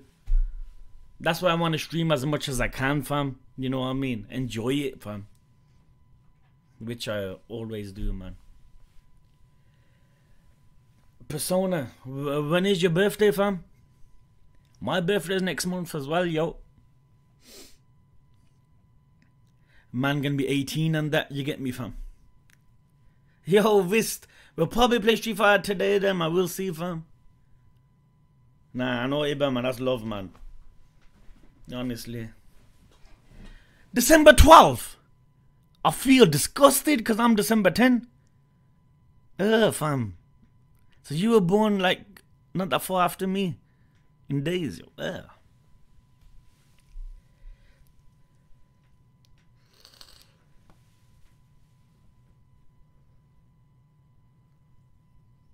18 in the UK, 42.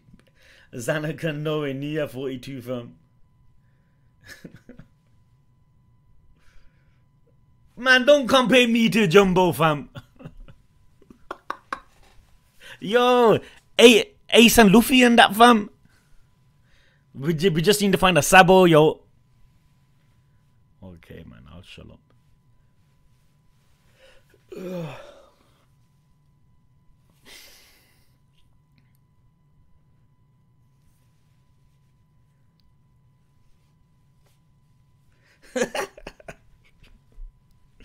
Yo, once we find a Sabo Jumbo, we all need to do the drink, fam. You know what I mean? So we become real brothers and that.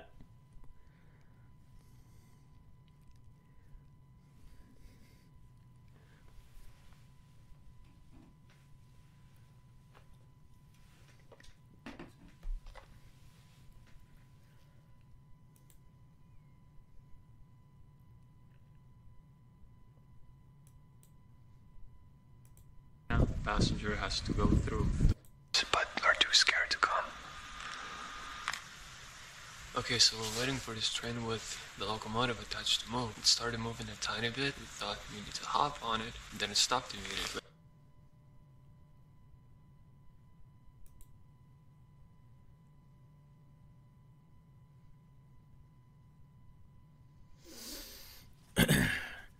Khan will cosplay as Sabo for the 1000th episode. I wonder what's gonna happen in the 1000th episode, man. Ain't it? Probably be a battering, fam. Ain't it? Sulung, they're all gonna be fighting Kaido, fam. I reckon Mom's going all out next episode, fam. When we see Yamato in action, man, but flipping ulti, yo.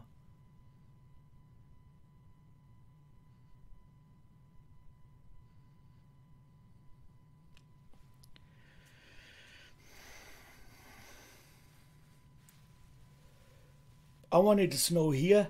Not again. No, I don't, man. Not when you're driving, man. Can't with it in a Blackbeard cosplay with that stomach. That's not even, I mean...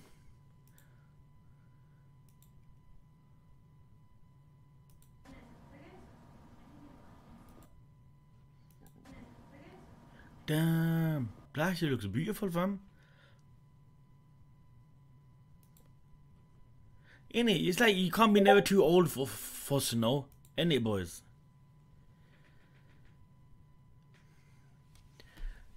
Just a curiosity question. Do you think it's possible to be one of those races? Yo, Moki, it's not. Man, I can't show you. Fam, I can't explain to you how small this room is. The smallest room in the house, man. You know, when every time I come into this room, like, I have to, like walk like that. Trust me, it's too tight, man. And with the, two cupboards in that room that's blocking the space, if they're in here, the baby cot thing, no, it's impossible. And obviously the main room, we can't use that. Because that's my missus's escape, man. Like, she needs that for herself. Daughters I can't take, because girls and they need own. There isn't, there literally isn't. I wish there was.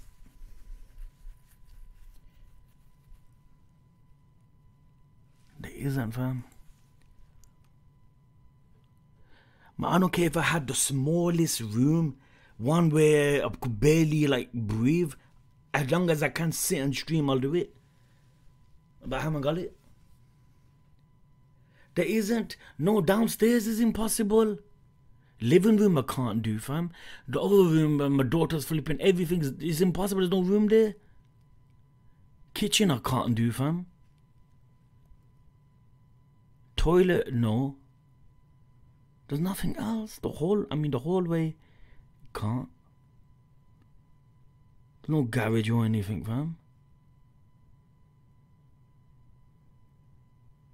See, that's why I'm leaning towards the fact that it's done. I can't think of anything. Normally, fam, you know, before when I never streamed for so long, I'm thinking, okay, man, like when things get better, I can, because there's an end point, like there's a light end of the tunnel. Here it's all black. And obviously as days are going by, like nothing's changing because there's nothing I can do. I can't rent a place.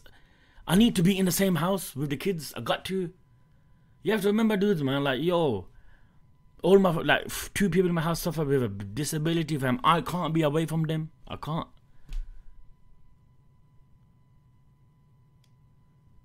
The last thing I ever want was something stupid like when I was doing Gintama, fam. The movie, remember? And shit was bothering me hard after.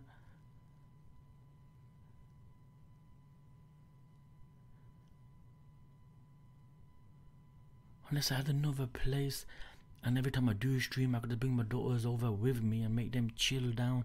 But see, that seemed like too much hassle in order to just stream.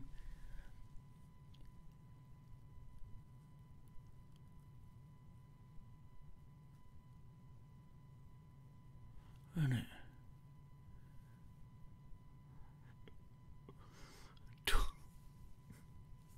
Toilet streams, you know.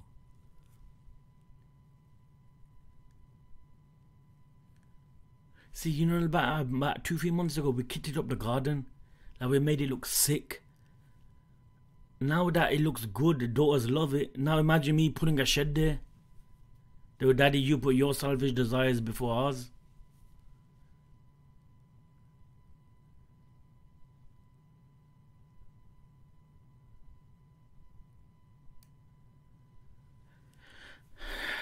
Someone give me an idea, man. What can I do?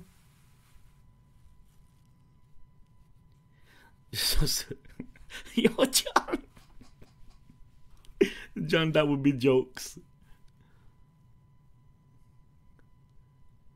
A trailer? What are you on about? I can't do that, man.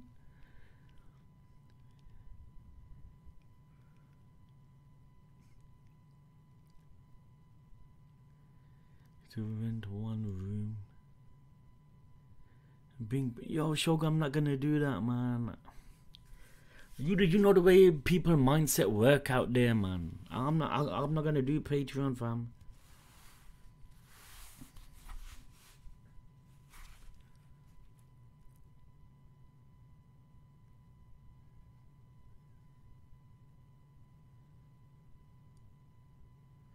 Would you be down with yourself? Yeah, as long as it's like doable. I don't need the best setup, man.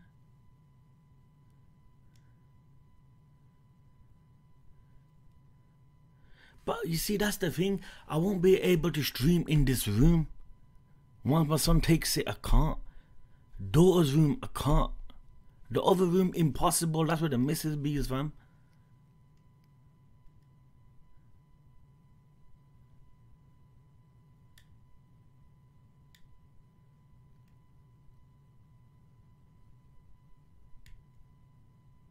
You know what, man? I gotta enjoy these months, man. That's what it is, man. Yes.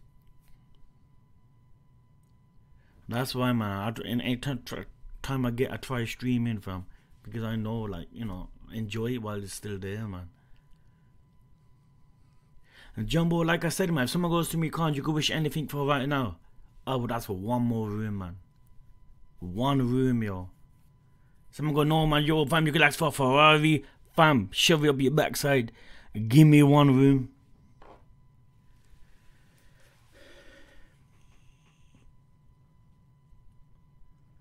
If my son supports Arsenal, I'll kick him out. I'll take the room. But let's see if he supports Arsenal.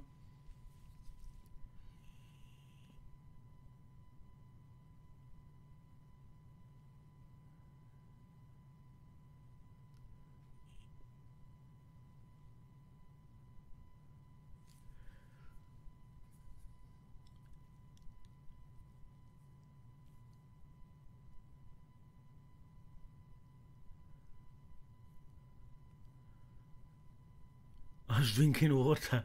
Man, it's true, man. My son's not supporting Arsenal, man. I don't care how much I love my son. Fam, you're supporting Man United, yo.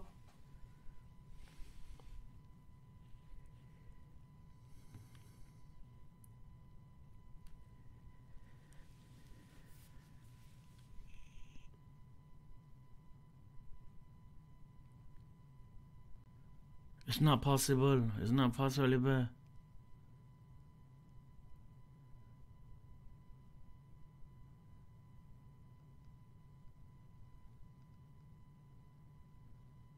It's only if you're allowed to extend houses, man. But you can't extend houses that you haven't bought. Like, you know, if they're not under your name.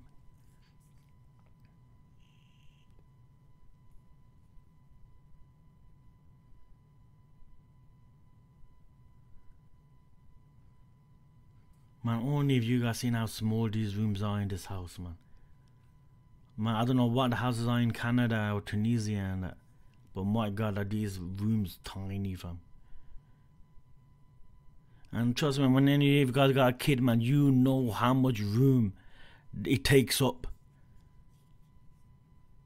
The whole, like, cupboard things with them and all their crap. Man, with 4 kids, fam.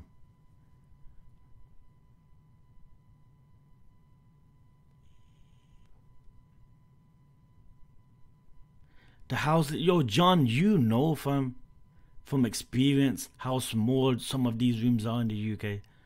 People are talking that these rooms are big. Fam. They're tiny, fam. My daughters literally sleep together.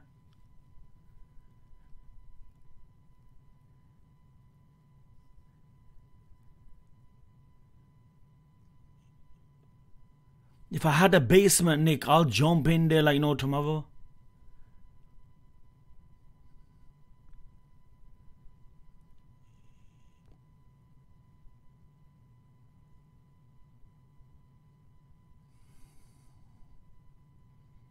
I don't know, man. I can't. Fam, my mind's blanked. It's like watching the 411 cases. You got no answer. I got no. It's exactly like that.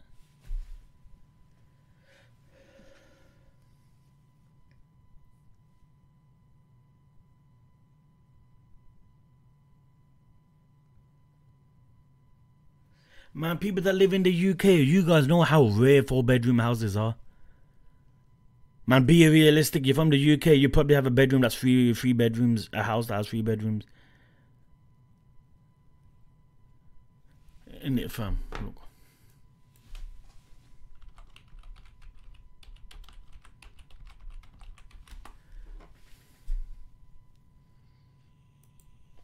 Hey, what's up guys, it's Matt here and welcome to another new build tour. So after a popular request from our subscriber CM, 100 plus on the wall. Let me sit down and try it. That's something a lot of people say, don't they, on new builds, like where's this demon? Guys, on this kitchen, do you like the... Go upstairs, fam. Go upstairs. We'll have, so this... Or, yeah, what... yeah. If anything, these houses... So this house, now depending on what tours you've recently been watching on our channel, let us know whether you think this is good value or, yeah, what are your thoughts on... Yo, Raj, you know, if you have 4 bedrooms, bless, consider yourself lucky, man. So let's keep the tour flowing and now let's head upstairs. I'm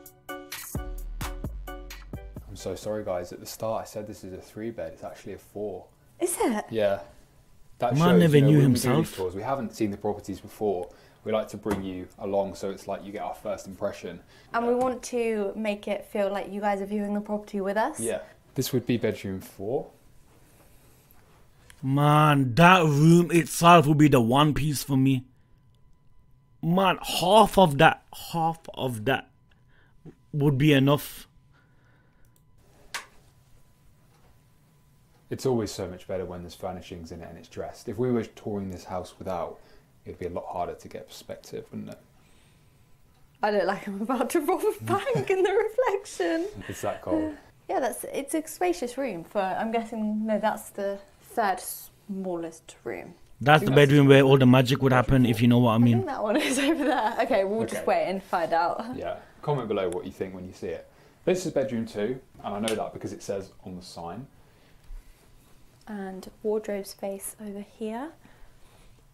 But you've still got a good amount of floor space around the bed. I like these. It's like half that size. Yeah, I like the marble finish. I'm not too keen on the shape of the lampshade, I don't think, but I like the marble.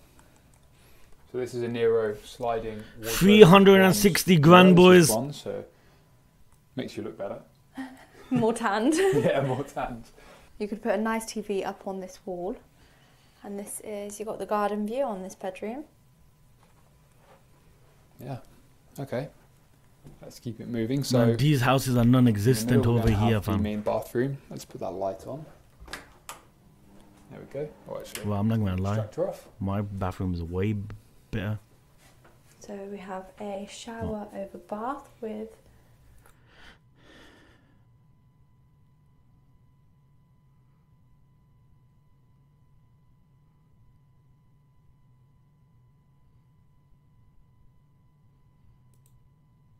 Hey, what's up guys? My name's Sam. Okay, if it's a 4-bed HMO, you don't need a license. If it's a 5-bed, you do. So why do we want a 2-bed? Why don't we find a 3-bed and turn it into The magic, the garden was beautiful. Really expensive. If you look at generally at properties, let's do like, I don't know, 70 grand up to 100 or 200 grand. And if we look at just 3-bed houses, and search, and we can include, we'll just do newest listed. You can see You know, back in the 80s, fam, finding a house would be so easy. They weren't even expensive, man. Oh, look at this, boys. What's up, everyone? Welcome to another Marbella Villa tour. Imagine this, guys.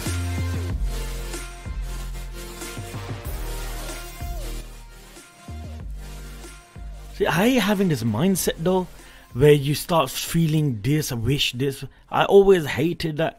But fam, just because of the streaming aspect, I'm starting to think that. I never ever do think that, and I hate it. But what can you do? It's like you want to stream, but you can't do it. You actually got sea views from here as well. I never watch shit like this normally, fam. Never. But that's how ungratefulness enters the heart, fam. Trust me. 4 sunbeds here in the middle. Dive straight from them into the pool. That'll be sick. This is the seating area as well.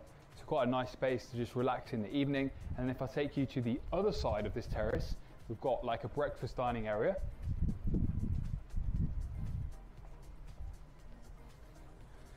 There we go. Oh man, no point watching something that you'll never be able to get, man. But you can't have but watch it. What the flip is that? Is that a house?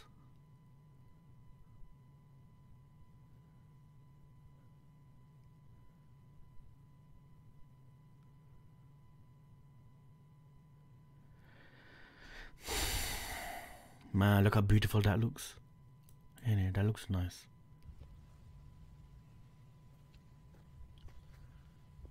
Hi there, I'm Gary from Longsons and I'm going to take you on a brief video tour of this well-presented, spacious, detached 4-bedroom. You can teach babies that are a couple of months old. Yeah, I seen this one video of this baby, fam.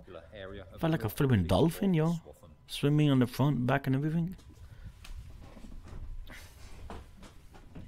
So, you're looking at the front of the property, as I'm sure you've gathered. Man, still streaming. I know, Buster, man. I need to take it off, fam, man. I don't know why, man. I'm just talking about houses, fam. I thought I'd flipping just look at houses, man.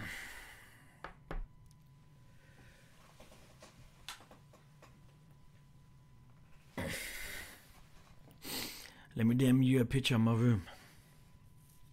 I need to DM you a picture of my rooms. And you'll see how tiny they are.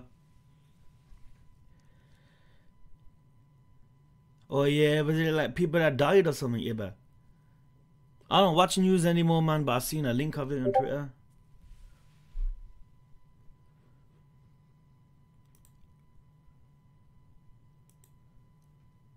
Yo, Moki! Man, that room is small, yo. Monkey, that picture looks funny, fam. I could see his 6-pack. Man, but you see, a room like that would be perfect right now, man. Yo, Moki, you know the size of your bed there, fam. You know where the wall like splits. If that was it, that. Nah, then again, that'd be impossible. I'd be claustrophobic and shit. Can't be that small, but I mean a little bigger.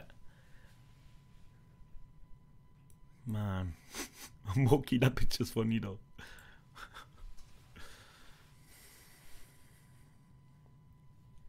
All these houses I would never get unless I win the lottery. If I win the lottery, I still wouldn't be able to buy it. I would never use lottery money, man. Believe it or not. Oh, man.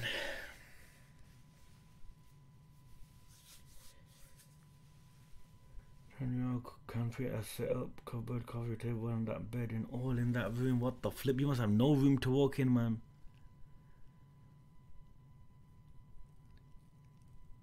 Let's get a boathouse and call it. Yo, imagine having a yacht now, fam.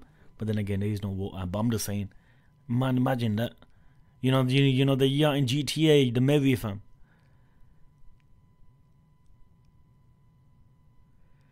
Yeah, there's some mad ones in the house share. It's a lot of me.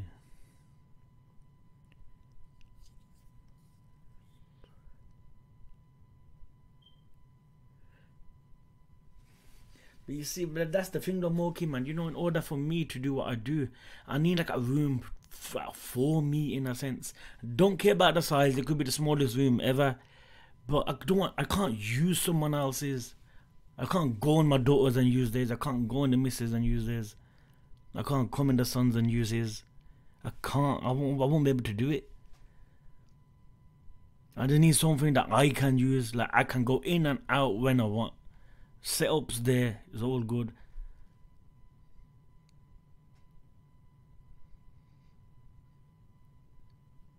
Imagine jumping in a daughter's room. I gotta quickly do something. Over that school, go in. No, man, it ain't gonna sit right in the head. I'm gonna feel stupid, fam. There's a man, yo, 30-something years old, yo. 30-something, I never said 37, boys. Don't get carried away. And like, I can only stream when I can jump in someone's room when they're not there. You know how ridiculous that sounds? Like, think about it, man. He ain't gonna sit right with me, fam. 30-something. I'm 37, man. You're mad, fam. I'm way too old. Early 30s, man. Judge that by what you want. But you see where I'm coming from, fam. It's gonna feel stupid. Yeah, I'm carrying my laptop with me everywhere. As soon as I get space to go. One Piece was different every now and then. I used to go in the kitchen and do it. You know what I mean? Because it was the timing and whatnot. But I can't be like doing that, man. I'm gonna feel stupid.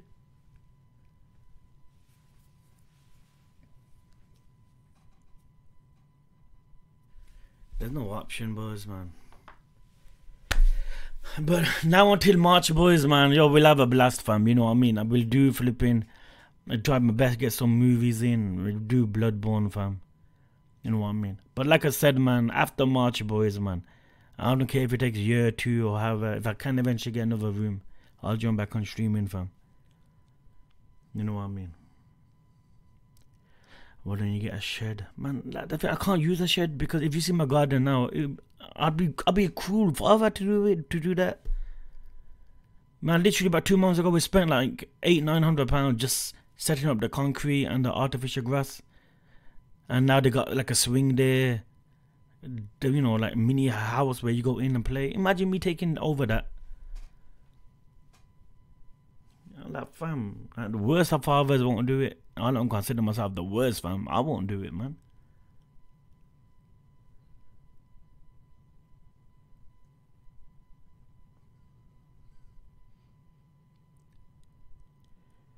We'll play Street Fighter, man, and the last stream, man, I'll make sure we'll do it all day, man.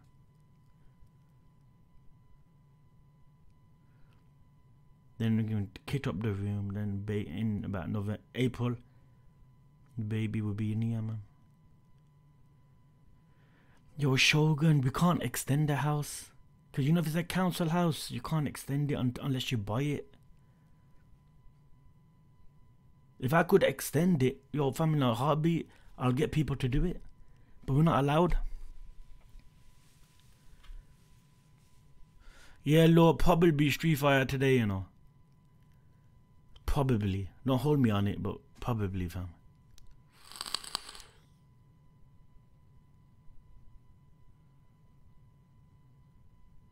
Believe it or not, boys, it was meant to be after an episode 1000, right after, because like an incident occurred, fam, and man, it was on my head like non-stop, man. But then I kind of had another word. I go, listen, man, I don't want to give you up just yet. I go, can you cope till March at least, fam? Like, yeah, that's fine. You're gonna know how much it means to you. And I go, that's cool. I go, I'm not stopping before episode 1000, no matter what. Like, fam, 1000 is I gotta do. I don't care how serious the situation is at home. Fam, you're not stopping me from getting 1000.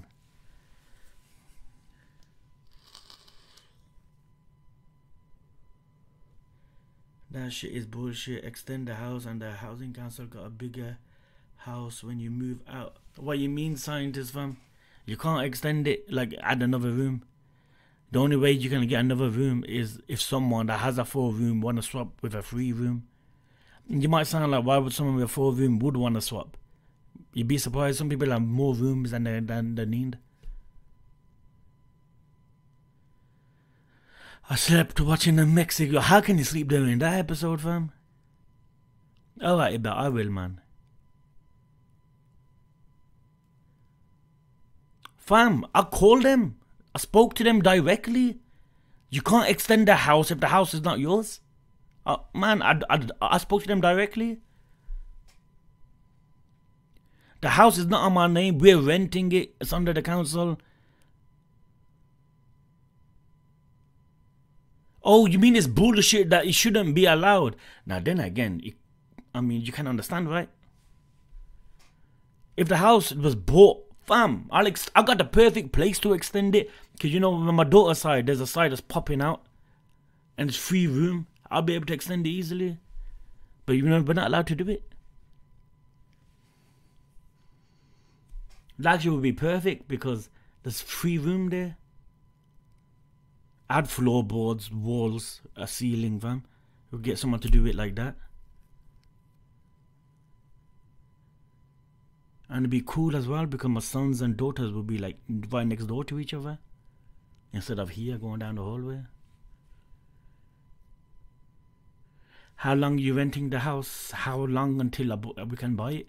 Because you know, every time you pay monthly, it adds up to the final total of the house. You know what I mean? So every month we're paying like 500, it adds up to whatever the total is at the end. But the shop don't exist no more. It turned to some lawyer firm. Exactly, Moki. Oh yes, man. We're just talking about a solution, fam. Yeah, man. From the man that almost died in that shop, man.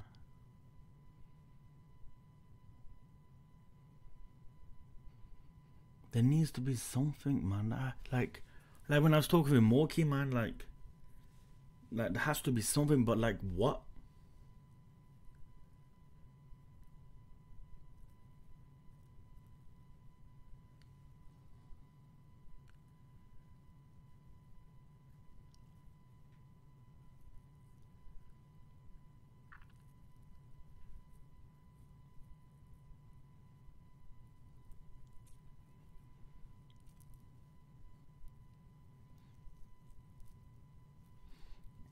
See, that's the thing. I can't be away from them.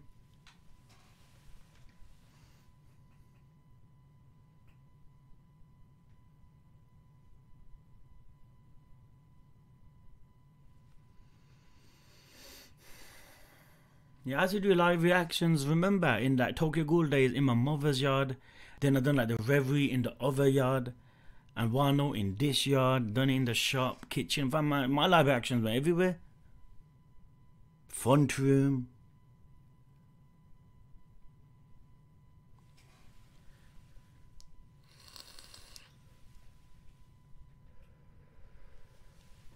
No wild, fam. It won't be possible, man. Especially when the baby is born, man. I'm gonna be around it a lot. Man, trust me, man. You guys know that that postnatal depression thing after a baby's born, fam. I don't think you guys know, but anyone that does know about it, fam, you guys won't know how insane that is, fam.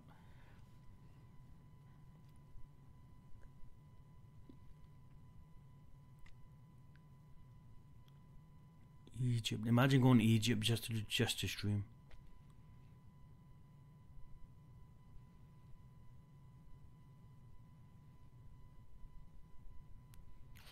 I don't know, man. I don't know. I can't think of anything.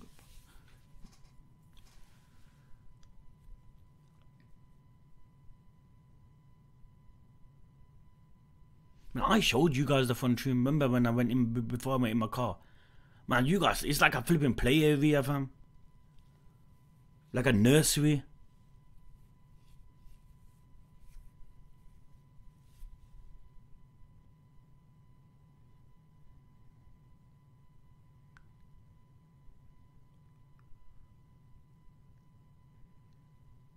That's the thing, Lord, that I'm going to have to be away from the kids. I can't do that. You know, the comfortability thing about here, I'm a text away from stopping the stream. And I'm 10 seconds away to seeing them. Now imagine me leaving this place to do streaming elsewhere. And leaving your wife with a disability looking after 4 kids. Man, there's no way in hell. There's no way in hell. It can't happen. It can't happen. Never, never.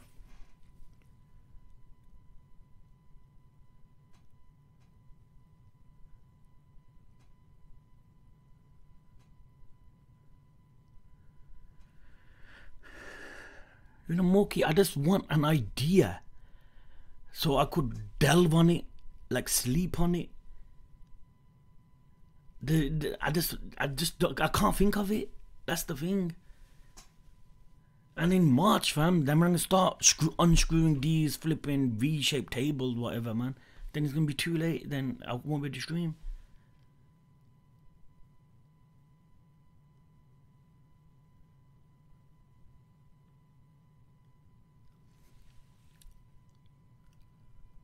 I did look. I spoke to them on the phone. Remember that day when I mentioned to you guys? I go, would it be possible if I can extend the house? They go, no, it's not. They go, you can't. I spoke to them on the phone, fam. I go, all the pay we'll do. They go, no, you can't. Even though we got the perfect place to extend it. Like, I know, like it'd do wonders.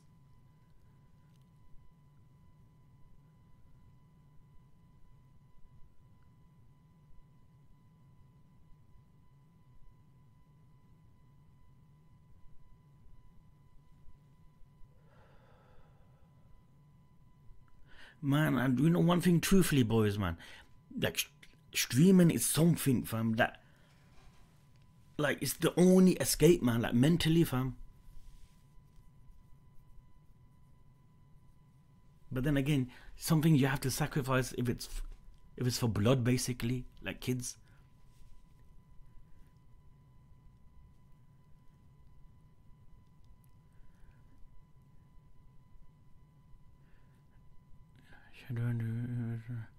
Man, a shed would be impossible, boys. Not just for the fact of taking over what my kids have. Psychopathic neighbors, fam. Philippine, we got a river right behind the fence. It'd be way too scary. That's out the question, fam. Taking over any of the rooms, making it a small corner for me is impossible, fam. I know if I go to the missus, fam, I'm still keeping the room. She won't say nothing. I know the woman she is. Then how horrible it would be. That's the only thing she ever asked for me, like, in my life, yo. Like, truly. She goes, I'm struggling for room. So do you mind if I take it? That's the way she worded it, yo. Now imagine I go, no.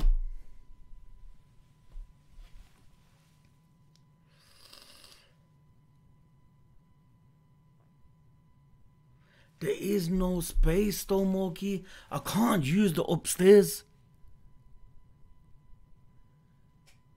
Front room, there is no living room. And I need to show you guys the I need to show you guys every room one of these days when I'm streaming on my phone.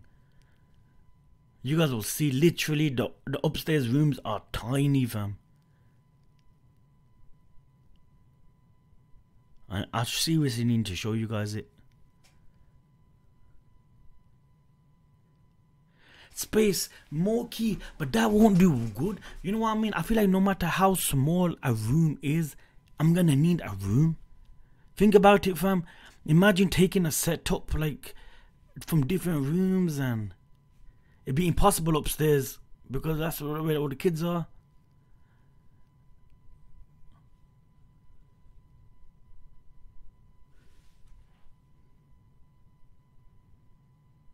Oh shit, I gotta go. That text, fam.